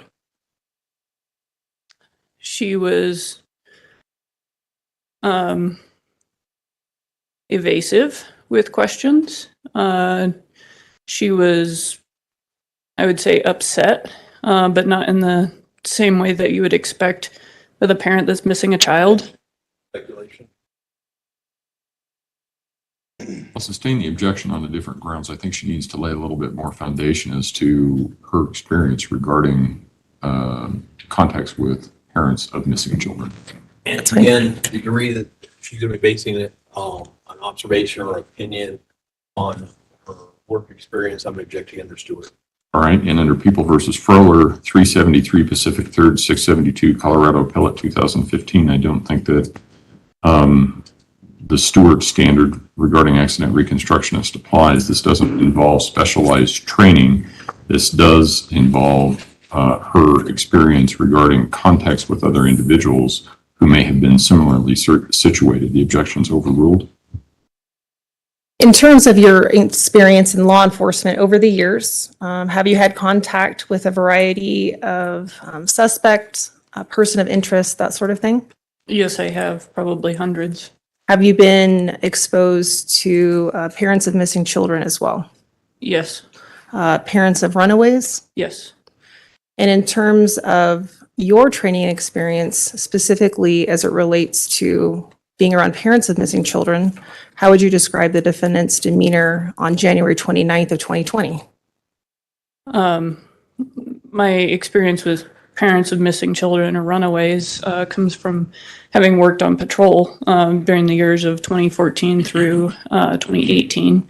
And most parents are primarily concerned with doing something to track down their child, such as contacting friends, going out and searching for their child, or providing any type of evidence that would assist law enforcement in doing the same. But Ms. Stauch, on the other hand, was bothered by the fact that she had to come in and talk with law enforcement, and was more concerned about her well-being than her missing sons. In terms of being present on scene, and again, based on your training experience as it relates to your role as a detective, but also on patrol, did it appear to you at that time that she was experiencing a severe mental disease, defect, or crisis? And I'm going to object to this testimony in general as to these officers laying an opinion that they lack the proper foundation with this. I'm going to specifically refer the court to People v. Medina, Colorado Supreme Court, 521 P2D 1257, Colorado Supreme Court, 1974. Right. Ms. Gratiano? Your Honor, for the reasons that we've had prior law enforcement officers explain their training experience and their observations while on patrol or other investigations, she's laid sufficient foundation to testify to that answer. And Your Honor, Medina specifically deals with law enforcement officers that says that the limited interaction they've had is not sufficient for any opinion regarding that opinion. All right. Any further record? All right, ladies and gentlemen, here's what's going on. This officer cannot testify about whether or not someone has a mental disease or defect in the form or in the same fashion that a psychiatrist would be able to testify as to whether or not somebody has a mental disease or defect. However, I do think that this officer can testify based upon her contacts with a defendant as to how she interpreted the defendant's mental status. I think that's a common issue that we all deal with. Some people are, when we talk with somebody, we all understand that someone may be under some stress, someone may be acting differently, those sorts of things. I think that this officer can testify about that. However, this officer cannot testify about whether or not she has a specific mental defect or disease, and it will go to weight, not admissibility. Ms. Gratiano. In terms of understanding conversations that were occurring that day, how would you describe how the defendant answered questions? I think she answered questions competently. She understood the questions that were being asked. There was no indication that she did not understand the questions or failed to understand language that was being spoken. At any point, did she refer to herself or address anyone by a different name, referring to herself? Not that I recall. And in terms of her overall awareness of the situation, how would you describe that on January 29th of 2020? How would you describe her demeanor? I'm Awareness- not awareness really as- sure how to answer. Yeah. Awareness as to where she was, what was being done, what she was being asked, et cetera. I think she fully understood the gravity of the situation because the El Paso County Sheriff's Office had asked her many times to come in for an interview and to assist in providing some evidence about the location of her stepson's whereabouts. In terms of other documents that you assisted in retrieving from other law enforcement members, were you part of retrieving rental agreement from Avis Rental? Does that sound familiar to you?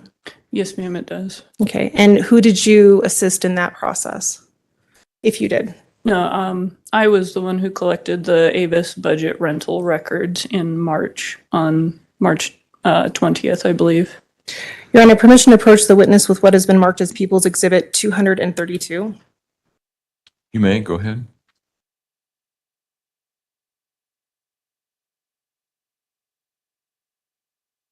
Moment to familiarize yourself with People's Exhibit 232. Yes, ma'am. Do you recognize it?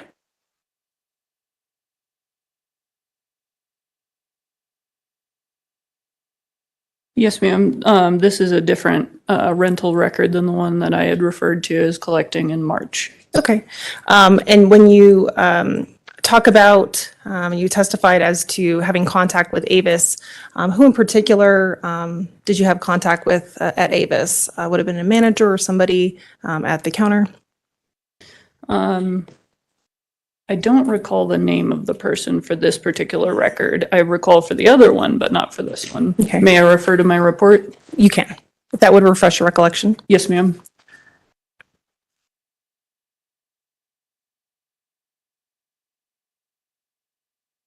And in terms of a specific name, I'm not asking you for a specific name, but just what representative from Avis you had contact with. Sure.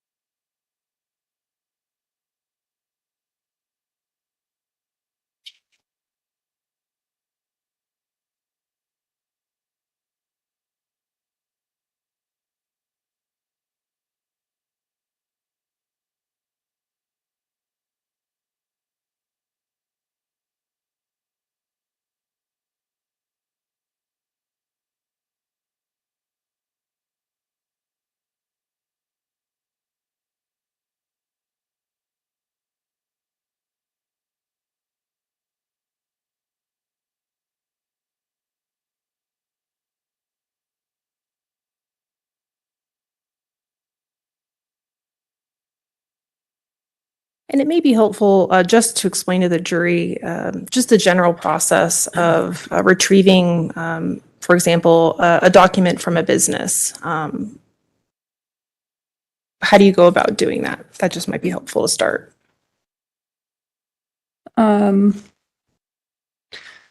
So yes, the process for collecting evidence from rental car business such as Avis is that I issue a court order or a search warrant addressed to the company in the first place, and then have a judge review the probable cause in the affidavit. And once the judge has signed off on it, I serve it either in person or via some electronic delivery method that's preferred by the company.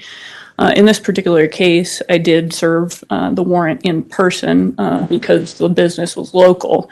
The Avis budget rental was at the Colorado Springs Airport.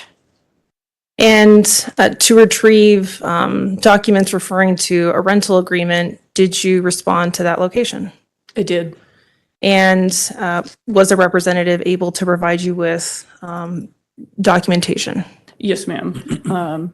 They provided the rental agreement that showed the signed agreement. It had been signed by Letecia Stauch, and I believe it was signed on Tuesday, January 28th, for a, it was for a white Kia Rio, four-door sedan. And that vehicle was used for approximately 1 day before it was returned to the same location. And to be clear, when you're retrieving things, you're retrieving a rental agreement, but are you retrieving documents that come with that rental agreement from that company? Yes, ma'am. Such as Exhibit 232? Yes, ma'am. So can you explain how you recognize what 232 generally is? I recognize it because I've seen it before during the time I collected it. Okay. And because you've seen it before, would you say it's a fair and accurate representation of the rental agreement documents you retrieved from the Avis representative that day? Yes, ma'am. Your Honor, at this time, we would move for the admission of People's Exhibit 232. Mr. Tellini, Exhibit 232 will be admitted. Go ahead. Great. In terms of other work in this case, you explained that you collected various financial documents. Did you also have an opportunity to review those financial documents? Most of them I did, yes. And overall, were you able to, along with other law enforcement members, able to track movements or charges, if you will, of the defendant through those financial documents? Yes.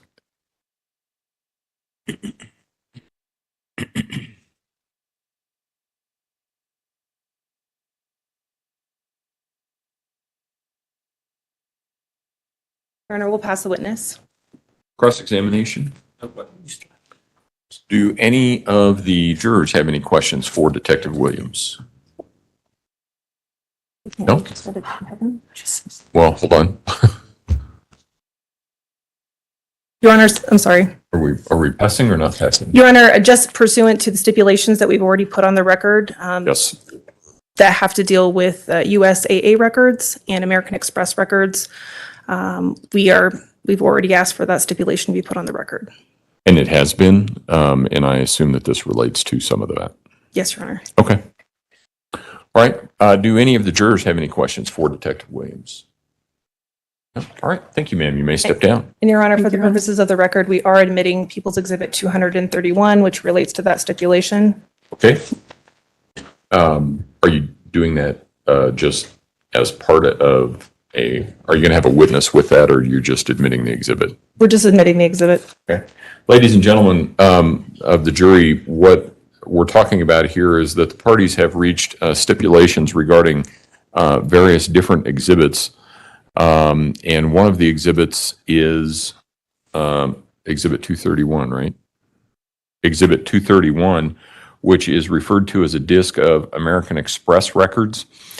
There won't be a witness with that. It will just be records that will be admitted as an exhibit for you to consider that has records from American Express. The parties have admitted or have agreed that the exhibit can be admitted without further evidentiary foundation or testimony. So Exhibit 231 is admitted. Prosecution, call your next witness. Okay.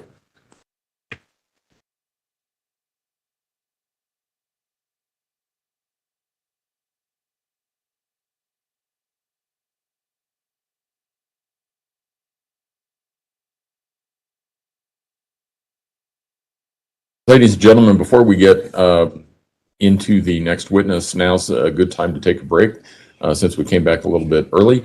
So if I can have everyone back in the jury room at, say, 10 after 3, we should be able to start on time at that point.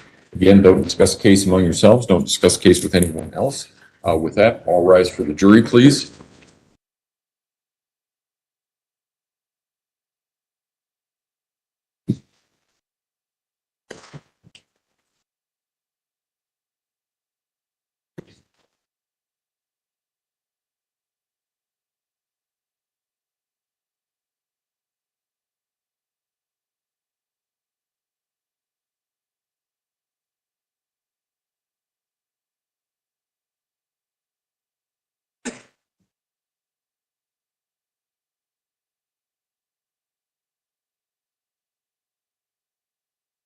Thank you. You may all be seated. Record should reflect the jury has left the courtroom.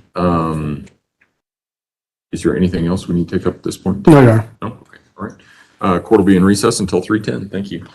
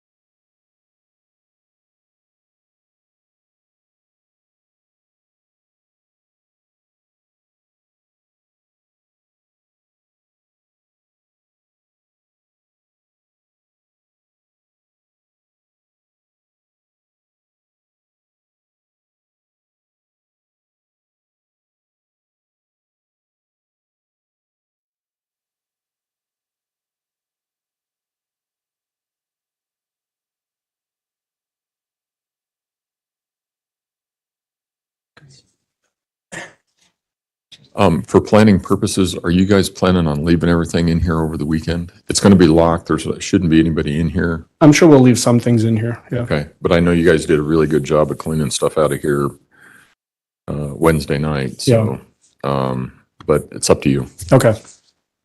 So we're good to leave. Yeah. Yep, you can leave, yeah, because there won't be anybody here. Leave Mr. Cellini here. All rise for the jury, please.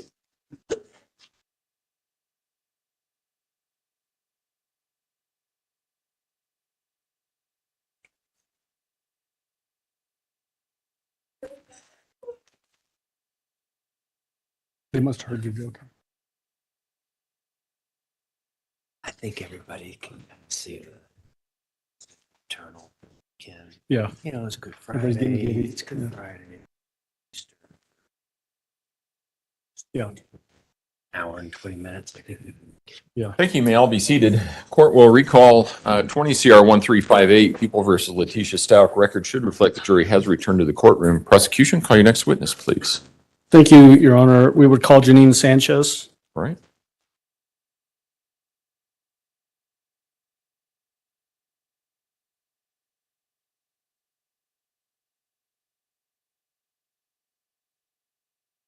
So just come in.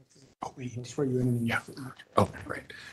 Ms. Sanchez, if you would raise your right hand, please. Do you swear affirm the testimony about to give in this man will be the truth, the whole truth, and nothing but the truth? Go ahead and have a seat in the witness stand. Please watch your step as you step into the stand.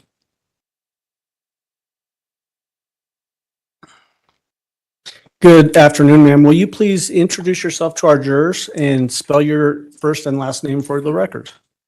Yes, my name is Janine Sanchez, JANINE SANCHEZ.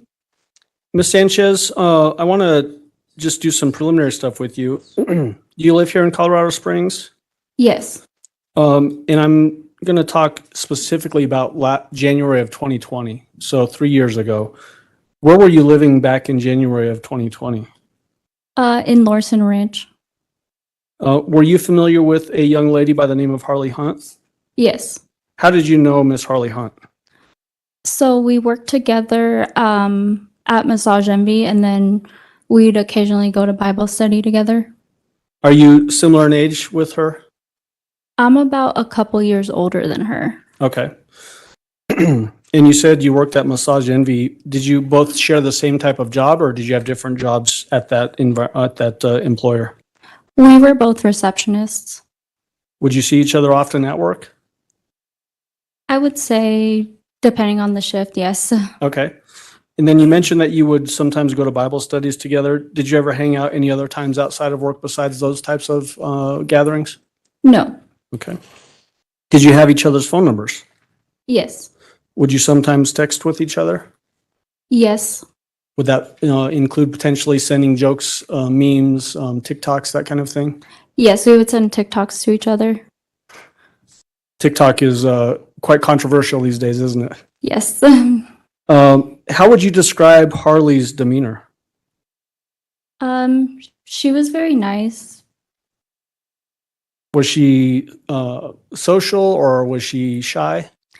She was both. She was shy at first, and then once you got to know her, she was more social. Would you say she had a positive personality or a negative personality? Positive. Bubbly or angry? Bubbly. Okay. Was she nice to people or mean to people? She was nice. And then how would she interact with customers that would come into Massage Envy? She was really nice to them. Was she professional also? Yes. Had you ever been over to her house? No. Prior to a specific time that we're going to get to in just a moment, did you ever have an occasion to meet any of her family members? No. Okay. At some point, did you become aware that her younger brother was missing? Yes. I'm not asking you for what was said, but did you actually get a text from Harley regarding that specific incident? Yes. Do you remember working with her on Wednesday, January 29th? It was a long time ago, so I don't remember exact dates. Okay. Yeah. So I'm just going to help you orient yourself, and makes perfect sense. It's over 3 years ago. We've had previous testimony that Gannon went missing on January 27th, which was a Monday. And then, did you talk to a detective in this case? Yes. Do you remember talking about the last time you might have worked with Harley with that detective? Yes. Okay. And if I showed you that report, would that help you remember what day that was you were referencing last seeing Harley? Yes. Okay.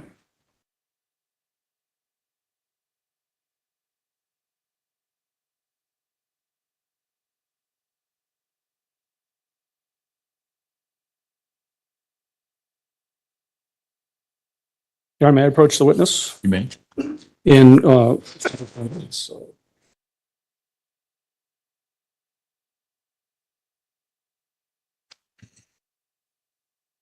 Sanchez, I'm showing you a police report.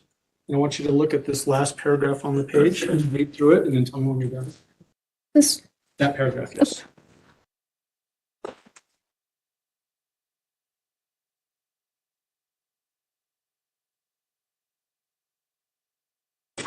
Yes. Did that refresh your memory as to the last time you had worked with Harley? Yes. What day was that? The 29th. Was that Wednesday, January 29th? Yes. What was, again, not asking you for any statements that Harley made to you, but what was Harley's demeanor like on that day?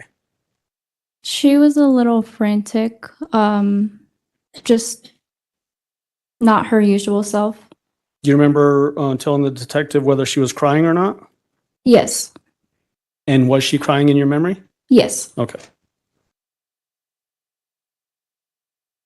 At some point, were you with Harley and picked up Harley's mother from the hospital? Yes. Tell the jury about that. Again, whose car were you in? We were in Harley's car. Who was driving that vehicle? Harley. And what seat were you sitting in? I was in the front seat. What hospital did you go to pick up her mother? I'm not sure the name, but it's somewhere around here in the downtown Spring area. Memorial Hospital, does that sound correct? I'm not sure. That's okay. So, but you're just remembering it as a downtown hospital somewhere Yes. fairly close to where we are now? Yes. Okay. Can you describe, as you're in the car with Harley, how she was acting then? Was she still acting like she was crying or upset? No. How was she acting now? Just normal. Okay. Do you remember talking to the detective about how she was acting? In the car? Or? Yes, while you're in the car with her at the hospital? I don't remember. Okay. Do you remember the Harley's mother getting into the car with you? Yes. Did Harley's demeanor change when her mother got into the car with you all? No. Okay. Do you remember talking to the detective about her, about Harley acting timid and overwhelmed at that time? Yes. Was that different than when she was crying earlier? Yes, she had kind of calmed down a bit in the car versus earlier when she was crying. Okay. When Harley's mother got into the car, I may have already asked you this, so if I did, I apologize. Where did she get into the car? In the back seat. Okay. So did that mean that Harley's still driving, you're in the front passenger seat, and mother is in the back seat? Yes. Was she sitting behind you or behind Harley? In the middle. In the middle, okay.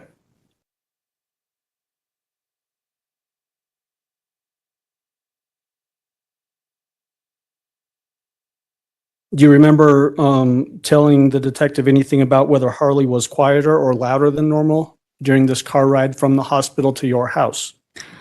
We definitely weren't talking for the car ride. It was more just quiet. Okay. Yeah. Do you remember telling the detective that Harley was quieter than normal? Yes. Okay. And I think I've already asked you this in an implied way, but this time that you're now seeing Harley's mother, had you ever seen her before? No. Do you see her here in the courtroom? Yes. Will you please point her out and describe what she's wearing? Yes. Pink shirt right in the corner over here. And you're using your right hand to point over to my left over here? Yes. All right, ask to the record reflect that she's identified the defendant.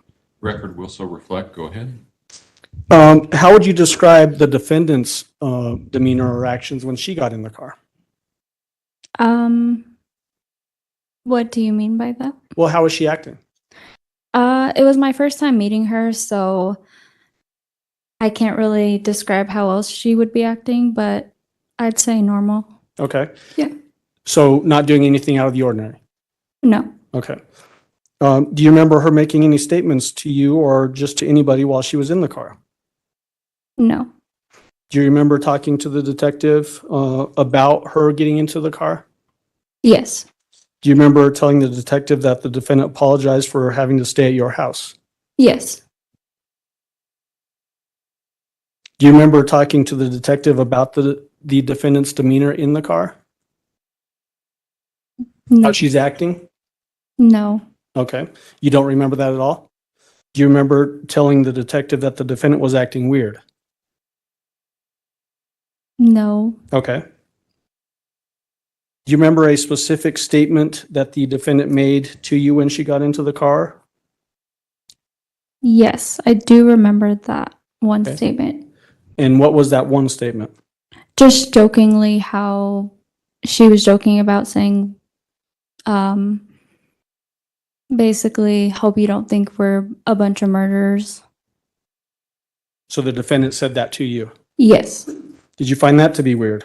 Yes. But other than that, the demeanor wasn't weird, just that one statement. Okay. So she wasn't acting like she was losing her mind or anything like that? No.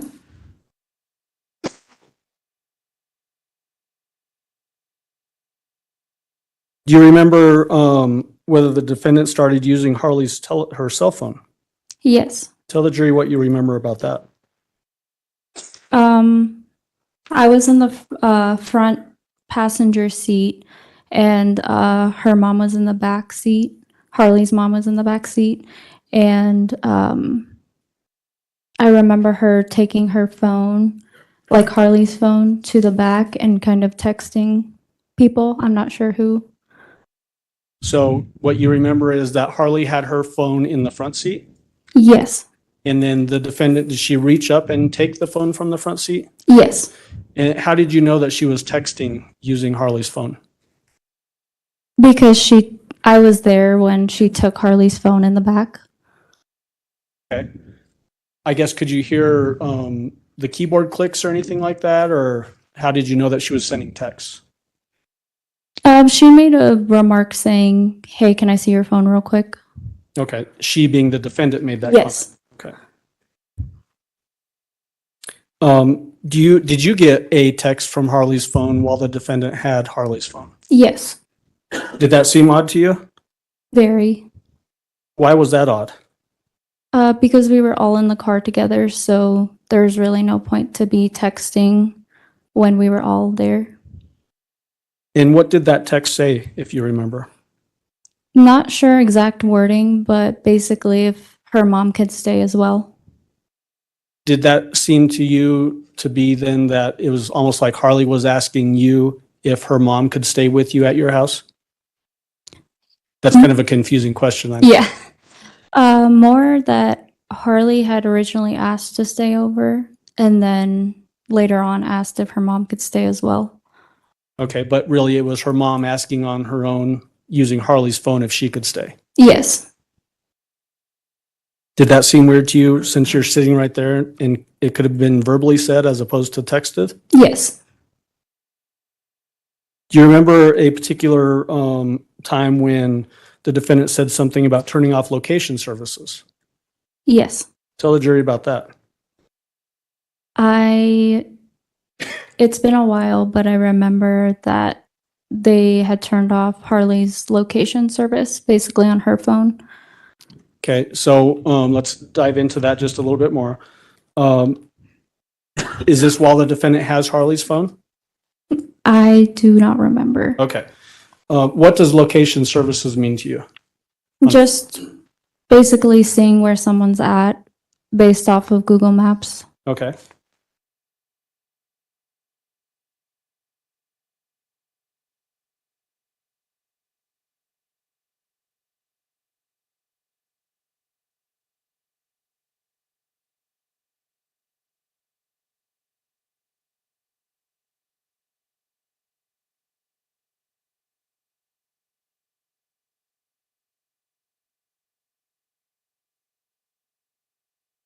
Do you remember the defendant making a statement while holding Harley's phone that she was turning off Harley's cell phone location services?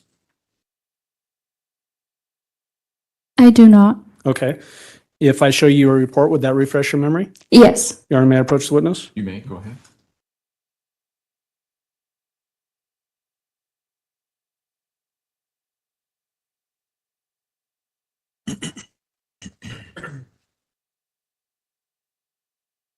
Yes. Just read this whole paragraph.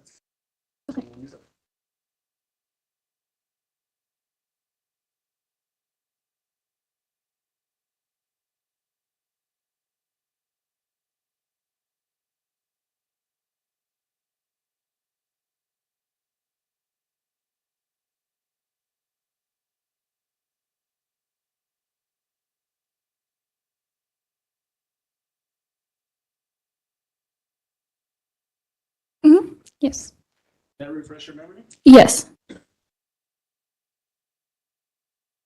So do you remember the defendant making a comment about turning off location services? Yes. What did the defendant say about that Just that she was turning off her location on her phone.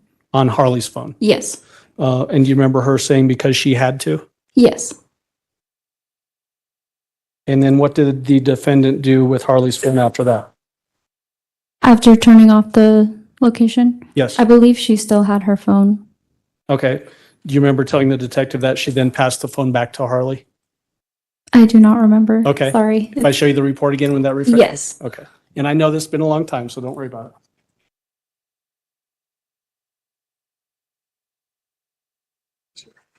Okay. Did that refresh your memory? Yes. So after the defendant turned off Harley's cell phone location services, do you remember the defendant passing Harley's phone back to Harley? Yes.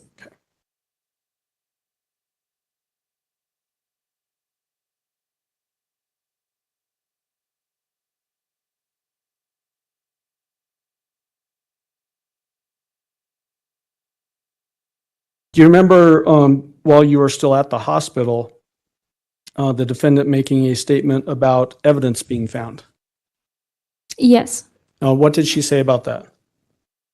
She was just kind of talking about how they thought they had found evidence on her.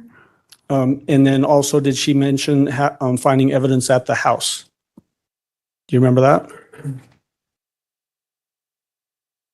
I do not. Okay, if I show you the report again, would Yes. that refresh my memory? Okay. You're just getting my steps in. Sorry.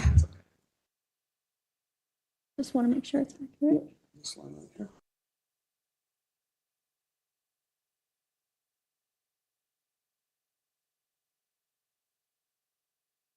Refresh your memory? Yes.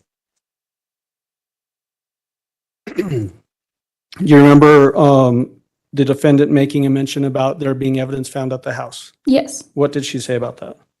Just about like the carpet situation, how there was like a fire with the carpet. Okay. Hold on just a moment.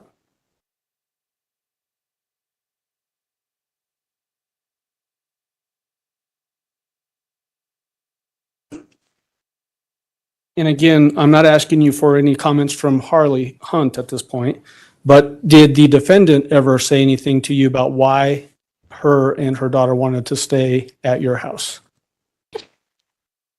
So Harley was just wanting to stay at my house because she didn't really feel comfortable at her own house. I'm not really sure why her mom wanted to stay at my house. With the whole texting thing, that was kind of odd, but we were already at my house, so I just let them both stay. Was it strange to you that both Harley and her mom were now staying at the house as opposed to just Harley as originally arranged? Yes. Oh, okay. Did it make it even more strange that this is also at the time that Harley's young little brother was also missing? Yes. Okay, thank you. Oh, wait a second. Good question. How was her behavior, the defendant's behavior at your house? Really, we just walked into my house, talked for a little bit, and then I let them get settled in the living room, and then I just went upstairs. Okay. So you have a 2-story house? It's technically a 3, but the basement's unfinished. Okay. So is your bedroom upstairs? On the 2nd floor, And then, technically the 3rd floor. okay. Yeah. And then where did they stay? Harley and her mother? On the 2nd floor, when you first enter the ground level. Okay. Did you hear any strange noises the night that they stayed the night there? No. Did the defendant do anything out, that didn't make any sense or loud or anything like that? No. Did she act as if any other house guest would act while she was there? Yes. Okay, thank you. Mr. Cook? Cross-examination?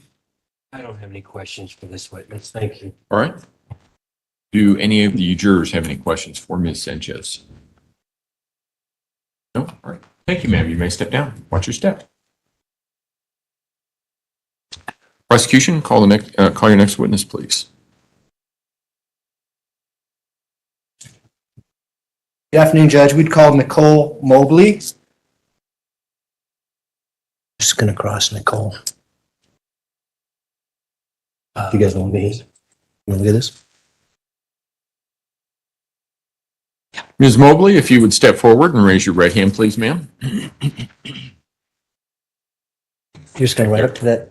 Right there is fine for right now. Do you swear affirm the testimony about to give in this matter will be the truth, the whole truth, and nothing but the truth? Yes. Go ahead and have a seat in the witness stand. Please watch your step as you step into the stand.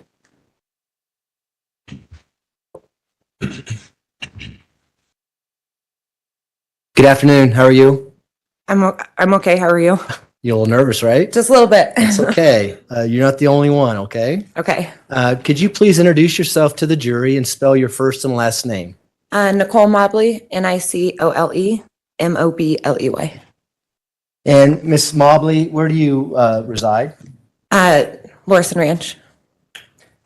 May I approach, Your Honor? May. I'm going to show you what's been introduced into evidence as People's Exhibit 4. Recognize this at all? Yeah, it's my neighborhood. Let me see if I can get this easy over here.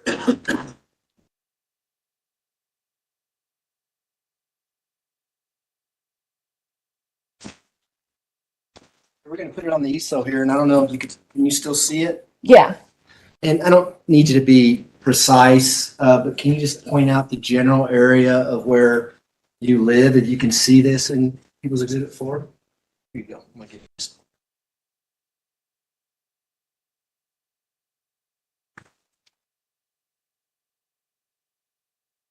I'd be over here somewhere.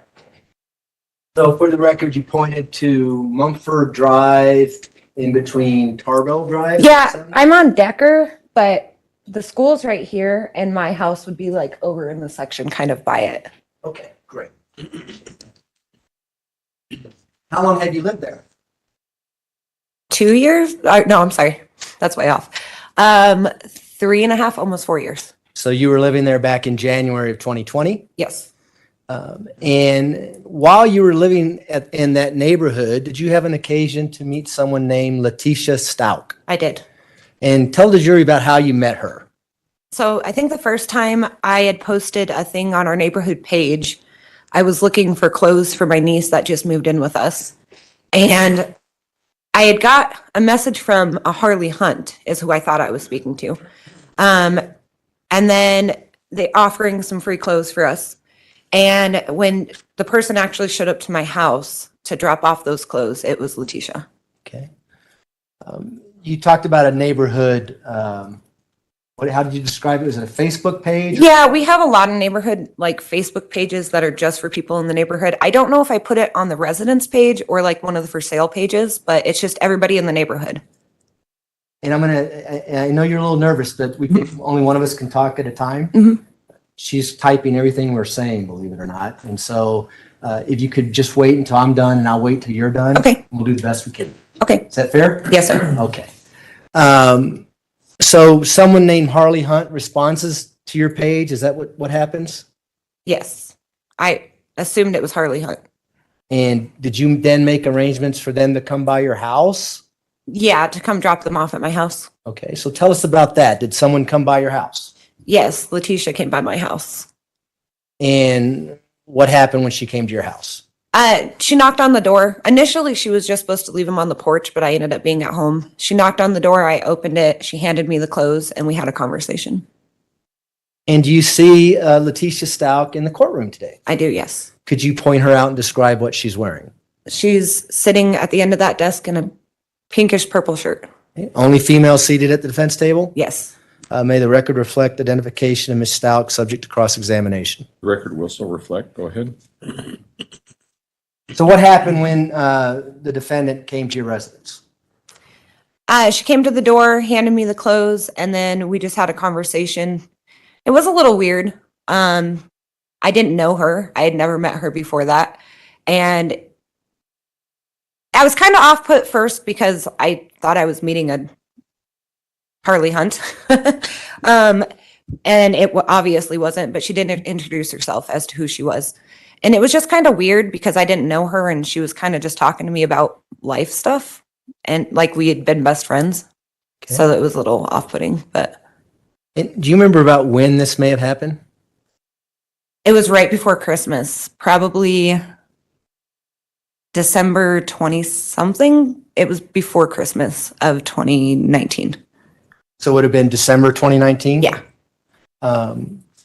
Was it the Christmas before you later learned that Gannon went missing? Yes. Okay. And so was there anything unusual about this initial contact other than it seemed like she was spilling her guts to you? No, not really. Okay. Did you have more conversation with her? I did. She wrote me later on telling me she had forgot a pair of pants. That was just nothing. The next time was a couple days later on Christmas. She had sent me another message. And what was that message about? Do you recall? Yeah, she said that she was going on a work trip, that she worked for an airline and she needed to go to a training, and had asked if my teenage niece wanted to go over and basically watch the house, but also hang out with her teenage daughter. And so did you learn that she had a teenage daughter when you initially met her at your house in December of 2019? I kind of put it together considering she wasn't Harley Hunt and that's who I was that was the name of the person I was messaging, and she kept saying my daughter in those messages. And did you have a teenage daughter? My niece was a teenager. Okay. And so did the conversation come up back in December 2019 that, hey, maybe your niece and my daughter could get together, that kind of thing? Yeah, she said that her daughter Harley didn't really have any friends because she didn't go to school here. So she needed somebody to watch her house and help with the dogs, and that it would be maybe a good way for them to kind of hang out too. Right. And did that ever happen? I didn't feel comfortable with it because I didn't know her and I wasn't sending my niece to somebody else's house. And was your niece living with you at that time? She was, yes. All right. When was the next time you heard from Miss Stauch? The next time I heard from her, or the next time I had any communication? Well, either. Had you talked to her, let me just ask it this way. Had you talked to her prior to Gannon being reported missing? No. So it was just or not that I recall. Sorry. I don't think so. And so how did you learn that Gannon Stauch, her stepson, went missing? There was a post on one of those neighborhood pages saying that, I don't remember exactly what it said. It's been a long time. I just remember there was a post that went up saying that her son or stepson didn't return home from a friend's house, and basically asking for help if anybody had seen him or could help find him. And so prior to seeing that post, had you and the defendant talked about the defendant's family situation, who was living in their house, how many kids and that kind of thing? Not that I remember. You only remember her talking about Harley, the teenage daughter? I remember when she was at my house that first time, that weird conversation that we kind of had was talking about weird things, just like, I'm trying to remember exactly what it was. No, because that, I do remember. So when she was asking if we would come and stay, or if my niece could come and stay at the house, she had mentioned her husband works nights and is in the Army and is gone a lot. She mentioned Harley because of hanging out with my niece. And then she mentioned, I think it was the little girl, talking about her going to Grand Mountain, but I think that's it. I don't remember hearing anything else. And when you say talking about weird things, what do you mean? I just mean, I didn't know her, but she kind of talked to me like I knew her. And just being frustrated at home life. It was a very short conversation. It was just, I think to me, the reason it's weird is because if I don't know someone, I don't usually start talking about things like I know them and like I should know what they're talking about. So was it like, way too much information here? Yeah, kind of. And I'm used to, in the neighborhood, we do porch drop-offs. So you don't usually have to communicate with the person. They drop it off and leave. I'm not a very sociable person when I'm in the comfort of my home. And it was just kind of, thanks, have a great night kind of thing. Not, I want to stand on the porch in the cold for 20 minutes. Gotcha. So let's talk about when you see the post about Gannon being missing. What did you do next? Told my husband, and he just knows how I am. So he was like, do you want to go? Do you want to go help look? So we did. We got dressed in warm clothes and we headed out and went to start looking. And would this have been on the night of January 27th, 2020? Yes. And approximately what time was it that you went out looking? Do you remember? I don't remember what time we started. I don't remember. Was it nighttime out? It was nighttime. What was the weather like? Freezing. I think it started snowing while we were out there because I remember being soaking wet and it was absolutely freezing out. Was there any plans or any areas that people were looking? I mean, this post that you saw, did you have a game plan on where you were going to go look and things like that? So there weren't really any plans like communicated with anybody. I think thinking of the age of the boy, it was, let's go look by the school, let's go to any of the parks in the neighborhood, and then let's go look over by the house. And then we have these like ditches that are in the neighborhood that a lot of kids like to go down and play under. So it was just kind of staying in that general area. Okay, if my, kid was to go roaming off and hanging out with friends, where would they go? So we just kind of went based off of that. And so you indicated that you thought it might be a good idea to go look at his house, Gannon's house. Would that have been 6627? Yes. People's Group 4 there, we have a big label that says 6627 Mandan Drive.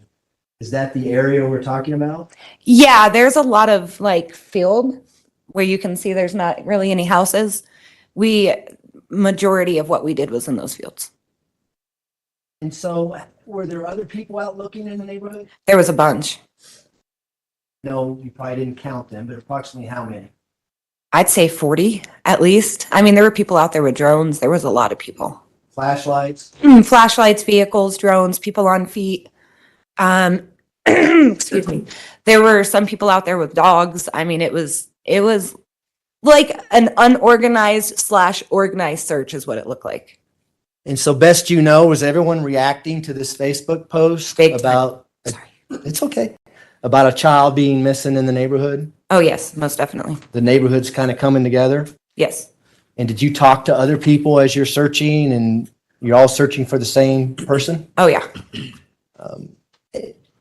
When you're in the area of 6627 Mandan Drive, did you stop by and see Miss Stauch, or was Miss Stauch out searching in that area, or do you remember? I didn't stop by her house. I thought it was kind of weird because we're all out here looking and it was very obvious that she was at her house and not out here looking. Why was that obvious? I'm trying to remember exactly how. I mean, there was a lot of people that were going up to her house and she was opening the door and you could just tell lights were on. I mean, plus I met a majority of everybody that was out there and none of them were her. And obviously you had met her before, and so did you tie it together that Gannon Stauch was living in the same house with Letecia Stauch? Yeah, as soon as the post went up on the neighborhood page, I recognized her right away. All right. Was she a picture of her on the post? Not on the post, like her Facebook picture. Oh, okay. And so as you're out that neighborhood, did you ever see any police cars coming to 6627 Mandan Drive? I don't remember seeing any when I was there. How long were you out there, do you think? Hours. We were out until about 2, 3 a.m. Oh, so you went in that into the early morning hours of the 28th. Oh yeah. By the time we got home, we had mud all the way up our legs, our arms. We were covered. And were people out there pretty consistently until the early morning hours looking, or? It died down a lot, probably around midnight. I mean, it did get really cold. If I remember correctly, I think it started snowing. So some people I think did have to kind of start giving up. So at that time, like as long as we went, there was probably maybe a handful of us at that point. And so into the 28th of January, 2020, did you continue to follow the progress of the case, the Facebook postings and things like that? I did to an extent. Tell us about that. I tried not to read into, or I guess look too much into the drama stuff that was going on through it. I tried to focus on the facts of things that were going on, or posts that were made directly from the defendant. A lot of drama and a lot speculation and things like that on social media. Oh yeah. Was the media reporting pretty heavily on Gannon's disappearance as well? Yes. Were you watching that? Yes, those things I would.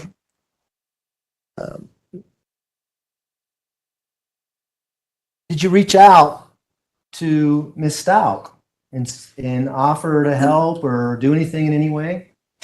That was another thing that kind of set me off. The night that he went missing, I had sent her a message. I cannot remember what I said in it, but I remember it was something trying to get information like where we should be looking, and she blocked me immediately. What kind of message did you send her? Was it a text? Was it social media? Was it a phone message? How did you try to reach her? Facebook Messenger. And prior to that, had you been messaging on Facebook? For the previous times that we spoke, it was Facebook, yes. And did you ever talk to her about why she blocked you or anything like that? Well, she blocked me, so I couldn't. I know my husband sent her a message saying, I don't understand why you blocked my wife. We're just trying to help you. Is there something you have against her? Like, what's going on? But we never got a response. Did you continue to progress or watch the progress in the investigation to see whether or not Gannon was found, that kind of thing? I did. I also, any search party that they had, we had like blue ribbon ceremonies, different things that we did. I participated in everything. Do you recall seeing the defendant, Ms. Stauch, being interviewed on KKTV during this time frame? I do. What do you recall from that interview? Can you, as in, like, what do you mean? I don't know how I'm supposed to answer that one. No, you answer it truthfully. I mean, did that spark anything and want you to be involved in the investigation based on what you saw her say during that interview? The first thing that stood out to me, I think, with that interview is she didn't face the camera. And then there was a lot of, in my opinion, it sounded like her speaking in past tense when she would mention Gannon. But I also thought it was really weird that a majority of that newscast was her worrying about what people thought about her instead of worrying about where Gannon was. And did that trigger your personality as to want to know more or find out more about what had happened to Gannon based on everything you're seeing, not only this interview, but the post on social media and things like that? Most definitely. Was there a point in time where you tried to reach out to Ms. Stauch again via some Facebook pages? I did, yes. And what kind of Facebook pages did you reach out to? Do you recall? Do you mean which one of hers or what? What do you mean? Well, was there a Facebook page called Support T or Ms. Stauch or something? Yeah, there were several pages. I don't know if I communicated with her on any of her responses that were happening on those pages. I might have made comments to other people, but I don't remember if I communicated with her on those. I just know that I reached out to her on personal Facebook Messenger. Is this the same Facebook page that you were blocked on previously or another Facebook page? Another one. Do you recall the name of that? I think it might have been, it was either Letecia Stauch or T. Stauch. Okay. Did you get a response? No, not initially. When you say not initially, does that mean you eventually got a response? Yes, I ended up creating a fake Facebook page, Talk and about that. Why did you do that? I wanted to see if I could get her to respond to me, and I knew she wouldn't on my original page. And why did you want her to respond to you? I felt like the conversation that we had on my front porch the first time that I met her, I kind of could figure out ways to get her to communicate with me based off of her, like the kind of things that she wanted to talk about. So I figured if I wrote her on a different page and could get her to start talking, if I worded things properly, I might be able to get her to start talking to me. So did that happen? It did. Tell the jury about that. What did you put in the Facebook page messenger to get her to start talking to you? I went on and kind of based it off, or started writing things based off of things that I had seen in the news or on social media, like things that she was saying. She had a lot of, I think, hate for Landon. And I think that I kind of started off with a combination of agreeing with her about things that involve Landon. And I also, there was a video that came out about a truck in a shadow. And I also wrote her saying I believed her about the shadow under the truck. And is this video the video of when Ms. Stauch and Gannon come back on the afternoon of January 27th, 2020, and you see a leg drop on the other side of the truck? Yes. And that was posted on the internet? Yes. Is that what you're talking about? That's the video, yes. The shadow is actually a leg coming down? Yes. And Ms. Stauch was saying who did that leg belong to? She told me it was Gannon. Did you eventually continue communications with Ms. Stauch via text? Yeah, so I continued on Facebook Messenger, and then eventually we did make it onto a texting app. Tell us about the texting app. Whose idea was it to use a texting app? She had asked me to download a texting app on my phone so that we could talk more privately. And was this on February 19th of 2020? I'm pretty sure, yes. Did you go to the police department fairly shortly after this string of text messages? I don't remember how long it was, but I feel like it was pretty soon after that, yes. If a report indicates that you went to the police department on Friday, February 21st, 2020, Sounds right. would that be accurate? Yes, And when you went there, did you take your phone with you? I did. And did you provide your phone to law enforcement so they can take screenshots of this text messages that you're having? I did. They took it for several weeks. And would you recognize those text messages if you saw them again? Yes. May I approach the witness, Your Honor? You may. Andy, what's been marked as People's Exhibit 233. And within that exhibit, there's 33 pages. Do you see those? I do, yes. If you could take a moment and go through those 33 pages, and I'll ask you some follow-up questions.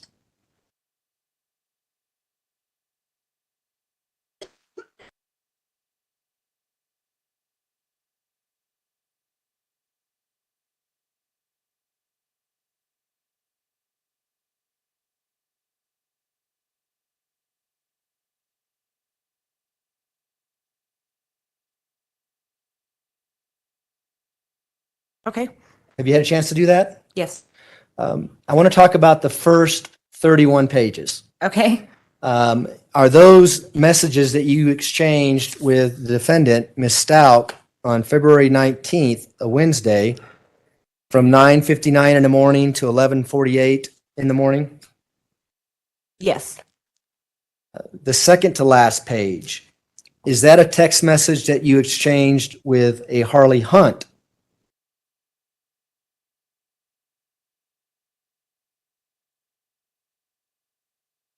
Yes. And is that your text message as well, the one to Harley Hunt? It is. The last page, page 33, is that a text message that you sent to your husband? It is. Is the message that you wrote to your husband accurate? Is that what you said after this text screen that you had with the defendant? Yes. Okay. Are now back to the original 33 pages. I think I've already asked you that. Is that a true and accurate depiction of the conversation you had with Ms. Stauch back on February 19th, 2020? Yes, sir. Move to admit People's Exhibit 233. Objection. Exhibit 233 will be admitted. Go ahead. Request to publish. You may. Go ahead.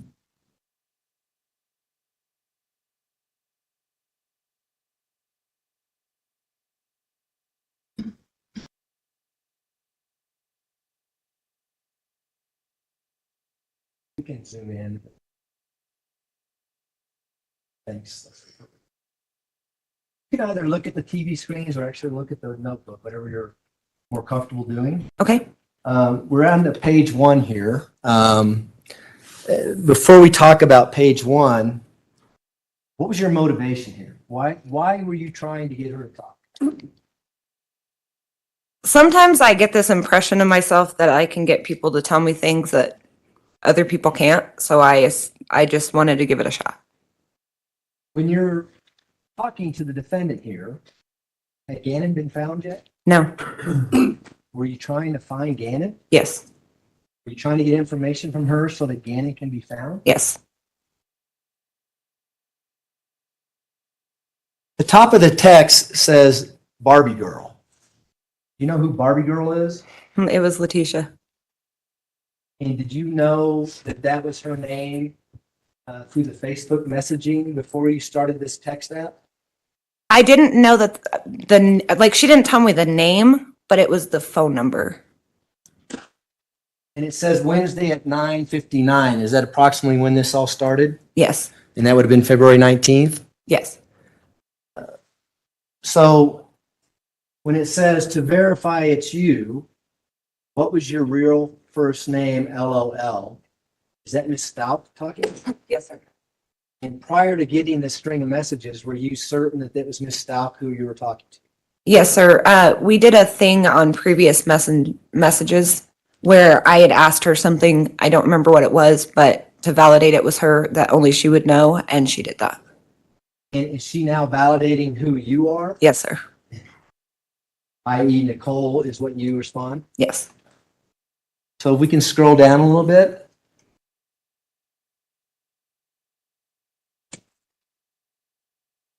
And again, everything that you say is going to be in green, right? Yes. She's saying, yep. Go ahead, and what does she say? That she was realizing who I was, verifying that that's. She say, okay, so listen, I didn't hurt my son or kill him or anything. I want you to know that. I also want to know that I can trust you on here. Yes. How did you take that?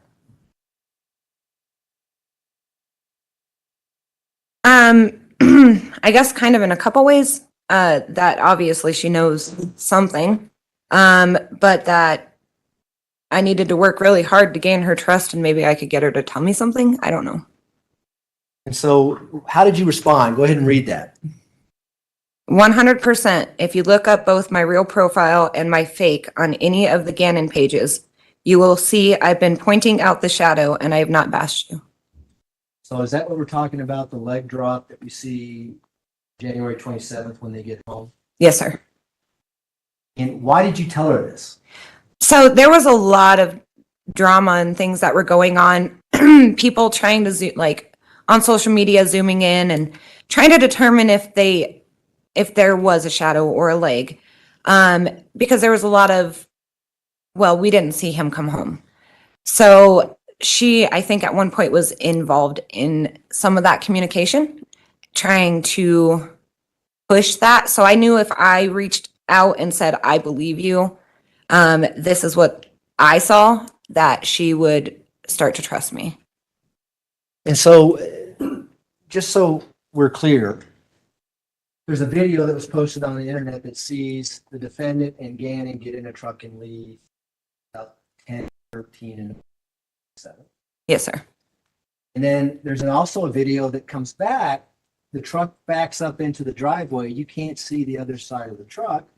All right? Correct. You see Miss Stauch get out of the driver's side. Yes.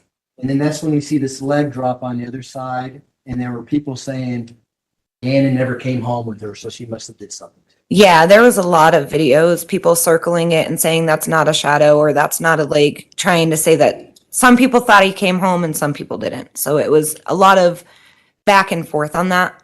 So that's what's going on in social media. And so that's how did you want to gain her trust by saying, hey, I'm with you on this, that type of thing? Yeah, she wanted to make sure she could trust me. And the only thing I could think of is if I went along with the lines of certain things that were going on in the moment and I was on her side for that part, that I would gain that trust. Okay. And so she responds, thank you. I do need some help, though, and I could help you in return. Before you think, this isn't anything bad or anything like that. You recall that? I do. What did you think that was all about? I didn't really know where she was going with it. Let me think on that. I'm sorry. Well, we can scroll down and see what your response is. Yeah.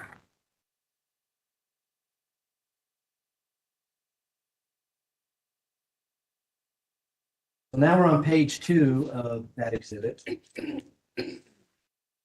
So your response is just to show you what I've said to my own family in the past about all this. Can't make out. Looks like you attached something to the text. Yeah, I think I attached something that like a message I might have sent to somebody else talking about it. I don't remember, but I'm pretty sure it was just like, look, I'm showing you, I even told somebody in my family I believed you. Is that again to gain her trust? Yes. So how does she respond after you do that? Second here until we get to the right. Did you want me to read it? Yes. Okay. If I had did this, I couldn't have gone but so far and they would have found him, but they are focusing on me wasting valuable time. He says, thank you. Thank you. And then what do you say? Okay, what do you need help with? I definitely don't think you would ask me to do anything bad, so it's okay. And what does she say? Oh, sorry. No, it's okay. So I want you to tell the truth. And you respond, okay. Mm-hmm. Go to page 3.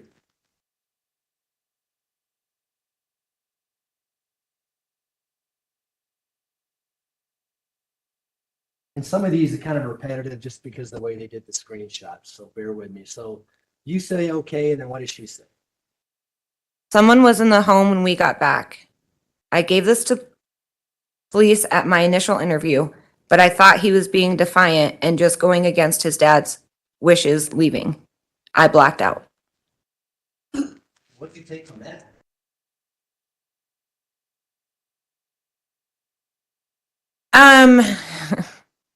Well, I didn't believe it. But I don't know. I didn't believe what she was saying. I was kind of just waiting for a story to come.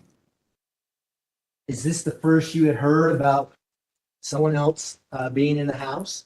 It is. As far as I remember, yes. First you heard of her blacking out? Yes. Up until February 19th, 2020, did you just think Gannon was missing, or what was your thoughts about what had happened to Gannon? I had hoped he was just missing, but from the very first night, I just had a bad feeling. We can scroll down, please.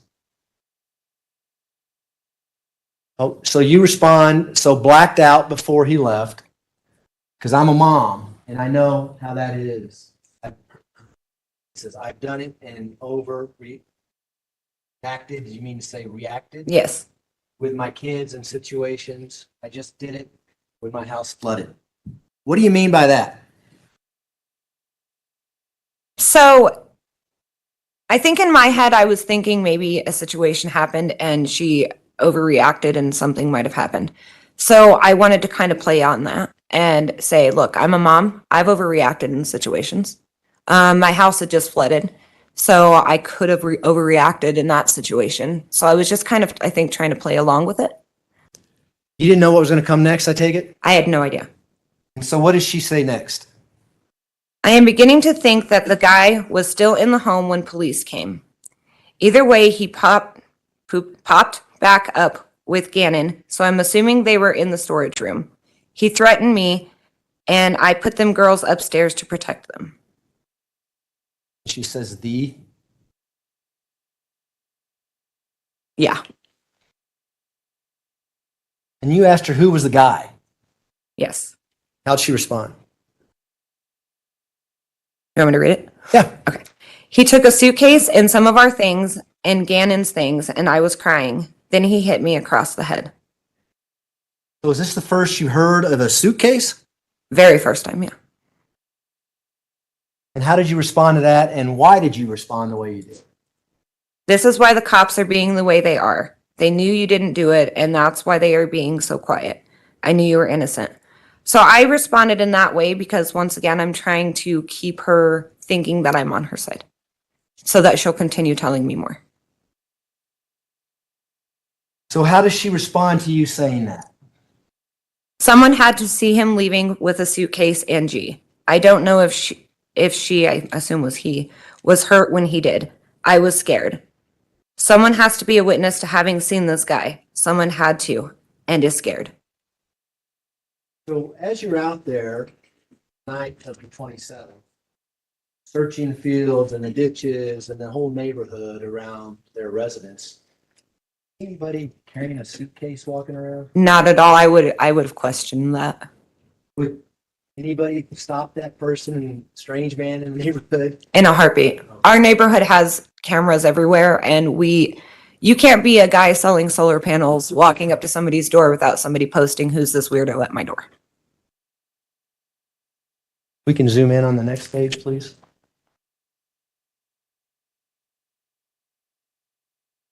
So she said someone has to be a witness to having seen this guy. Someone had to and is scared. And you said, can I ask you this? You think Landon sent this guy? Yes. How does she respond? I will do anything to find that person, but I don't know how. She could have, and then things may have went wrong. Now, had you gotten to know Landon and Al and Lena and the rest of the family from efforts that were going on in the neighborhood to try to find Gannon? I remember, I think I met a few of them maybe once for a very small amount of time. I think there was an aunt and Lena at one of the events that I got to play with Lena and do a few things with, but I didn't get to know them, no. Was there a church in the neighborhood that was heavily involved in the search effort, and people would meet at the church and discuss things and trying to find Gannon? Yeah, we would do it at the church, but we also had a point when right off of Mandan, there's that field, and we actually set up tables with food and snacks and waters, and everybody would gather there and do search parties. And I think that's where I did most of my communication, the one time that I think I spoke with a couple of them. So why did you ask her if she thought Landon was involved in this? It was made very clear, and I don't remember how, if it was social media or what it was, but that she didn't like Landon. So I think I was trying to play off of, okay, well, she doesn't like her, so if I start talking about Landon, it pulls her in more because I'm kind of siding with her. Okay. We can scroll down, please. And you say, I've been thinking she sent someone to get both kids. Yes. Same thing? Same thing. You're trying to draw more information out of her? Yeah. And that's what I had met in the previous, when she had said things may have went wrong in the previous one, I'm sitting here thinking, okay, if I play off of, okay, maybe Landon sent somebody down here and it didn't go right. They were only able to get the one kid, and you know what I mean? Kind of played it off. And then she responds to that, says, but Lena was gone, so he couldn't. Yes. And did you know who Lena was? At this point, yeah, I did. Is that Gannon's 8-year-old little sister? Yes. And you asked her, how did he get into the house? Did he force his way or did he act like he was there for a reason? Do you recall asking her that? I do, yes. Trying to get more information? Yes. And how did she respond to that? Can you read that for us? When we went in through the garage, I went into the bathroom. So either already in there or came gate. Maybe G had seen him before. That's why he kept checking the gate to make sure it was locked. And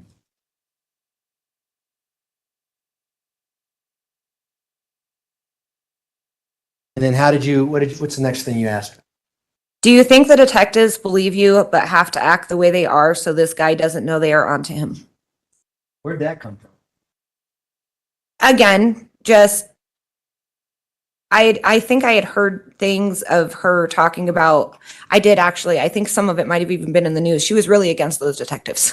So I wanted to play off of, well, maybe the detectives are just doing this as a ploy. They're going to try and make it seem like you so that nobody's focusing on this other person. Doesn't make any sense though, does it? Does that make any sense to you as to why the police would do that? No, not at all.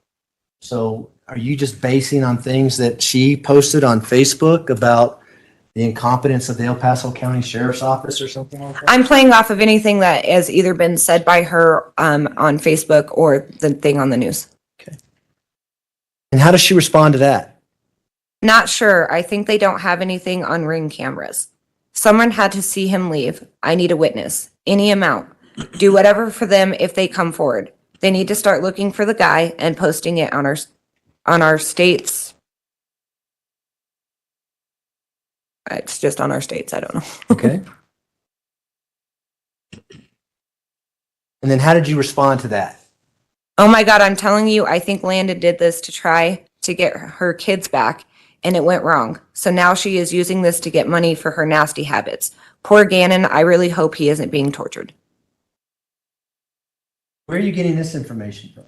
Posts. There were things that were going around about Landon potentially having a certain kind of background. Why was Gannon and Lena in, out their custody anyways? So I kind of just played off of that because, again, I knew that she didn't like Landon. Were these posts that were in this support T Stauch website or Facebook page? I'm people pretty who were supporting her. I'm pretty sure it was. Yeah. And how did she respond to that? Can we scroll down, please? And get off me. He would have been found close by if it was the killer. I couldn't have went far. I think something went wrong now. It's been too long. She would have had him come back and then tried to say we were bad parents by now. Now, what did you think she meant? Can we please leave that up?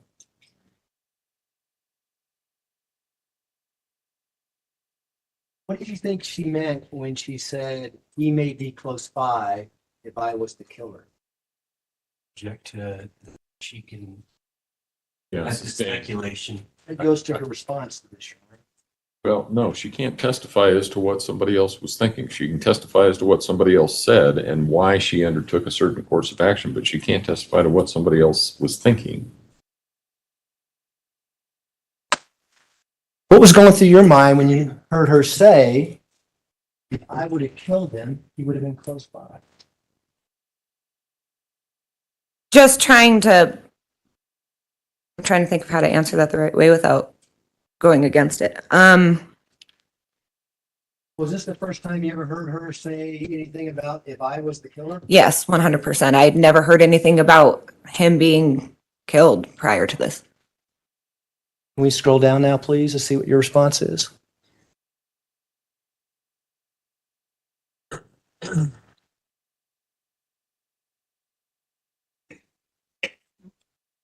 So you respond, did Gannon seem like he knew him? Or was he acting scared when he was talking? Taking him. Taking him, I'm sorry. It's okay. Is that how you responded? Yes. Now, above that, she says, I think something went wrong now. It's been too long. She would have had him come back and tried to say we were bad parents by now. Now, I think he may be out of state. Call that? I do, yes. Is this the first time you ever heard her say anything about Gannon being out of state? Yes. And did you later learn that Gannon's body was found in the state of Florida? I did. Go to the next page, next page, please.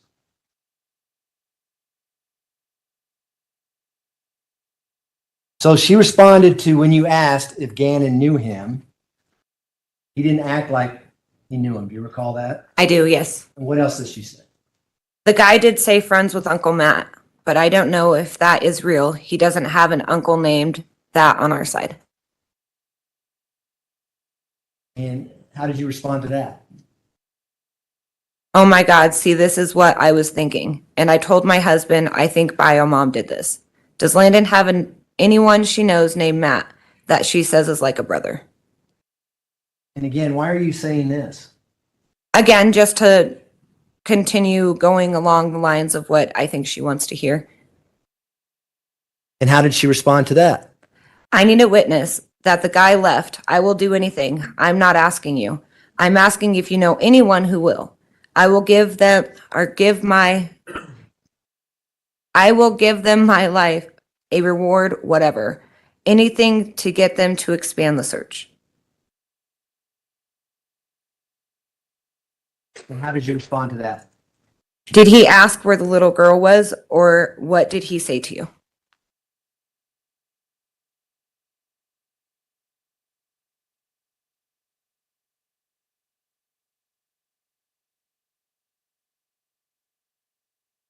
So she says, he said, is that your daughter at the door? You recall that? I do, yes. And then says, but I sent her to the mailbox. Yes. Do you know who she's referring to when she says Dot? Yes, Lena.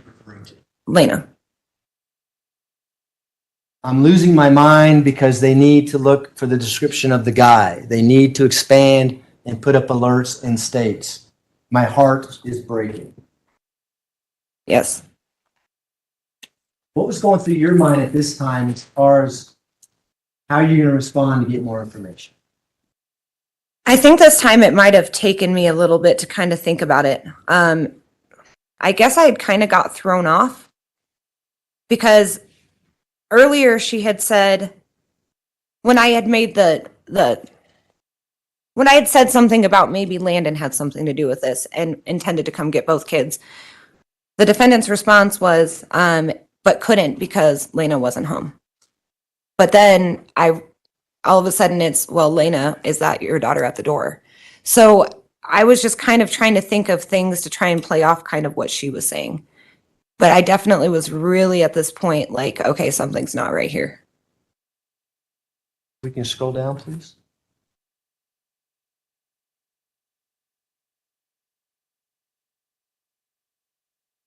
So go ahead and read what you say there in green at 30 now on page 13.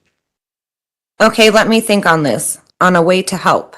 I've been on the news and I know I can't just all of a sudden say that, but I will help figure this out or something. Who can help? Just give me a little time to think. I will help. Anything to get him found.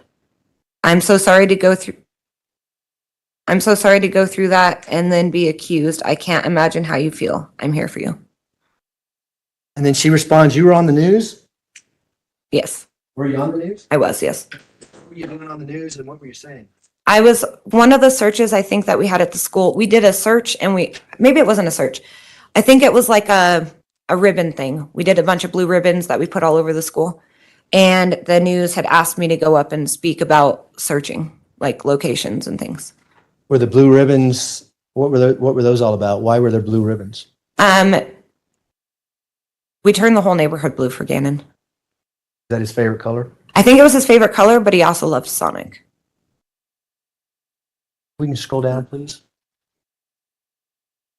And she says, and whatever they need, they're going to have to pay me for defamation, civil rights violations, etc.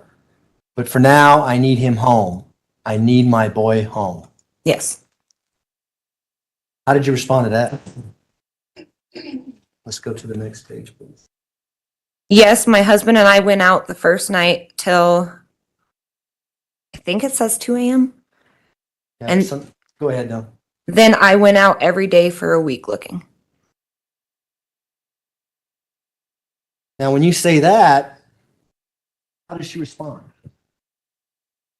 That's when the guy left. He took a suitcase of things and made Gannon wrapped in his cover. He hit me in the head, and then I don't know if they got in a car or what. When I got back up, I was in complete shock and crying. And when I told the police they think I'm crazy, that someone could have been there when they arrived. In my questioning, they will like, no way. In my questioning, we like, no way the police didn't know he was there. I mean, heck, I didn't know. So was she trying to tell you that Gannon and this man were in the house while the police were in the house? Yes. How'd you respond to that? As in the message? Yes. Okay. So they never even tried to look into any of what you said. WTF is wrong with law enforcement. They could have found him, but to me, they didn't even try. You're not saying welcome to Fruta when you say WTF, I take it? No. Just wanted to clarify. All right. I also didn't know if I could say the other word, so. All right. WTF is fine. If we can go to the next page, please.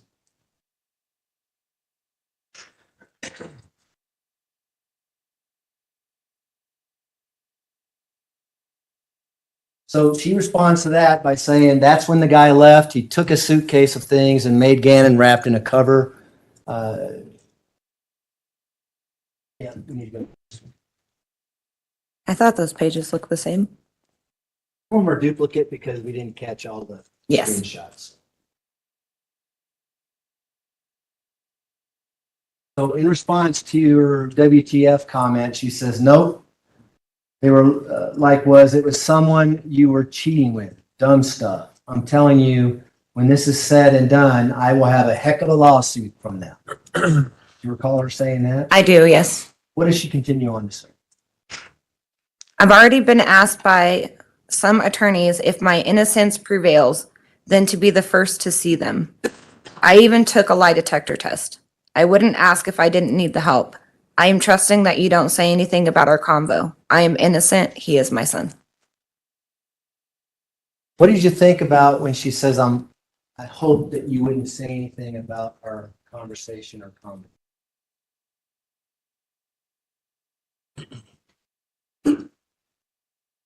I'm sorry, say that one more time. Well, what was going through your mind when she says, I am trusting that you don't say anything about our convo? That she's probably getting ready to open up and say more.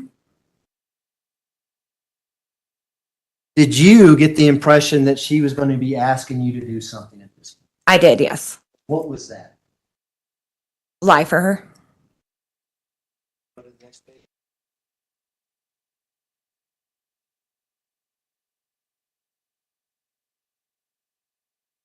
So you respond. How? I did meet a guy that night that freaked me out so bad I had to leave with strangers to get away from him. I wish I knew how to show you what he looked like, but I don't have pictures. Tell us about that. Did you meet some guy out there while you're searching? I did. What was that all about? Tell the jury. All that was about is I was out there with my husband, but my husband ended up in a different area than I was, and some guy came up that I think he was using a drone, started hitting on me, and I felt really uncomfortable. So luckily a truck with some ladies in it that were out searching showed up, and they let me get in the truck with them, and they took me to another park to get away from him. This guy have a big green suitcase that he was rolling around? He did not. Or a little boy next to him. Is this what you're talking about? Are you trying to lure her in by giving her some truth? So I kind of had a feeling what she was getting ready to ask me or get more in detail of asking me. So I was trying to give her kind of that, oh, well, I did see somebody that made me uncomfortable. So she says it may have been him, but he left with a suitcase and G was walking and took his cover. Yes. Did you ever ask her, what are you talking about? What is G leaving with a man and taking a cover? I don't remember if I asked. I know that. I think I just played into everything. I don't think I asked anything specific at very many points. Do you know who she was referring to when she said G? Yes, Is that Gannon? yes. Scroll down, please.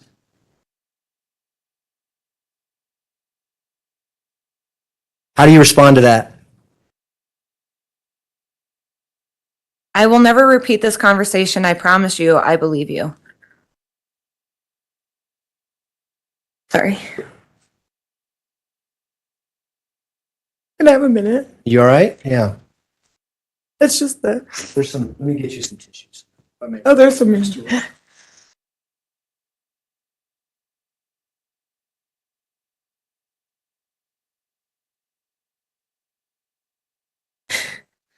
Could you read it? Sure. Did you say this was hours later and I told my husband this guy that creeped me out? What if he had something to do with it? Then hours later came out to help search, just to be close to the house to see what was happening. And I told him this that night before I knew any of this. Yes, You recall saying that? I do, yes. You actually think that? No. Why'd you tell her this? Again, just to keep her going. Yeah, I'm okay. Okay. Yeah, I'm okay. We can go down to the next one, please.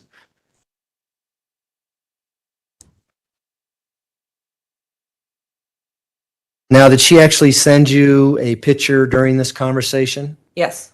And what is that picture of? Do you recall? Gannon's bed and his blanket. Is that why you're getting emotional because you saw this picture coming up? Yes. And I apologize for that. It's okay. What did she talk to you about when she sent you this picture? She said, this is the cover he left with.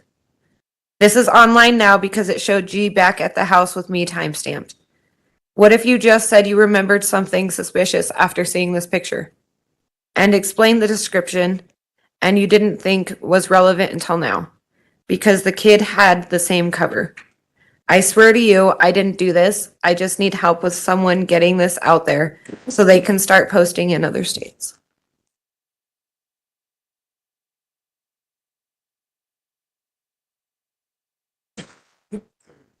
Do you know how Gannon was found? I do, yes. Know that he was found in a suitcase? I do, yes. How did you respond to this? That's a possibility. Do you remember around what time it was?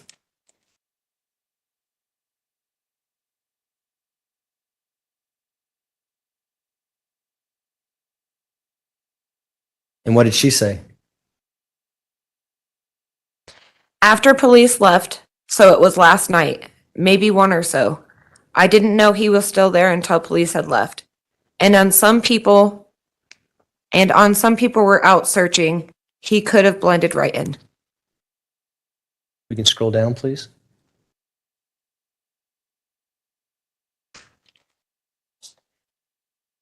Did she also go on to say, especially if cars were around in the area, they had to get in a car at some point? Yes. Did you see anybody, kids getting in a car while you're out searching?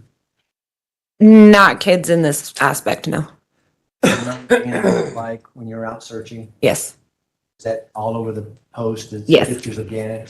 I think that I also clicked on her Facebook and looked them up too. So you respond, yeah, there was a lot of cars and people everywhere. Yes. Is that true? Yes. Well, not a lot of cars. There was a few cars, a lot of people though. And then what did she say next at 11:11 a.m. on the 19th? I wouldn't ask this if I didn't want to find our son. I'm cornered because of no ring activity. Did you know what she meant by that? Yes. And what did that mean to you when she says that? Just there was no footage of him leaving or any man walking out with a suitcase and a blanket and a little boy. So no footage of that on the internet posted on Facebook pages? No, and none on anybody's rings. We can scroll down, please. Looks like you asked a couple questions here. Could you go ahead and read that for the jury? Yes. So this was before the cops searched the house. So he was making Gannon hide with him and be quiet. That's not only scary, but also really sick. Do you remember? I think it's supposed to say what he looks like. Tall, short, skinny, fat. So I can think of a way to say it when they ask details. Why are you saying that? To play along. Keep her going. Do you want her to think that you're going to come up with this story and tell the police about what she's asking you to say? I wanted her to believe this, yes. What did you say next? So I was in the field by your house from about 12 to 2 and could see your house most of the time. So now I need to think really hard about this because I saw a lot of people out and now I'm wondering if I could have seen anything. It was freezing cold and we were exhausted, but there were so many people out there. How did she respond to that? Yes, he's Hispanic, shorter, 5'7" or 5'8", about 175 pounds.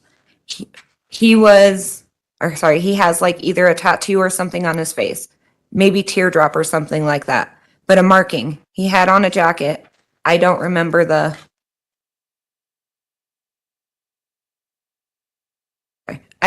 color. But Gannon left with him in that cover, so that stuck out to you when you seen it online.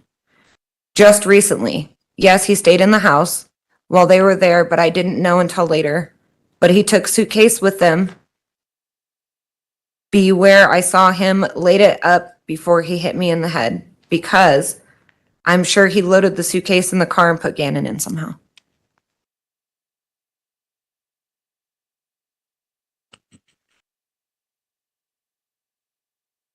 Then how did you respond to that? I wish I could remember that night better. Like a car in front of your house or close because I parked on your street a few houses down to get out and search the field. And then when she says, at this point, I just need the main info out there. Again, I only ask because it's our child. They're looking in all the wrong places. Driving me crazy. Call her saying that? I do, yes.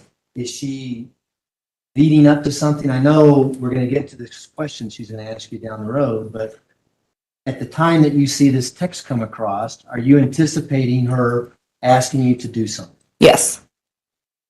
Go to the next page, please.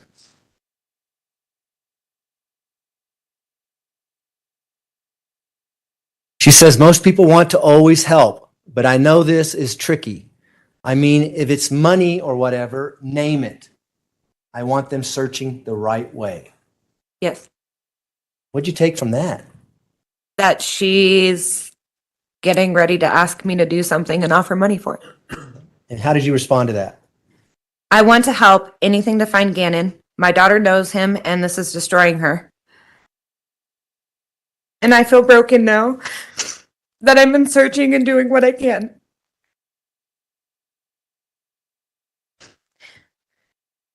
And I met Lena, and that made me break down. So I am about to meet with my dad to help him put together a chair. He just got a new house. He is nosy when I'm on my way on my phone, so I only want to message when he isn't next to me. So if I'm slow to reply, that's why. I don't want anyone knowing I'm talking to you because then people get nosy. And like I said, anything we talk about is between us. And you go on to say, I'm not even telling my husband, right? Correct, yes. You can scroll down, please. He says, okay, I think that's best. You think you could do it. Let me know what you need. Gannon is who I want home.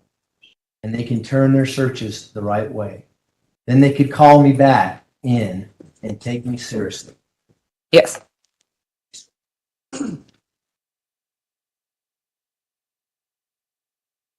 And how did you respond to that at 11:39? I'm going to see if my first post is still up from that night because that will prove that I was right by your house at that exact time and will help. And no, you don't need to give me anything. I just want to help get him home. Why did you say that? Just to keep her going. And I don't recall at this point, I might have already been in touch with law enforcement. What do you mean by that? I reached out. I think there was a number that we could call if we had any information, but I had reached out and they ended up having me sit down with a guy from the FBI. I think it happened around this time I don't remember though. But yeah, I met with the FBI and they kind of gave me some things to go along with as well. Do that during this conversation, or did you make a call and keep the conversation going? I think I made a call and then kept the conversation going. Because what do you say at 11:39 and then she responds at 11:40? Okay, I could help with that with what to say, and yes, I will. You guys need some help too. I'm desperate to find G. Well, it sounds like that you guys are having pretty constant conversation based on the timestamps on here, at least within a minute of each other. Yes. Was that accurate? Yes. And she says, I'm desperate to find G, and then how did you respond to that? You passed the polygraph, so why don't they start listening to you? I don't get it. They're dumb, and I know you passed it because they posted that you did. Probably know what I'm going to ask now. How did you know that she took a polygraph and passed it if she did in fact do that? Well, she had told me she was taking a polygraph, but it was posted online. And again, were these on these pages that were support the defendant type pages? Yes. We can scroll down, please. And how did she respond to your polygraph question? Well, I wanted this, and then when they call me back in, I will take that. Then they will listen. I will take a witness too. So they say, let's call me back in, and then I think they will refocus on search and search differently. And then I will take results then. The police can keep you anonymous to the public. Now, on February 19th, were you familiar where law enforcement were searching for Gannon's body? I think so, yes. Where was that? I think it was like Palmer Lake or somewhere. So did you know that as she's talking about them searching in the right place, was the media running stories that they're searching for Gannon in the Palmer Lake area? Yes, if I recall correctly, I think this is when they were searching the Palmer Lake area and they had put like wall barrier type things up so people couldn't see that. So there was a lot of people posting speculation and it was all over the media. Okay. If we can scroll down, please.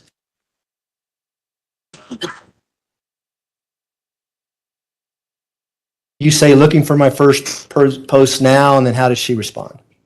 Okay, even if you could just call Albert and tell him first. He would keep you anonymous, except to the police. Besides, it's for Gannon. I can't stop at anything to get them to refocus and find who that was. So what were you thinking she's asking you to do when she says, call Albert? She wanted me, in my opinion, she wanted me to call him and tell him that I Object to speculation again. Yeah, sustained. What were you thinking? Sorry. Okay? I don't want Sorry. to talk about what you thought she was thinking. Yeah.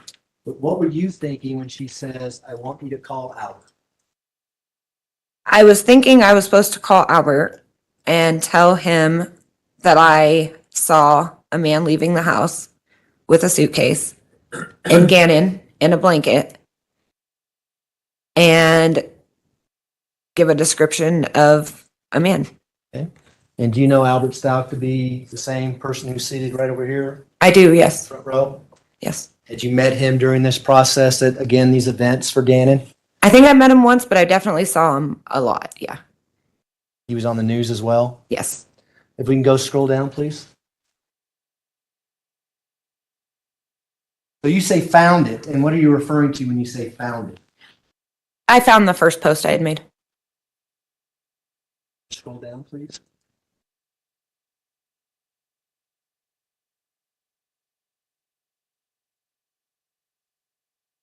And was that the end of your conversation with Ms. Stauch on February 19th, 2020?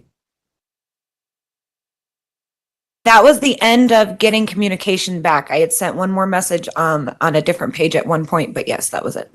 And she didn't respond to that? No, she did not. And then, what do we see here on the second to last page of that exhibit, page 34? Is this a different phone or a different app that you're using to communicate with someone named Harley Hunt? No, it's Facebook, but now I'm using my, it's Facebook Messenger, but I'm now using my account as well.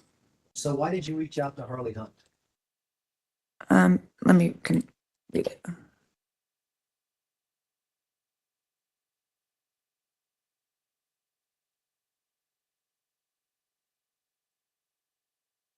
We can give this some context. Do you remember when you reached out to Harley Hunt based on what you said there? I think this is actually the night, on the 27th. This was the message that I sent. I got that response and that's when I got blocked. So you're reaching out to Harley Hunt, why? Trying to figure out where we should be searching. You also reach out to Ms. Stauch about the same time. I did. Well, I wasn't sure what account she was using because she had contacted me previously on the Harley Hunt account. Okay. So I initially did that, but then yes, I also tried her account as well. And then the last page, if we can go to the last page of People's Exhibit 233. This is a text message with you and your husband. And I really want to just talk about, why did you tell your husband she wants me to lie and say I saw Gannon leave in a car with a man? Because that's what she wanted me to do. And is that when you went to the sheriff's office and had an interview with detectives about what we just went through? Yes. And you turned your phone over and let them have everything on your phone? Yes.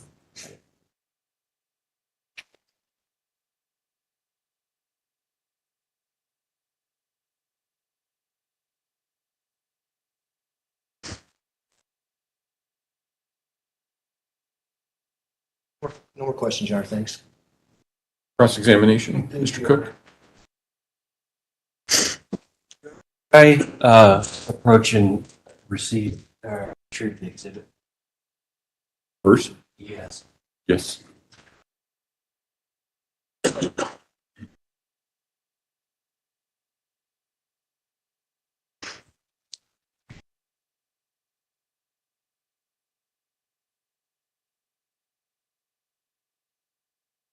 So it looks like, by the way, good afternoon. I'm Will Cook and I represent Ms. Stauch. It looks like all the information and the text messages we went over, except for the last two, it all took place on a Wednesday from 10 a.m. in the morning to about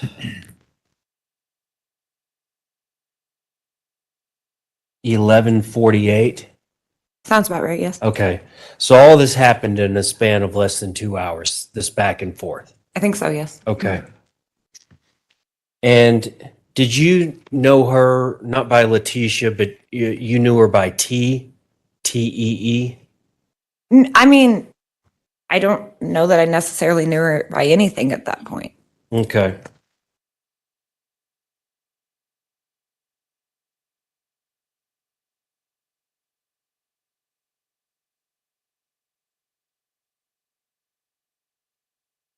And can I approach the witness again? You may.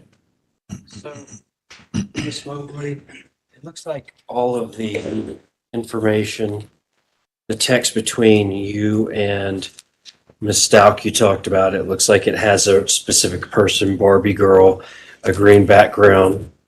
And then the last text you show between you and your husband, it's listed as my love. It's got the green background. One with Harley Hunt. It doesn't have that listed up there. Was this was in fact like a Facebook community post that you put out? I think And Harley Hunt just happened to respond to the Bain community post, correct? you might be right.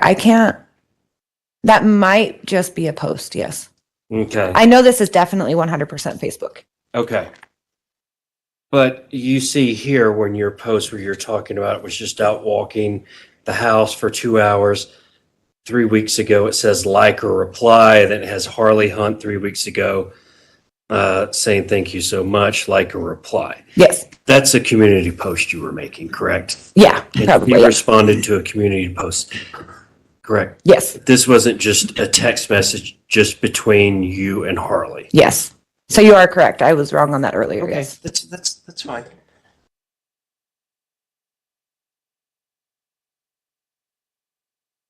I think that's all I have, Your Honor. Redirect? No, thanks, Sharon. Do any of the jurors have any questions for Ms. Mosley? No? All right. Thank you, ma'am. You may step down. Thank you. Just watch your step. Counsel approach, please.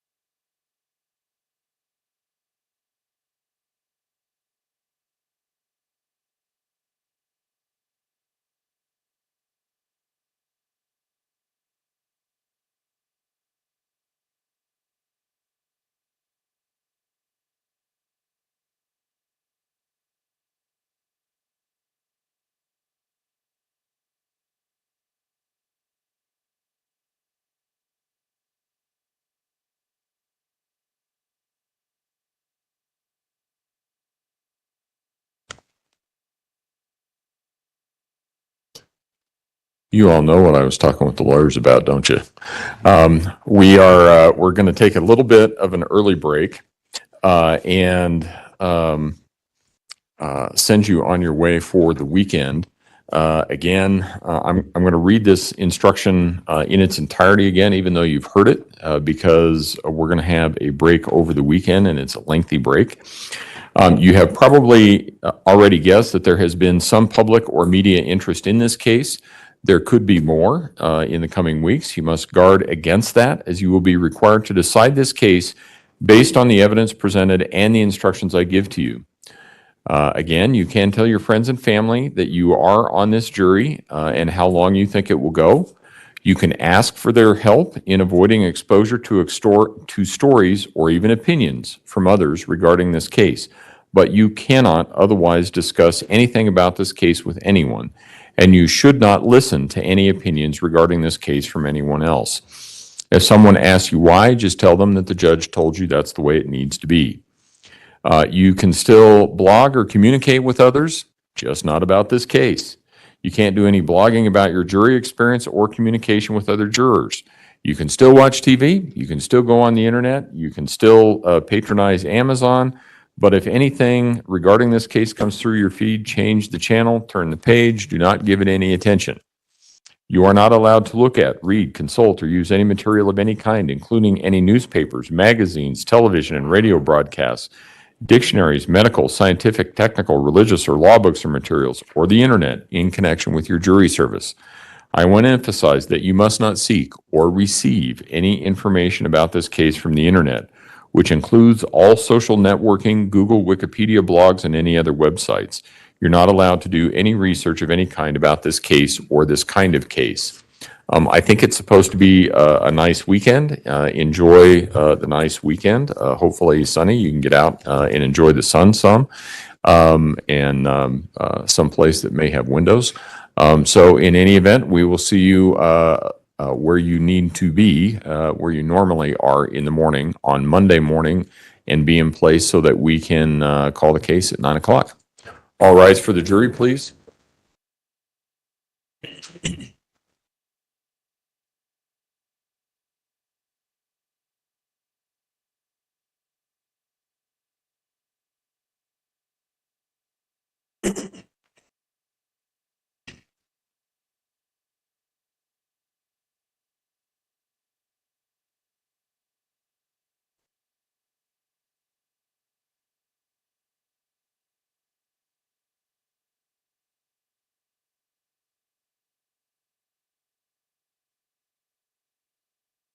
Thank you. May all be seated. Record should reflect the jury has left the courtroom. I'm just standing because I need to stretch my legs.